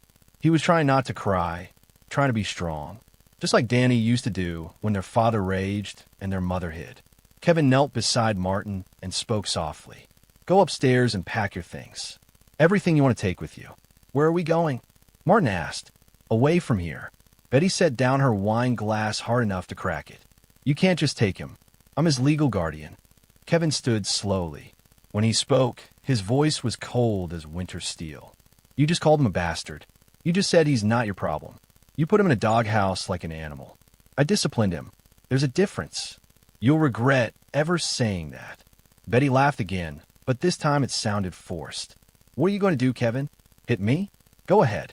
I'll have you arrested before you can blink." Kevin stepped closer, not threatening, just close enough that she could see his eyes. Close enough that she could see the cold fury burning there. "I don't hit women," Kevin said quietly. "I don't need to." He turned away from her and followed Martin upstairs. Martin's bedroom was at the end of the hall, the same room Danny had used as a boy. Kevin remembered sneaking in here during thunderstorms, climbing into bed with his little brother when the lightning scared them both. Now the room was bare, empty, a single mattress on the floor with no sheets, a milk crate for a nightstand, one change of clothes folded neatly in the corner. "This is all I have," Martin said quietly. Kevin looked around the room. No toys, no books, no pictures on the walls. Nothing that said a child lived here. Nothing that said a child was loved here. "What about your other things? Your toys?" Martin shook his head. She threw them away, said I didn't deserve them. Kevin knelt and gathered the clothes into his arms. "We'll get you new things. Better things." "Really? Really?" They walked back downstairs together. Betty was still in the kitchen, now talking on her phone. Kevin caught pieces of the conversation as they passed. "Ridiculous. Can't just show up and custody rights." Kevin loaded Martin into his truck and buckled him in. The boy was so small he barely reached the seatbelt. Kevin made a mental note to buy a proper car seat. Are we really leaving? Martin asked. We're really leaving. And I don't have to come back? Kevin looked at the house, then at Betty standing in the window watching them. Never. As they drove away, Kevin caught Martin's reflection in the rearview mirror. The boy was staring out the back window at the only home he'd ever known. His expression was unreadable. Are you sad to leave? Kevin asked. Martin was quiet for a long moment. Then he said, Dogs don't get sad when they find real families. Kevin's throat tightened. He reached back and squeezed Martin's small hand. You're not a dog. You're my nephew. You're family. The drive to Kevin's cabin took 40 minutes through winding mountain roads. Kevin had bought the place before leaving for overseas, a sanctuary away from memories and pain. He planned to sell it when he got back. Now he was grateful he hadn't. The cabin sat on 5 acres of pine forest, far from neighbors and noise. Solar panels on the roof provided power. A well provided water. A generator in the shed provided backup for winter storms. It was isolated, private, safe. Kevin carried Martin inside and set him down in the living room. The place smelled like cedar and would smoke. Furniture covered in dust sheets gave the room a ghostly appearance. Is this where you live now? Martin asked. This is where we live now. Kevin pulled the sheets off the furniture, revealing a comfortable couch and chairs arranged around a stone fireplace. He lit a fire to chase away the evening chill. The flames cast warm light across the walls. Are you hungry? Kevin asked. Real food, I mean. Martin nodded quickly. Kevin opened a can of soup and heated it on the gas stove. As they ate, Martin asked careful questions about the cabin, about Kevin's travels, about whether he planned to stay. Kevin answered each one honestly, patiently. The boy was testing him, probing for lies or false promises. Smart kid. Suspicious kid. Hurt kid. After dinner, Kevin ran a bath and helped Martin wash 2 years of neglect from his hair and skin. The water turned brown with dirt. Kevin had to drain and refill the tub twice before the water ran clear. I'm sorry I'm so dirty, Martin said. You don't apologize for things that aren't your fault. Kevin found some of Danny's old clothes in a box. Shirts from when Danny was young. Pants that would still be too big for Martin, but better than what he had. As Kevin helped him dress, he noticed the bruises. Old ones faded to yellow and green. Newer ones still dark purple on the boy's ribs and back. Kevin said nothing. Not yet. But he memorized every mark, every scar, every sign of what that woman had done. That night, Kevin set up a bed for Martin in the cabin's second bedroom. He found extra blankets, fluffed the pillows, left a glass of water on the nightstand. Will you stay? Martin asked when Kevin tucked him in. I'll be right next door if you need anything. No, I mean, will you stay? Or will you leave again? Kevin sat on the edge of the bed. The boy's eyes were wide in the lamplight, searching Kevin's face for truth. I won't leave, Kevin said. I promise. Mom promised things too. Before. I'm not her. Martin studied him for a long moment, then nodded slowly. Uncle Kevin, yeah. Thank you for coming back. Kevin's chest tightened. Thank you for waiting for me. He turned off the lamp and started to leave, but Martin's voice stopped him. Uncle Kevin, will you send me back to her? Kevin turned around. Even in the darkness, he could see the fear in the boy's eyes. Never, Kevin said. I promise you that. Never. He left the door open and went to his own room, but sleep wouldn't come. Kevin lay in bed staring at the ceiling, rage burning in his chest like acid. Every time he closed his eyes, he saw Martin in that doghouse. He saw the bruises. He heard Betty's laughter. He's my husband's son. Don't confuse that. Dogs stay outside. I didn't sign up to raise his bastard child. Kevin got up and walked to his window. Outside, the forest was dark and quiet. Peaceful. Safe. But his thoughts were anything but peaceful. Betty thought she'd won. She thought she'd gotten rid of her problem, passed it off to someone else. She probably expected Kevin to give up, to bring Martin back when caring for him got difficult. She was wrong. Kevin made a silent vow as he stood there in the darkness. He would make Betty pay for every tear Martin had shed. For every night the boy spent cold and hungry and alone. For every bruise, every cruel word, every moment of pain. She would pay for all of it. And Kevin knew exactly how to make it happen. Monday morning came gray and drizzling. Kevin woke early and made breakfast.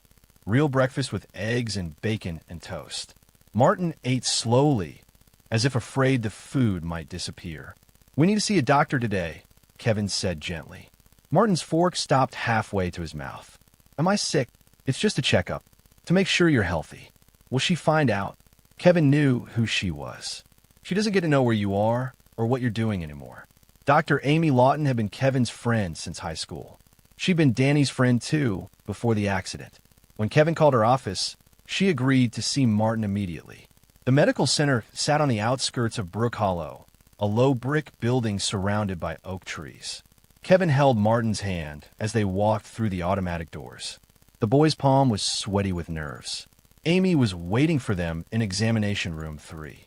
She was tall and lean with kind eyes behind wire-rimmed glasses. Her dark hair was pulled back in a simple ponytail. "Kevin," she said, hugging him tightly. "I heard you were back." She knelt to Martin's level and smiled. "And you must be Martin. I remember when you were just a baby." Martin hid behind Kevin's leg. "He's been through a lot," Kevin said quietly. Amy nodded. "Let's take a look." The examination took an hour. Amy was gentle and patient, explaining each step to Martin before she did it. She measured his height and weight, checked his reflexes, listened to his heart and lungs. When she finished, she sent Martin to the waiting room with a nurse and a coloring book. "Kevin," she said once they were alone, "we need to talk." Kevin knew what was coming. "He's severely malnourished," Amy said. 20 pounds underweight for his age. "I found evidence of old fractures that were never properly treated. Bruising consistent with physical abuse. Signs of emotional trauma." She handed Kevin a stack of photographs and medical forms. "I'm legally required to report this to Child Protective Services." Kevin nodded. "I hope you would." Amy studied his face. "There's something else. Something I need to tell you about Betty." "What about her?" "She brought Martin here 6 months ago. Claimed he'd fallen downstairs. His arm was broken in 2 places." Amy's jaw tightened. "I suspected abuse then, but Martin wouldn't talk. He protected her. Why didn't you report it?" "I did. CPS investigated and found insufficient evidence. Betty's very good at playing the victim. Very good at lying." Kevin felt that familiar cold rage building in his chest. "What happened to the report?" "Buried. Filed away. Forgotten." Amy leaned forward. "But now we have a pattern. Now we have proof." Kevin looked at the photographs. Martin's bruises documented in clinical detail. Evidence of what that woman had done. "What happens next?" "I'll file a new report today. CPS will have to investigate again. With Martin in your custody, you might be willing to talk." Amy touched Kevin's arm. "But you need to be prepared. Betty won't give up without a fight." As if summoned by her name, Kevin's phone rang. Betty's number flashed on the screen. "Don't answer it," Amy warned. Kevin let it go to voicemail. Within minutes, she called again. Then again. When it got back to the truck, Kevin played the messages. The first one was sweet and reasonable. "Kevin, I think we got off on the wrong foot yesterday. I'd like to talk about Martin's situation. Perhaps we can work something out." The second was angry. "You can't just take him, Kevin. I'm his legal guardian. Bring him back right now, or I'm calling the police." The third was vicious. "You think you're some kind of hero? You think you can just waltz back into town and fix everything? You don't know what you're dealing with. Bring him back before you regret it." Kevin deleted all 3 messages. "Is she going to take me back?" Martin asked from the back seat. "No," Kevin said firmly. "She's never getting her hands on you again." But even as he said it, Kevin knew the fight was just beginning. Tuesday morning brought the police. Kevin was making coffee when he saw the patrol car pull into his driveway. 2 officers got out. Sheriff Tom Bradley and his deputy, a young woman Kevin didn't recognize. "Stay inside," Kevin told Martin. "Go to your room and close the door." Kevin met the officers on his front porch. Sheriff Bradley was a big man with gray hair and a tired face. He'd been sheriff when Kevin was growing up, had known both Kevin and Danny since they were kids. "Morning, Kevin," Bradley said. "We need to talk." "About what?" "About the boy. Betty Rayner filed a report saying you kidnapped her son." Kevin kept his expression neutral. "Martin is my nephew. I'm his family. Betty says otherwise. Says you broke into her house and took him against his will." I walked through an unlocked door and found a 6-year-old boy living in a doghouse. The deputy stepped forward. Mrs. Rayner says that's a lie. She says. Bradley held up a hand to silence her. Kevin, you know I have to ask. Where's the boy now? Safe. That's not an answer. It's the only answer you're getting until I talk to a lawyer. Bradley sighed. Don't make this harder than it needs to be. Let us see the boy, confirm he's unharmed, and we can sort this out. Kevin thought about Martin cowering in that doghouse, about the bruises Amy had photographed, about Betty's laughter when she called him a bastard. No, Kevin said. The deputy's hand moved toward her handcuffs. Sir, if you don't cooperate. Tom, Kevin interrupted, speaking directly to the sheriff. You knew Danny. You knew what kind of father he was. Bradley nodded slowly. And you know what kind of woman Betty is. You've heard the rumors. Bradley's expression didn't change, but Kevin saw something flicker in his eyes. Understanding. Maybe even agreement. I can't make decisions based on rumors, Kevin. Then make them based on facts. Dr. Lawton is filing a CPS report today. Medical evidence of abuse and neglect. When you see those photos, you'll understand why I won't let that woman near Martin. Bradley and his deputy exchanged glances. Finally, Bradley nodded. We'll wait for the CPS report, he said. But Kevin, if this goes to court, things could get complicated. You need legal representation. After they left, Kevin called his old firefighting partner, Noah Pierce. Noah ran a private security company now, but he'd never forgotten his debts. 3 years ago, Kevin had carried Noah out of a burning warehouse after a roof collapsed on his legs. Noah walked with a limp now, but he was alive. Kevin fucking Rayner, Noah said when he answered the phone. Heard you're back in town. About time. I need help, Noah. Name it. Kevin explained the situation. Noah listened without interruption, occasionally growling profanities under his breath. That bitch, Noah said when Kevin finished. I never liked her. Danny deserved better. Can you help? Brother, I'll do whatever you need. Legal help, financial help, muscle, you name it. Right now I need information. Betty's got secrets. I need them exposed. Noah was quiet for a moment. I might know someone who can help with that. Give me a day or two. That afternoon, Kevin received another call. This one from Jessa Ward, Martin's school counselor. Mr. Rayner? This is Jessa Ward from Brook Hollow Elementary. I heard you're taking care of Martin now. That's right. I wonder if we could meet. There are some things about Martin's situation that you should know. They met at a coffee shop downtown. Jessa was a quiet woman in her 30s with short brown hair and intelligent eyes. She carried a thick folder that she set carefully on the table between them. I've been Martin's counselor for 2 years, she said. I've been trying to help him, but Betty wouldn't cooperate with any intervention programs. She opened the folder. Inside were drawings. Martin's artwork from school. Kevin's stomach clenched as he looked at them. One drawing showed a small figure alone in a dark space, while larger figures stood together in the light. Another showed a house with all the windows boarded up except one, where a small face peered out. A third showed a dog lying motionless beside a doghouse. He drew these over the past 6 months, Jessa said quietly. Along with the school absences, the behavioral changes, the regression in his academic performance. I knew something was wrong. Kevin studied the drawings. Each one told a story of isolation, fear, abandonment. Why didn't you report it? I tried. I called CPS twice. But Betty is very persuasive. She blamed Martin's problems on trauma from his father's death. She said he was acting out, that he needed discipline, not coddling. Jessa pulled out another set of papers. These are attendance records. Martin missed 43 days of school this past year. When he did come to class, he was often dirty, hungry, and exhausted. Did other people notice? Some teachers expressed concern, but Betty always had explanations. Martin was sick. There was a family emergency. She was dealing with grief and depression. Kevin felt his anger building again. She played the grieving widow card very effectively, and when people did push back, she'd become defensive. She'd cry and say people were judging her, that she was doing her best as a single mother. Jessa leaned forward.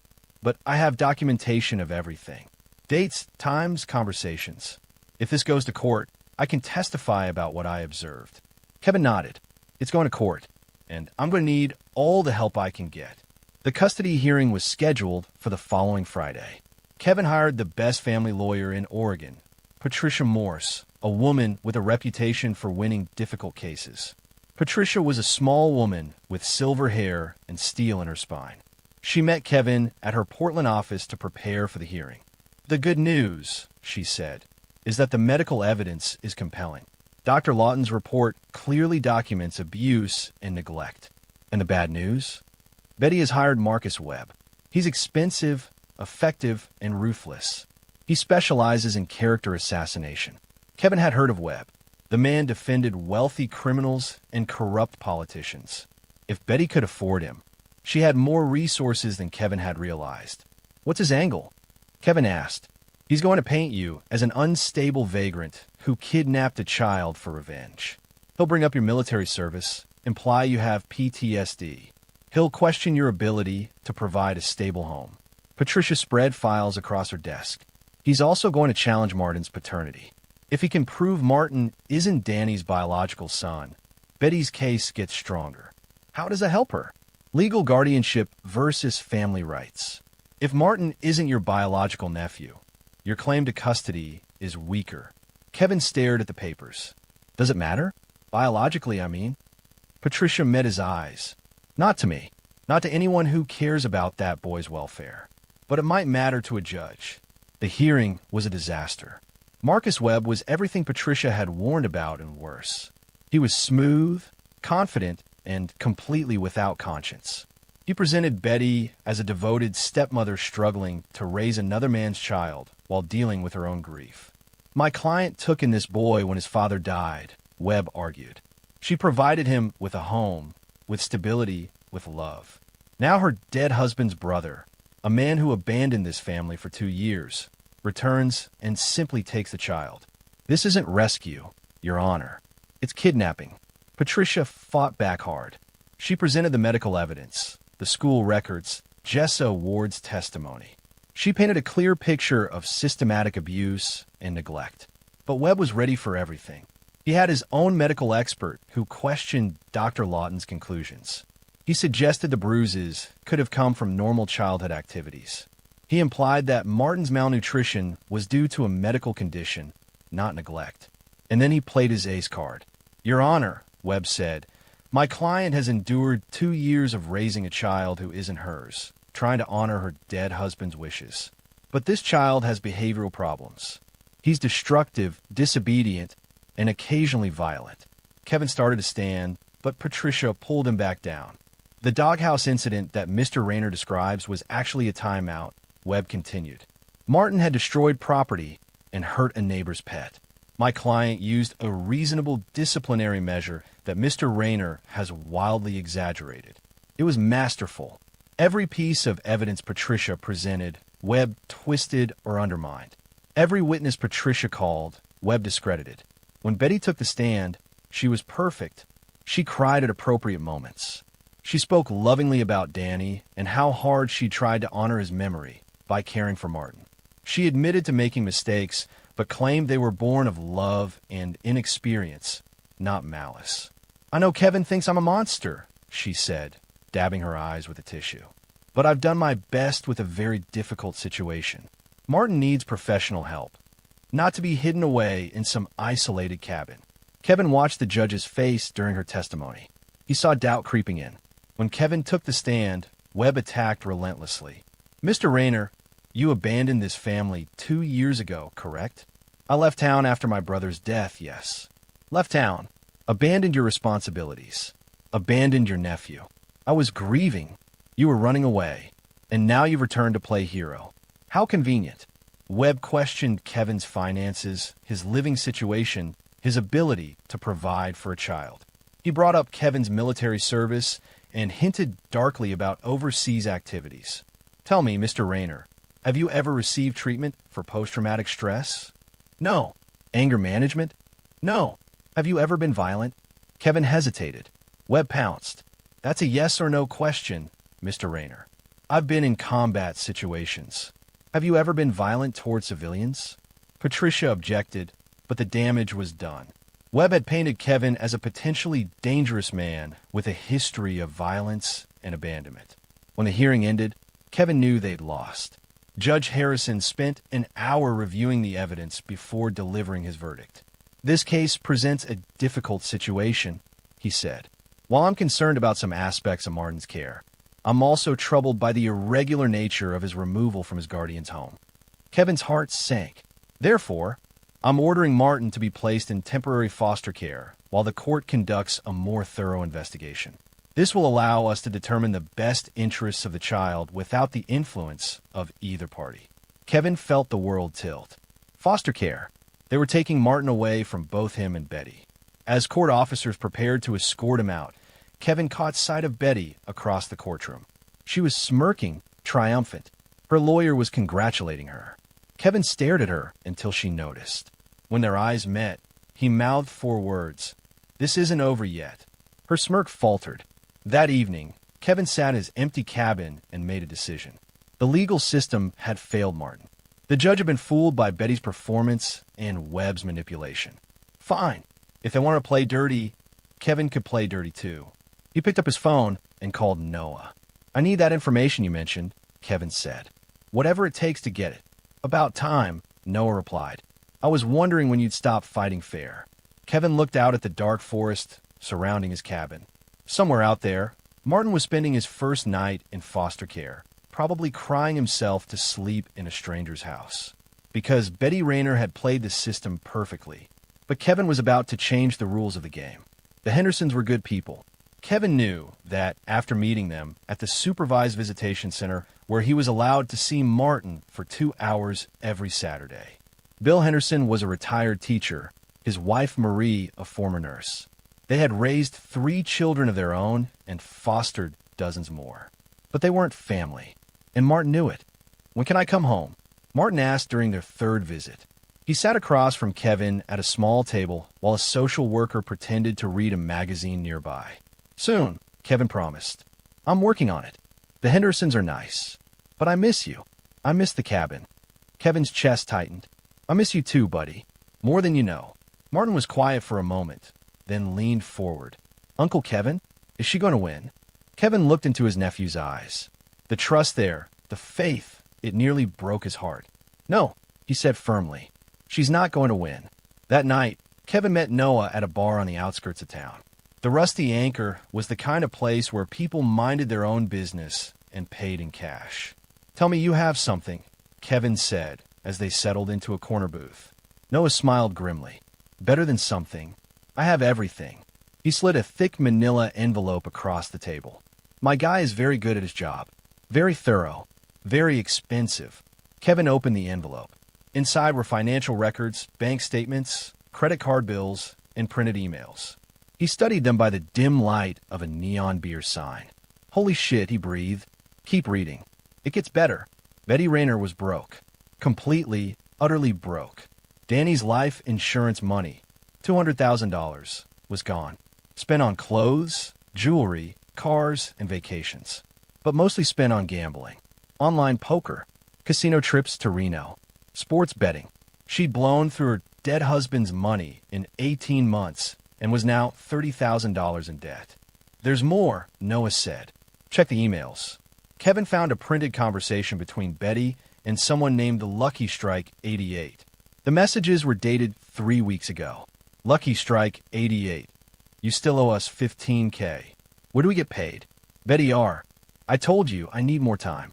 I'm working on something." "Lucky Strike 88. Time's up, sweetheart. You know what happens to people who don't pay their debts." "Betty R. I have a custody hearing next week. When I win, I'll have access to the kids' trust fund. Then I can pay you everything." Kevin read the message twice. "What trust fund?" Noah pointed to another document in the envelope. "Danny set up a trust for Martin before he died. $50,000, meant for college and emergencies. Betty's the trustee until Martin turns 18. She's been stealing from her own stepson. Trying to. The bank won't release the money without proper documentation. But if she regains custody..." Kevin understood. Betty hadn't fought for Martin out of love or maternal instinct. She'd fought for him because he was worth $50,000 to her. "There's one more thing," Noah said. The best thing. He pulled out a cell phone, an older model with a cracked screen. My guy lifted this from Betty's purse during the court hearing. She hadn't cleared her voice messages. Kevin took the phone and scrolled through the saved messages. Most were from bill collectors and creditors demanding payment. But one was different, newer. From yesterday, Kevin played it. Betty's voice filled the bar, slightly drunk and completely unguarded. God, I can't wait for this whole thing to be over.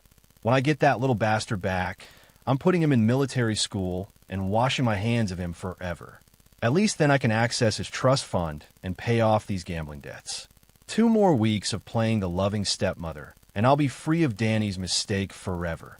Kevin played the message 3 times, memorizing every word. Beautiful, isn't it? Noah asked. She thinks she's won, so she's getting careless.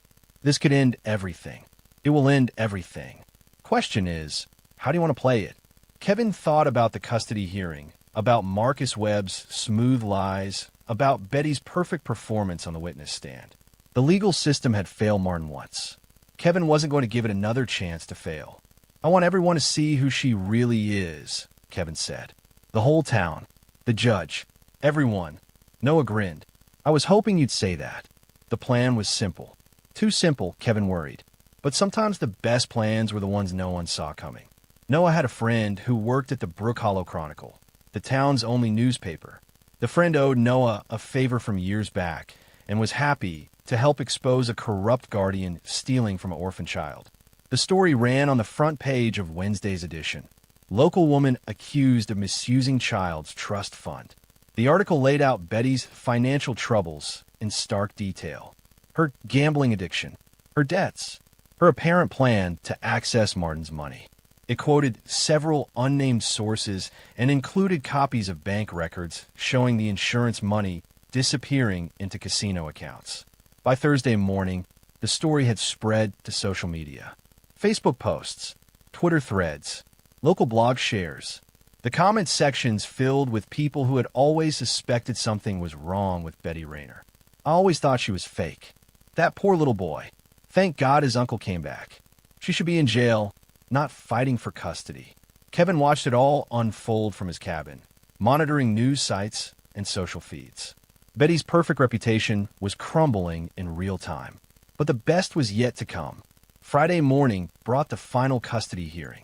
The courtroom was packed, unusual for family court. Word had spread through the small town like wildfire. People wanted to see the woman who'd stolen from an orphan child get her comeuppance. Betty arrived looking haggard. Her perfect hair was slightly mussed. Her designer dress wrinkled. Marcus Webb whispered urgently in her ear as they took their seats. Kevin sat with Patricia Morse, projecting calm confidence. In his jacket pocket, Noah's phone waited with Betty's damning voicemail ready to play. Judge Harrison called the court to order and address the unusual crowd. This is a family court matter, he said sternly. I'll tolerate no outbursts or disruptions. Marcus Webb stood immediately. Your Honor, my client has been the victim of a vicious character assassination campaign. The newspaper article published this week contains false and defamatory allegations. The court is aware of the article. Judge Harrison interrupted. We're here to determine custody based on facts, not newspaper stories. Patricia rose. Your Honor, we have new evidence that directly relates to Mrs. Rayner's fitness as a guardian.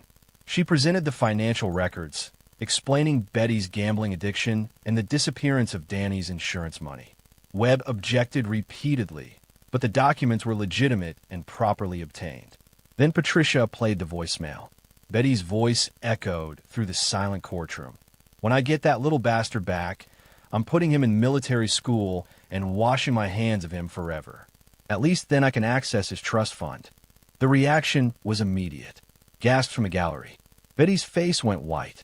Marcus Webb looked like he'd been struck by lightning. Your Honor, Webb stammered. This recording was illegally obtained. Actually, Patricia interrupted. It was legally retrieved from Mrs. Rayner's own voicemail system. She left this message on her friend's phone 2 days ago. Judge Harrison replayed the message twice, his expression growing darker each time. When Betty took the stand to explain herself, She was a different person from the composed woman who'd testified 2 weeks earlier. She was defensive, angry, desperate. "I was drunk when I left that message," she said. "I didn't mean any of it." "You refer to Martin as a little bastard," Patricia pointed out. "Was that also due to intoxication?" "Aye. He's not even Danny's real son. Everyone knows that. Even if that were true, and you have no proof that it is, would that justify putting him in military school against his will? He needs discipline, structure, and accessing his trust fund. Was that also for his benefit?" Betty's composure cracked completely. "I've sacrificed 2 years of my life for that boy. 2 years. I deserve something for that." The courtroom erupted. Judge Harrison banged his gavel repeatedly, calling for order. When the noise died down, Patricia called her final witness. Martin Henderson. Bill Henderson walked Martin to the witness stand. The boy was pale but determined. Kevin had visited him the night before, preparing him for this moment. "Martin," Patricia said gently, "can you tell the court about living with Mrs. Rayner?" Martin's voice was quiet but clear. "She was mean to me. She said I wasn't really family." "Did she ever hurt you?" Martin nodded. "She hit me when I cried. She locked me outside when her friends came over. She said I was Danny's mistake." "What about the doghouse, Martin?" Martin looked directly at Betty for the first time. "She said dogs belong outside. She said that's where I belong too." Betty started to speak, but Marcus Webb pulled her back down. "Do you want to live with her again?" Patricia asked. "No," Martin said firmly. "I want to live with Uncle Kevin. He's my family." Judge Harrison recessed for an hour to consider his decision. Kevin spent the time in the hallway with Patricia and Noah, watching Betty pace frantically while Marcus Webb made urgent phone calls. When court reconvened, Judge Harrison looked tired but resolute. "I've reviewed all the evidence presented," he began. "The financial records showing mismanagement of funds intended for the child's benefit. The recording revealing Mrs. Rayner's true intentions. Most importantly, the testimony of Martin himself about his treatment." Kevin held his breath. "Mrs. Rayner, your behavior toward this child has been deplorable.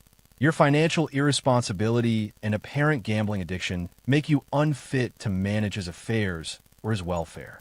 Betty started crying, real tears this time, born of defeat rather than performance. "Therefore, I am awarding full custody of Martin Rayner to his uncle, Kevin Rayner. Mrs. Rayner's parental rights are hereby terminated." The courtroom erupted again, but this time in celebration. Kevin felt his knees go weak with relief.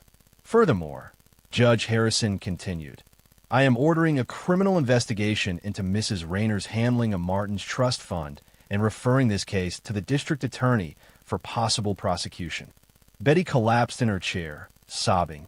Marcus Webb was already packing his briefcase, distancing himself from his now toxic client. Kevin barely heard the rest of the proceedings. All he could think about was Martin running toward him across the courtroom, throwing his arms around Kevin's waist. "Can we go home now?" Martin asked. "We can go home now," Kevin confirmed. As they left the courthouse, reporters and neighbors crowded around them. Kevin shielded Martin from the cameras and microphones, pushing through the crowd toward his truck. Behind them, Betty stumbled down the courthouse steps supported by a bailiff. Her perfect life had crumbled in less than an hour. Her reputation was destroyed. Her freedom was now in doubt.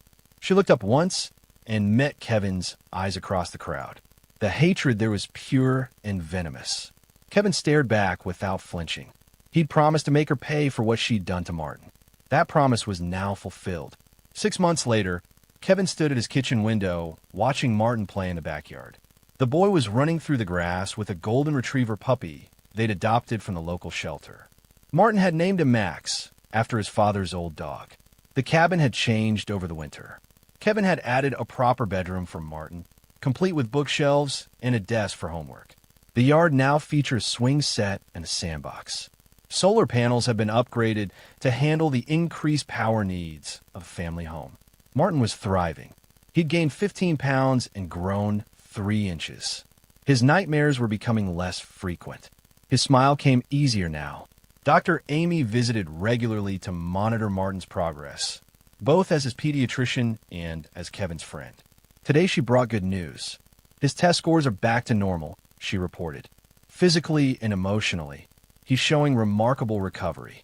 Kevin nodded, still watching Martin and Max chase each other around the yard. He's tough, like his father. He's lucky to have you. Kevin thought about that. Lucky, maybe. Or maybe they were both lucky to have found each other again. The doorbell rang. Kevin answered it to find a courier holding an envelope marked personal and confidential. Kevin signed for it and recognized the return address immediately. The state penitentiary where Betty was now serving her sentence for fraud and child endangerment. What is it? Amy asked, noticing Kevin's expression. Kevin tore open the envelope. Inside was a single sheet of paper covered in Betty's handwriting. Her final letter to him. Kevin, I know you'll never forgive me. I don't expect you to, but I need you to know that I love Danny. I did love him, whatever you might think.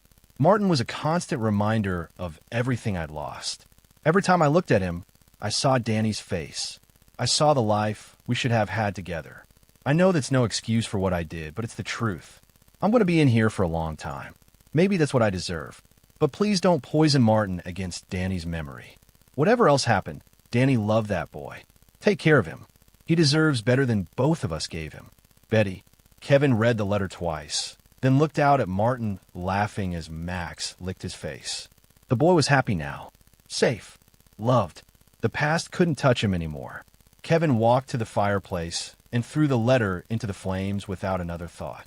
The paper curled and blackened, Betty's words disappearing into smoke and ash. He didn't need her apologies. He didn't need her explanations. He'd made his choice the night he found Martin in that doghouse. Some things were unforgivable. Uncle Kevin. Martin appeared in the doorway, grass stains on his clothes and dirt under his fingernails. Can Max sleep in my room tonight?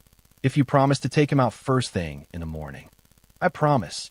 As Martin ran back outside with Max at his heels, Kevin felt something he hadn't experienced in years. Peace. Not forgiveness. He would never forgive Betty for what she'd done. But peace in knowing that justice had been served and family had been restored. He watched Martin discover an old doghouse in the far corner of the yard. The same one Kevin had built for Max senior years ago. The boy examined it curiously, running his hands over the faded red paint. Uncle Kevin, what's this for? Kevin joined him beside the small structure. It's a doghouse. For dogs. Martin looked thoughtful. Can we fix it up for Max? Kevin considered this.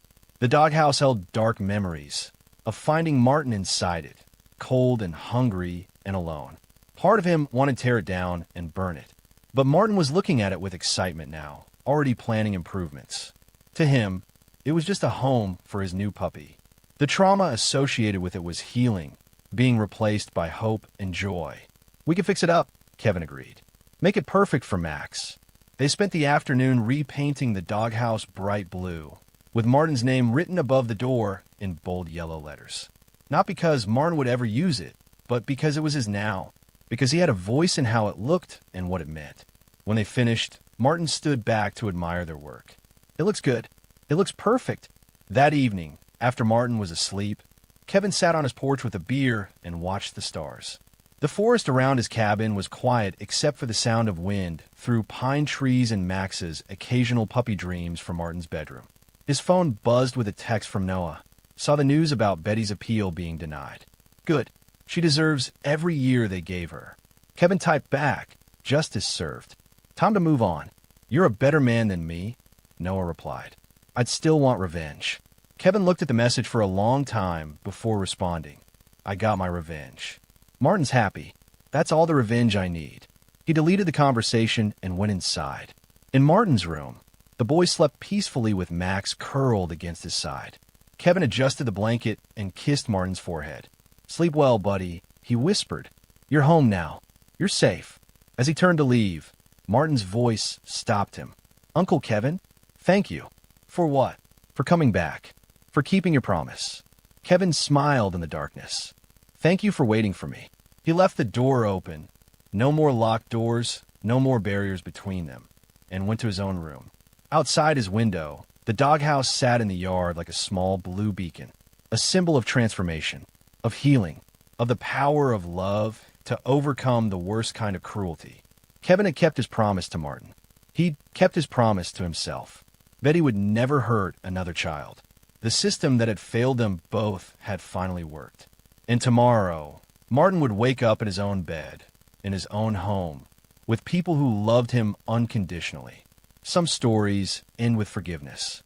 This one ended with something better, with justice, with safety, and with the unbreakable bonds of family. The past could burn. The future was theirs to build. Welcome to Story Tales. Please like this video and subscribe to Story Tales.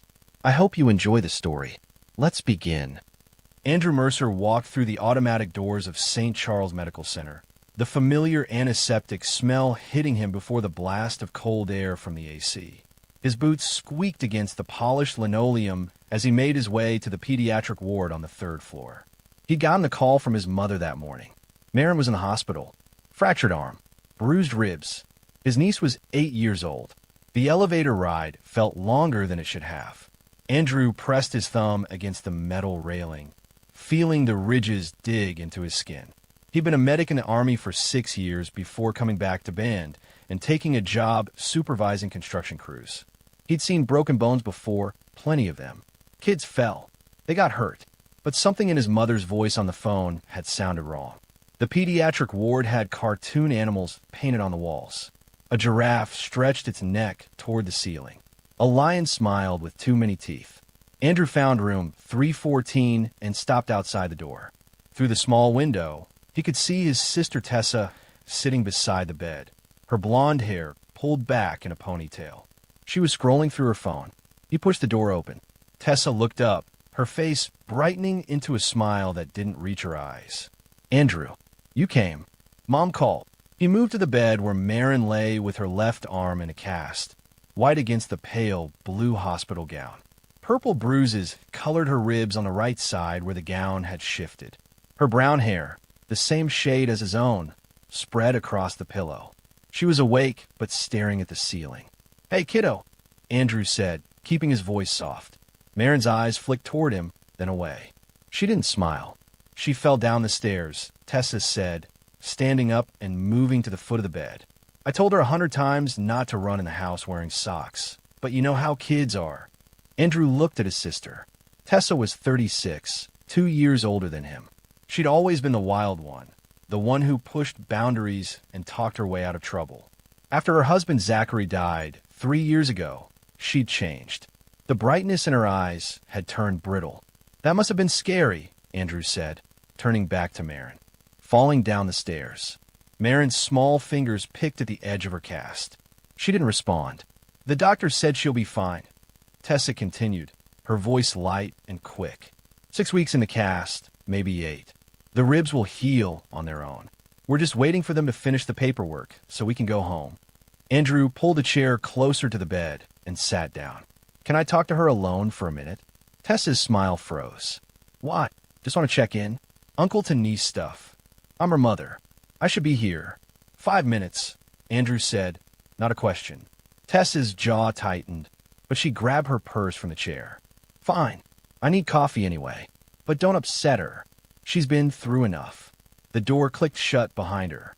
Andrew waited, counting to 10 in his head to make sure she'd walked away. Then he leaned forward, resting his elbows on his knees. "You okay?" he asked quietly. Maren kept her eyes on the ceiling. A tear slid down the side of her face and her hair. "You don't have to talk if you don't want to," Andrew said. "But I'm here, and I'm listening." The little girl's chin trembled. She pulled her good arm across her chest, hugging herself. "It hurts. I know. Broken bones hurt a lot. Not that." Her voice cracked. "Everything hurts." Andrew felt something cold settle in his chest. He reached out and gently touched her hand, the one without the cast. Her fingers were ice. "How did you fall?" he asked. "I didn't." The words hung in the air between them. Andrew's jaw clenched. He'd suspected, but hearing it made it real. "Who hurt you?" Maren finally looked at him. Her eyes were red and swollen. "You have to go when visiting hours end, right? That's the rule, yeah." "What time is it now?" Andrew checked his watch. 4:30. Visiting hours end at 8. "That's what Mom said." Maren's voice dropped to barely a whisper. "She said you'd have to leave at 8. She said she'd stay with me tonight." The fear in those words hit Andrew like a punch. He stood up, his chair scraping against the floor, and moved closer to the bed. Has she hurt you before? I can't. Marin's eyes filled with tears. I can't tell. She said if I tell, it'll be worse. Marin, please. The little girl grabbed his wrist with her good hand, her grip surprisingly strong. Her voice shook as she spoke. Please don't leave me alone tonight. You'll understand at night. Andrew crouched beside the bed, bringing his face level with hers. I won't let anything happen to you. Promise. I promise. The door opened. Tessa walked in holding a paper cup of coffee. Time's up. You're going to tire her out. Andrew straightened, keeping his face neutral. I was just telling her I'd bring her some books tomorrow. What does she like? Adventure stories. She likes whatever I pick for her, Tessa said, moving back to her chair. Right, baby? Marin nodded, her hand slipping away from Andrew's wrist. Andrew kissed his niece on the forehead. Her skin was clammy. I'll see you tomorrow, kiddo. As he walked toward the door, Marin's whispered words echoed in his head. You'll understand at night. He left the hospital and drove his truck through downtown Bend, passing the breweries and boutiques that had sprung up in the past decade. The town had changed since he was a kid. More tourists now, more money. His cabin was on the outskirts, a small two-bedroom place he'd bought with his savings. It wasn't much, but it was his. He parked in the gravel driveway and sat in the truck for a long moment, staring at nothing. Then he pulled out his phone and called his mother. Andrew. Joe and Mercer's voice was warm. Did you see Marin? Yeah, she's pretty banged up. Poor thing. Tessa's beside herself. Andrew gripped the steering wheel. Mom, something's not right. What do you mean? Marin said she didn't fall. She said someone hurt her. Silence on the other end. Then, Andrew, don't start. Don't start what? Don't dig up old ghosts. Tessa's had a hard time since Zachary died. She's doing her best. Her best. Andrew's voice rose. Mom, Marin's terrified. Kids say things when they're hurt and scared. The doctors examined her. If there was abuse, they'd know. Would they? Andrew Michael Mercer. His mother's voice turned sharp. Your sister has been through hell. She lost her husband. She's raising a child alone. She doesn't need you making accusations. I'm not accusing. I'm asking questions. Well, don't. Let it go. Tessa loves that little girl more than anything. Andrew closed his eyes. Yeah, okay. Promise me you'll leave it alone. I promise, he lied. He ended the call and went inside. The cabin was quiet. He made coffee and stood at the kitchen window, watching the pine trees sway in the evening breeze. His mind kept circling back to Marin's face, the fear in her eyes, the way she'd grabbed his wrist. You'll understand at night. Andrew had worked construction sites for 8 years. He knew how to read the signs of danger, how to spot structural weakness before it became catastrophic. He'd learned in the Army that the worst things happened when people ignored warning signs because they didn't want to believe the truth. He wasn't going to ignore this. At 9:30, Andrew changed into dark jeans and a black hoodie. He grabbed his keys and drove back toward the hospital. The night air was cool, typical for October in Bend. Stars scattered across the sky above the mountains. St. Charles Medical Center glowed against the darkness. Andrew parked in the far corner of the lot and walked around to the service entrance on the east side. He'd volunteered as a paramedic 5 years ago, before the construction job paid enough to quit. He knew the layout. He knew which doors stayed unlocked after visiting hours for staff. The service entrance led to a stairwell. Andrew climbed to the 3rd floor and pushed through the door into a dimly lit hallway. A nurse sat at the station, focused on her computer. He waited until she turned away, then moved quickly down the corridor to room 314. The door was closed. Andrew tested the handle, unlocked. He slipped inside and eased the door shut behind him. The room was dark except for the glow from the monitors beside the bed. Marin was asleep, her breathing soft and even, and 4-line ran into her right arm. The curtain near the window could hide someone if they stood in the corner between it and the wall. Andrew positioned himself there and waited. Time moved slowly. He checked his watch every few minutes. 11 o'clock, 11:30, midnight. His legs started to ache from standing still. He shifted his weight carefully, keeping his eyes on the door. At 1:12 in the morning, the door opened. Tessa walked in carrying a large canvas bag. She moved to the bed and stood looking down at Marin for a long moment. Then she reached out and stroked her daughter's hair, her touch gentle. "Sweet girl," Tessa whispered. "My sweet, sweet girl." Andrew stayed frozen behind the curtain, barely breathing. Tessa kept stroking Marin's hair. "I wish you understood. I wish you knew how hard this is for me." Marin stirred in her sleep. Tessa pulled her hand back. "You told him, didn't you?" Tessa's voice changed, dropping to something cold and hard. "You little liar." Andrew's hands balled into fists. Tessa leaned down, close to Marin's face. "I saw the way you looked at him. You wanted to tell. You almost did." Marin's eyes fluttered open. "Mommy, don't mommy me." Tessa's hand shot out and gripped Marin's jaw. Not hard enough to leave marks, but firm. Controlling. "We had a deal. You don't talk. Not to Uncle Andrew. Not to anyone." "I didn't. You wanted to. I could see it." Tessa released Marin's jaw and moved to the four-pole. She studied the line, following it with her finger from the bag down to where it entered Marin's arm. "You know what happens to little girls who break their promises." Marin started crying, soft whimpering sounds. "Chill. We don't want the nurses coming in." Tessa reached for the connection where the four-line met the needle in Marin's arm. Her fingers touched the clip. "If you make me lose again," she whispered, "I'll finish what I started." Andrew stepped out from behind the curtain. "Get away from her." Tessa spun around, her face white in the dim light. For a second, she just stared at him.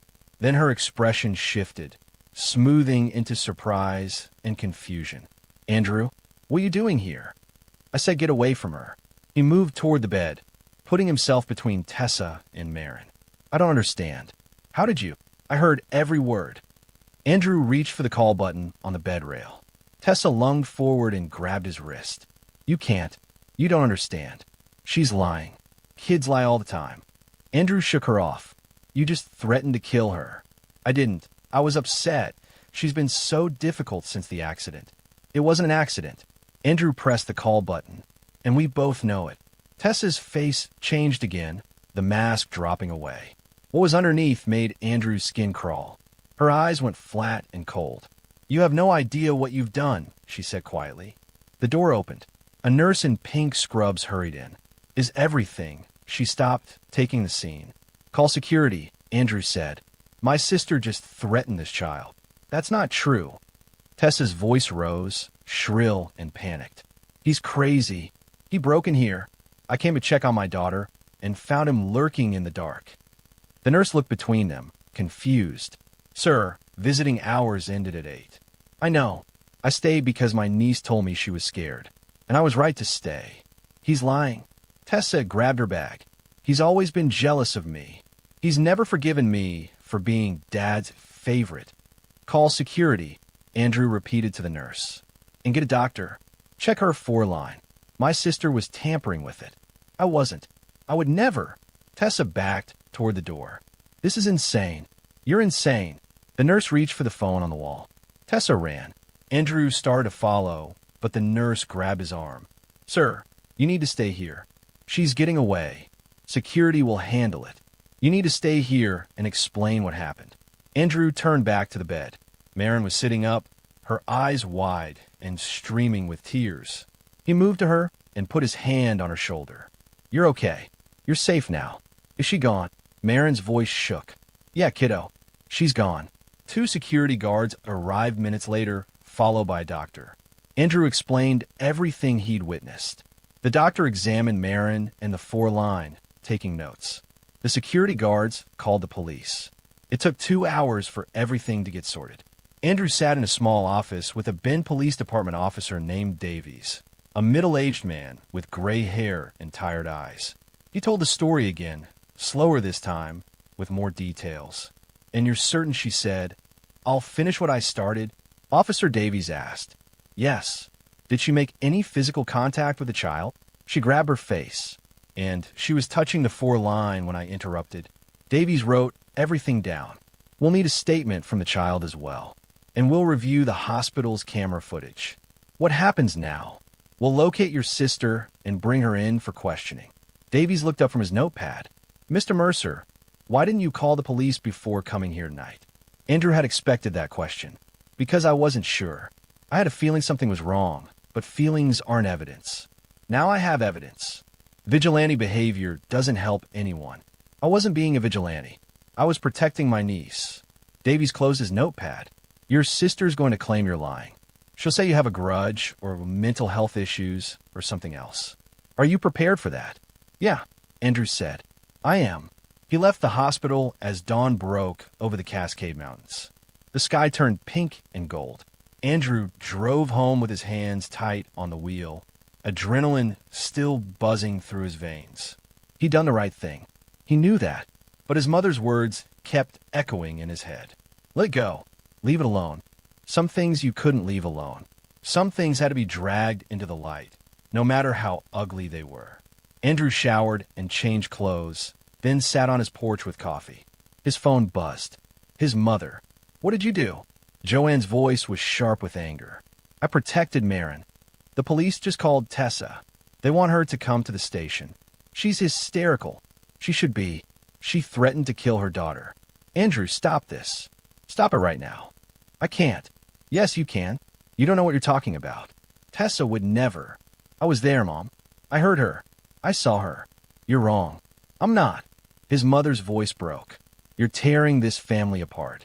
No, Andrew said quietly. Tessa did that. I'm just making sure everyone sees it. He hung up. The Bend Police Department was a modern building on the east side of town, all glass and steel. Andrew sat in the lobby for 3 hours before Officer Davies came to get him. Your sister's here, Davies said. She's giving her statement now. Did she admit it? That's not something I can discuss with you. Andrew followed him down a hallway to an interview room. A woman in a gray suit stood as he entered. She had dark skin and intelligent eyes behind black-framed glasses. Mr. Mercer, I'm Detective Angela Ross. I'm the lead investigator on this case. She gestured to a chair. Have a seat. Andrew sat. Detective Ross settled across from him with a folder. I've read Officer Davies' report, she said, and I've spoken with the hospital staff. Your story is consistent with what the nurse observed when she entered the room. Good. However, Ross opened the folder. Your sister has a very different account of events.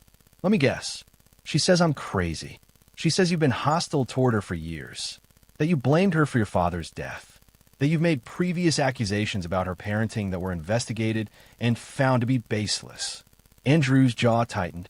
I never made any accusations before. According to her, you called Child Protective Services twice in the past year. That's a lie. Ross pulled out a document. These are CPS reports. 2 calls were made regarding Marin Klein. Both times, the caller declined to leave a name. That wasn't me.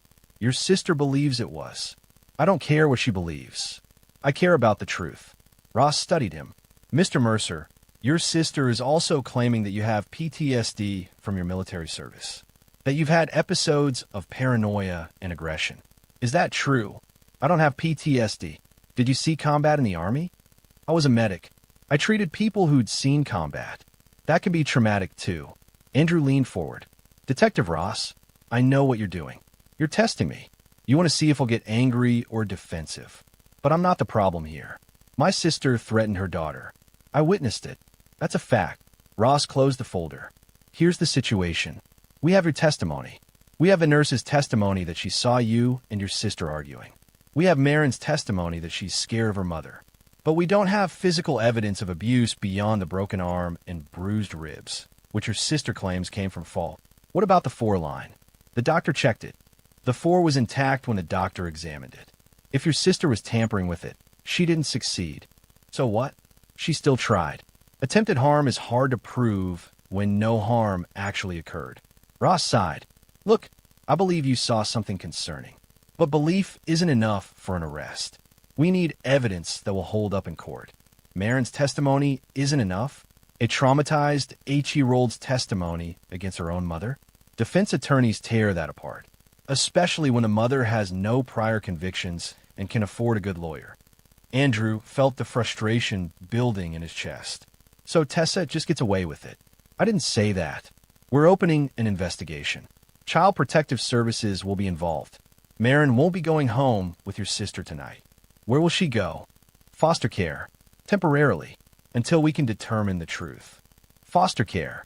Andrew stood up. You're putting her with strangers. Would you prefer we send her home with a woman who may be abusing her? Andrew didn't answer.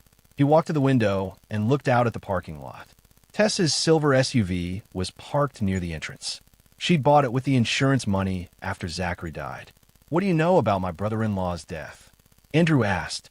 "I'm sorry, Zachary Klein, Tessa's husband. He died 3 years ago in a fire." Ross frowned. "What does that have to do with this case?" "Maybe everything." Andrew turned back to face her. "Did you investigate that fire?" "That was before my time, but I can pull the file." "Do it. And when you do, look at who benefited from his death." He left the station and drove to the one place he knew would have answers. St. Charles Medical Center had a pediatric unit, but it also had doctors who specialized in child welfare cases. Andrew asked at the information desk for Dr. Imani Rhodes. The receptionist made a call, and 15 minutes later, a black woman in her 40s wearing a white coat approached him. She had warm eyes and a cautious smile. "Mr. Mercer? I'm Dr. Rhodes. How can I help you?" "You treated my niece, Marin Klein." The warmth in her eyes flickered. "I can't discuss patient information." "I know, but I need to ask you something off the record." Dr. Rhodes glanced around the lobby. "Come with me." She led him to a small break room. Once the door closed, she turned to him. "I heard what happened last night. You were the one who called security." "Yeah, that took courage. It took too long. I should have done something sooner." Andrew rubbed his face. "Doctor, Marin's injuries, the broken arm and bruised ribs. Could they have come from a fall?" Dr. Rhodes was quiet for a long moment. Then, "Off the record?" "Off the record. This isn't the first time Marin's been treated for injuries. In the past 2 years, she's been here 4 times. Twice for bruises, once for sprained wrist, and now this." Andrew felt sick. "You reported it." "Every time. I filed reports with CPS. I documented inconsistencies in the mother's stories. I photographed injuries that didn't match the explanations." Dr. Rhodes's voice was tight with frustration. "Nothing happened. The cases were closed. The mother's family has connections in this town. People who make things go away." "What kind of connections?" "Her mother, your mother, volunteers with the sheriff's wife. They're on the same charity boards, same church groups. When people like that close ranks, investigations die." Andrew's hands clenched. "So everyone just looks the other way." "Not everyone, but enough people." Dr. Rhodes met his eyes. "Mr. Mercer, that little girl has been suffering for a long time. The system failed her. I failed her. You did your job. You reported it. My job is to protect children. Paperwork isn't protection." She paused. "What are you going to do?" "Whatever it takes," Andrew said. He spent the rest of the day digging. He drove to the Bend Fire Department and asked about the fire that killed Zachary Klein 3 years ago. The records were public. The fire marshal's report listed the cause as accidental. A kerosene heater in Zachary's workshop had tipped over. But Andrew noticed something. The report mentioned fingerprints on the kerosene can. Only one set. Tessa's. Why would her fingerprints be on it? Andrew asked the clerk who'd pulled the file. The clerk, a young guy with red hair, shrugged. Maybe she was the last one to fill it. Or maybe she was the one who tipped it over. The clerk's eyes widened. "That's a serious accusation." "Just thinking out loud," Andrew said. He took photos of the report with his phone and left. The pieces were coming together, jagged and ugly. Tessa had killed her husband. Maybe for the insurance money. Maybe just because she could. And now Marin was next. Andrew drove to a bar called the Pine Tavern and ordered a beer. He needed to think. He needed to figure out his next move. "Andrew Mercer?" A woman's voice behind him. He turned. The speaker was tall and athletic, with dark hair pulled back in a bun. She wore hospital scrubs under a jacket. "Do I know you?" Andrew asked. "Riley Gage. I'm an ER nurse at St. Charles. I was working last night when security called about your sister." Andrew nodded. "Okay." Riley slid onto the stool beside him. "I wanted to tell you something, but not at the hospital.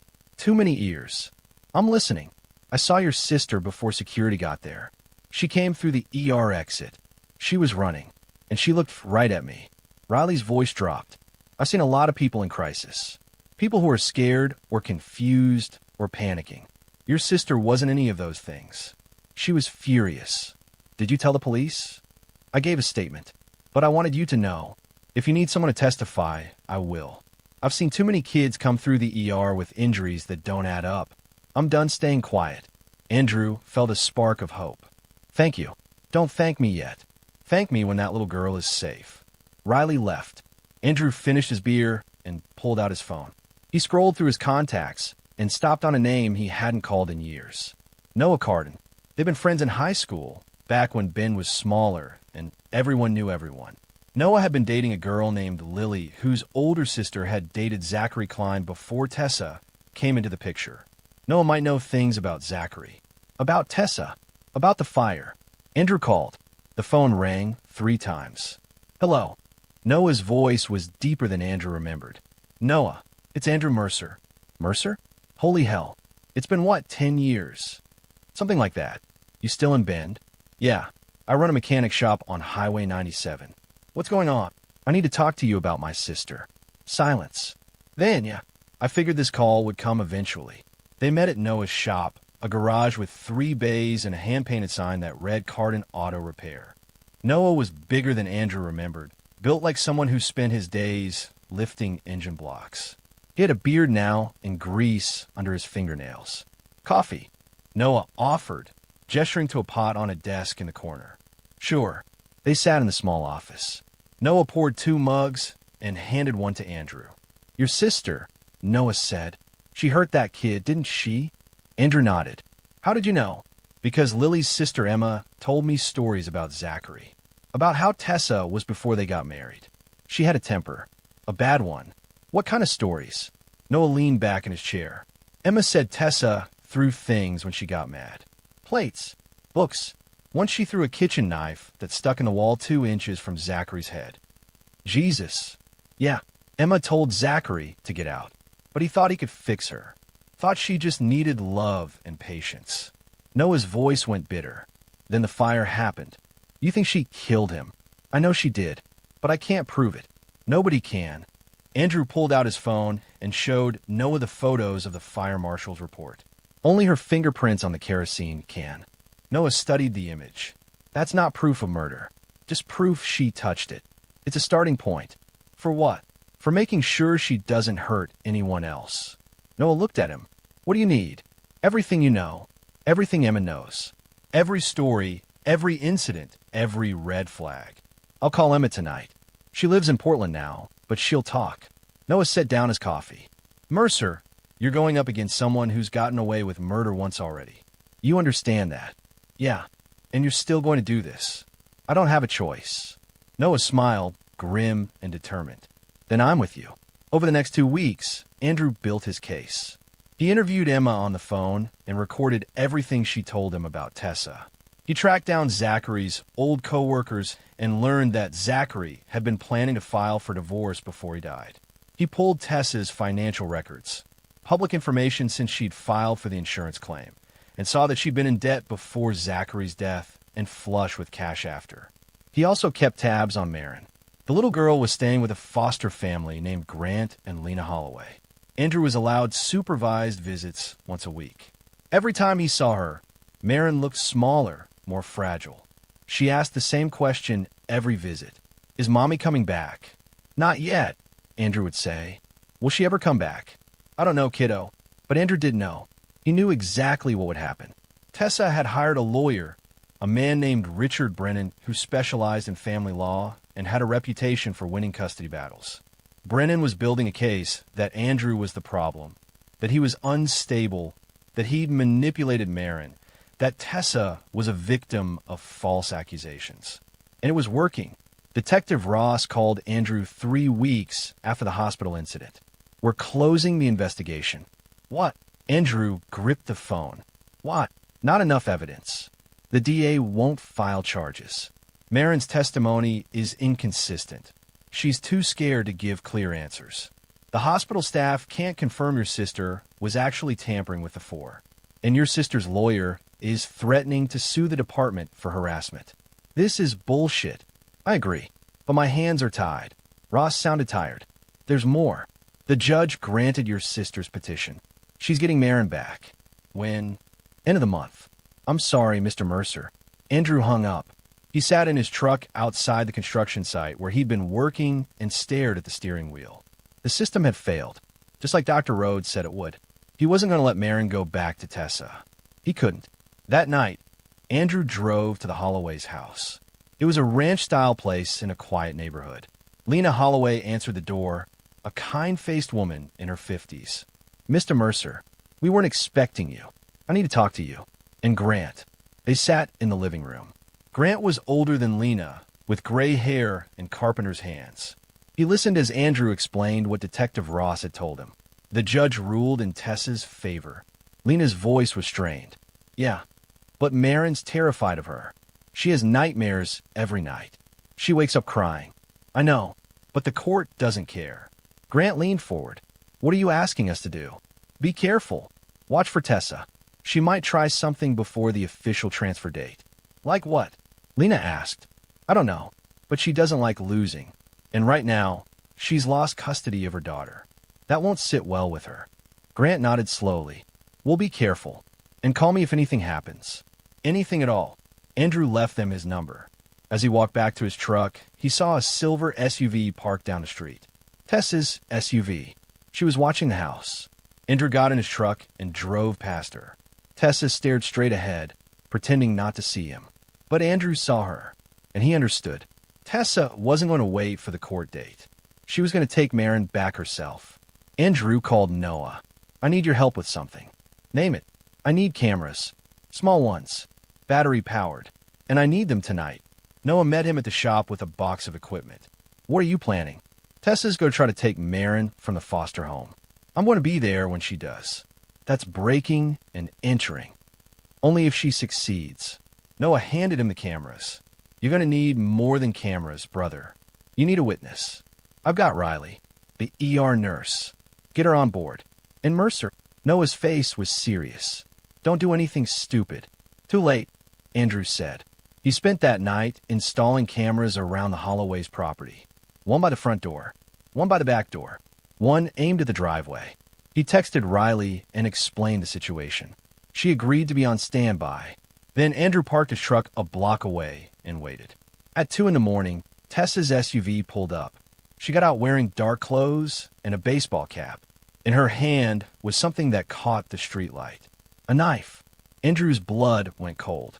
He called 911. 911, what's your emergency?" "Someone's breaking into a house. 847 Maple Street. She's armed. Officers are on the way. Stay on the line." Andrew didn't stay on the line. He got out of his truck and ran toward the house. Tessa was at the back door, jimmying the lock with something metal. The door swung open. "Stop!" Andrew shouted. Tessa spun around, the knife gleaming in her hand. For a second, they just stared at each other. "You," she hissed. "Drop the knife. She's my daughter. Mine. Not yours. Not some stranger's. Mine. You lost that right when you hurt her." Tessa lunged toward the open door. Andrew tackled her, and they went down hard on the lawn. The knife skittered away. Tessa screamed and clawed at his face, but Andrew pinned her arms. Lights came on inside the house. Grant appeared at the back door with a baseball bat. "What the hell? Call the police," Andrew shouted. "She tried to break in." Sirens wailed in the distance. Tessa thrashed under Andrew's grip, spitting curses. When the patrol car screeched to a stop in front of the house, 2 officers jumped out with guns drawn. "Let her go. Hands where we can see them." Andrew released Tessa and raised his hands. "She tried to break in. She had a knife. It's over there." He pointed to where the knife lay in the grass. The officers cuffed Tessa. She was crying now, great heaving sobs. "He set me up. He's been stalking me. He's obsessed." "Ma'am, calm down. I want my lawyer. I want Richard Brennan." They put her in the patrol car. One of the officers took Andrew's statement. Grant and Lena corroborated everything. The cameras Andrew had installed captured Tessa breaking in. The knife had her fingerprints. It was over. Detective Ross showed up an hour later. She looked at Andrew with something between respect and exasperation. "You planned this," she said. "I prepared for it. There's a difference. Not much of one." She sighed. "But it worked. Breaking and entering with a weapon. Attempted kidnapping. The DA can't ignore this. Will she go to jail? She'll be held until trial. And this time, Mr. Mercer, she's not getting bail." Andrew nodded. He felt hollow wrung out. but also relieved. Maren was safe. Tessa was in custody. The nightmare was over. Except it wasn't. For months later, Andrew got the call he'd been dreading. Mr. Mercer? Detective Ross's voice was tight. Your sister made bail. Andrew's hand clenched around the phone. Ow! Her lawyer found a judge willing to grant it. The trial's set for next month. Until then, she's under house arrest with an ankle monitor. House arrest isn't enough. She's dangerous. I know, but my hands are tied. Just be careful. Andrew hung up and stared at his kitchen wall. Careful. He'd been careful for months. He'd followed every rule, filed every report, done everything the right way. And Tessa was still out there. The first sign came 3 days later. Andrew walked out to his truck and found all 4 tires slashed. No note, no cameras nearby. But he knew. He called Noah. It's starting. I'll come over. Noah arrived with new tires and a trailer. They changed the tires in Andrew's driveway while keeping watch. Andrew's nerves were stretched thin. She's going to escalate, Noah said as he tightened the last lug nut. I know. What are you going to do? Wait. Watch. And when waiting isn't enough, Andrew didn't answer. The next incident came a week later. Andrew found a dead bird on his porch, its neck broken. It was arranged carefully, wings spread like it was flying. Riley called that night. I got a letter. No return address. Just one sentence. Mind your own business or you'll regret it. Did you report it? Yeah. The police said they'd look into it. Riley's voice was strained. Andrew, I'm scared. I know. Me too. The threats kept coming. Noah's shop windows were smashed. Grant and Lena's car was keyed. Tessa was sending a message. Everyone who'd stood against her would pay. Andrew visited Maren at the Holloway's house every week. She was doing better. The nightmares had stopped. She smiled sometimes, but she still asked about Tessa. Is the trial soon? Maren asked one afternoon. They were sitting in Holloway's backyard, throwing a ball for the family dog. Next month, Andrew said. What happens if she wins? She won't. But what if she does? Andrew looked at his niece. She was 9 now, getting taller. But she still looked too small for her age, like she hadn't been allowed to grow. I won't let her hurt you again, Andrew said. I promise. You promised before. And I kept that promise, didn't I? Maren nodded. Uncle Andrew, if Mommy goes to jail, can I stay with you? Andrew felt his throat tighten. We'll see what the judge says. I want to stay with you. I want that too, kiddo. That night, Andrew couldn't sleep. He kept thinking about Tessa's face in the patrol car, twisted with rage. She blamed him for everything. The arrest, the charges, the public humiliation. She'd lost her house, her friends, her reputation. She wanted revenge. Andrew got up and made coffee. At 3 in the morning, his phone buzzed. A text from an unknown number. You took everything from me. Now I'll take everything from you. Andrew called Detective Ross immediately. She listened to him read the text. I'll have someone trace the number, she said. But Andrew, your sister's monitored. If she left her house, we'd know. Unless she found a way to remove the monitor. That's possible, but unlikely. Check anyway. Ross called back an hour later. Her monitor is active. She's at her house. Then she's using someone else's phone. Maybe. We'll investigate. Andrew knew investigation wouldn't be fast enough. Tessa was planning something. He could feel it. He called Noah and Riley and warned them. Then he drove to the Holloway's house and knocked on the door at dawn. Grant answered, bleary-eyed. Andrew, what's wrong? Tessa's making threats. I think she's going to try something. The police won't stop her in time. Andrew's voice was hard. I need you to take Maren somewhere safe. A hotel. Another city. Somewhere Tessa doesn't know about. Grant rubbed his face. That's not how this works. We have custody through the court. We can't just disappear. Then call your caseworker. Explain the situation. But get Maren out of here. Lena appeared behind Grant. What's going on? Tessa's threatening us, Grant said. Lena's face went pale. Oh God, please, Andrew said. Just for a few days. Until the police figure out what she's planning. Grant and Lena exchange a look. Then Grant nodded. We'll go to my brother's cabin. Up near Warm Springs. Tessa doesn't know about it. Thank you. They packed quickly. Andrew stayed while they got Maren ready. The little girl was confused but didn't argue. She'd learned not to argue. After they left, Andrew drove back to his cabin. The sun was coming up over the mountains. He made more coffee and sat on his porch with his rifle across his lap. If Tessa came here, he'd be ready. But Tessa didn't come to his cabin. At noon, Noah called. Someone broke into my shop, trashed the place, poured bleach over my tools. Damn it. Andrew grabbed his keys. I'm coming over. The shop was destroyed. Equipment ruined. Papers scattered.